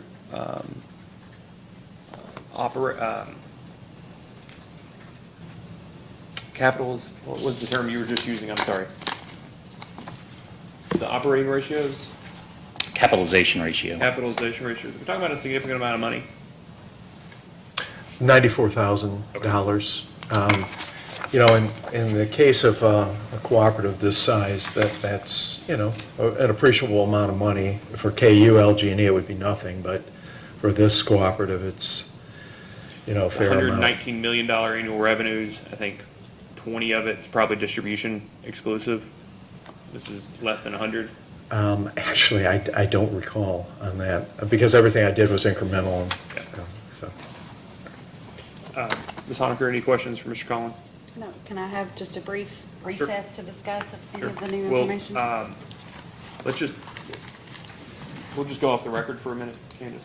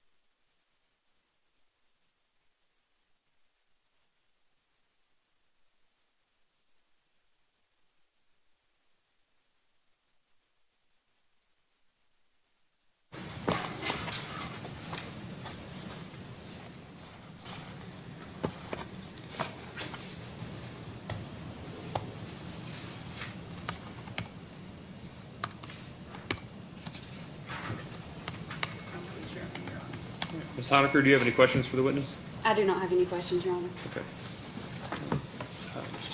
Ms. Goode? No redirect, Your Honor. All right, thank you, Mr. Collin. You may be excused. Thank you, Mr. Chairman. Is there anything else from the Attorney General's office? We have no further witnesses, Chairman. And other than talking about post-hearing procedural items, is there anything from either of the parties on this issue? No. Okay. So it's my understanding, Ms. Honaker, Mr. Goss, that the suspension date is June the 13th. Do you have an interest in briefing the case? Yes. Do you have an interest in either, I don't like responsive, I'll just say, I don't like simultaneous, you and then me. I also don't care. It's up to you. You're the party that has the burden of proof. It's your rates. I think as a general matter, subject to the time constraints that we may come under and work constraints we may come under, it's really your call, I think, as to whether or not you would like to. I think one shot, briefing wise, is fine with us. It's up to you. I mean, and even, I mean, if you all want to have an initial brief with the Attorney General's office having a response brief and then you all having a reply, I'm fine with that as well, or simultaneous reply. I frankly, in a case like this, I believe it's up to you all. I'm going back through the record, but I don't think that the Attorney General, except for specific adjustments, really doesn't bear the burden of proof on any. They're not proposing a new tariff. They're not. It's your all's case, I guess is what I'm saying. So if you all would like to have initial simultaneous briefs and initial responsive simultaneous briefs, whatever it may be, do you all have a preference on that front? Yeah, I think our preference would be fine to do simultaneous briefs. And, you know, the turnaround and a reply brief would be, simultaneous reply briefs would be fine. Okay. You can make that a short turnaround, because typically my reply briefs are 3 or 4 pages, especially in a case this size, so I think we could get that out pretty quickly. Okay. So, commission staff has post-hearing data requests. It's my understanding, Ms. Goode, you have just I have just one or two, I think, maybe 2 post-hearing data requests, is that right? maybe 3 or 4, but I would have to go back through my notes. Okay. Do you think that you can have those post-hearing data requests filed in the record by the end of the day tomorrow? Yes. Okay. So we'll set the data, we'll put a procedural schedule out by the end of the day tomorrow, setting post-hearing DRs on May the 11th, which will be tomorrow. I think that tomorrow's a Wednesday, right? Yeah. It's already May. May the 11th. Having heard the questions today, and I think it may be an expectation, a couple of them are directing folks to other places in the record. Do you all have an expectation that you can get the responses to those data requests in a week? I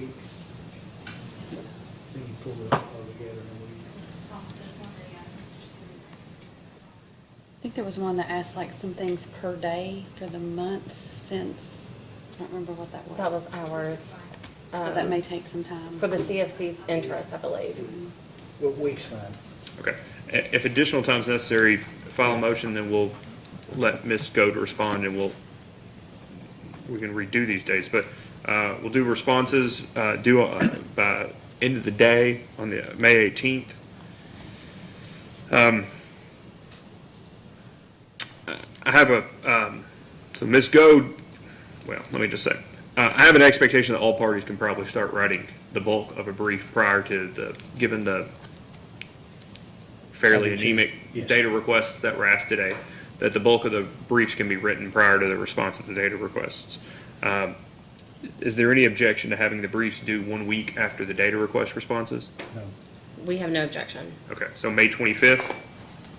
that's fine. So May 25th is a Wednesday. How about reply briefs due May 30th? That's fine. Ms. Goode? No objection. What?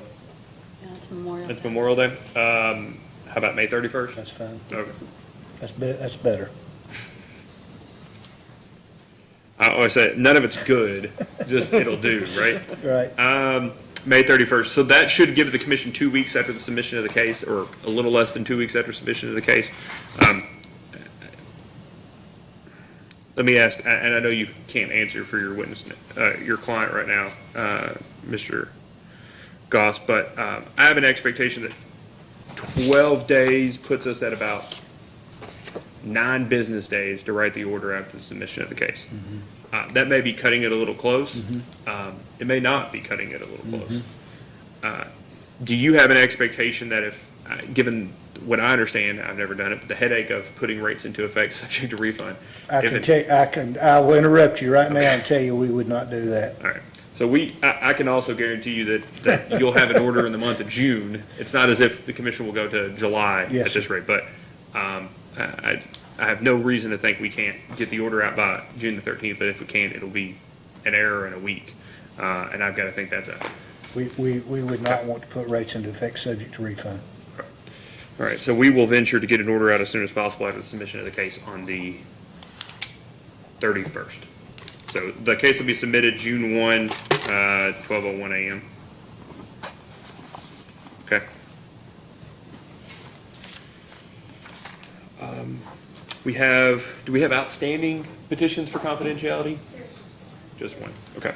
And then I think, Mr. Goss, we talked about at the outset of the hearing, we have the one motion that was filed this morning for Yes, sir. deviation. That's right. I don't think that'll be a problem, just let us draft. Are there any other motions that No, you all sir. are aware of? Okay. No. South Kentucky very much appreciates the commission's time, the AG's time, and staff's time, Mr. Chairman.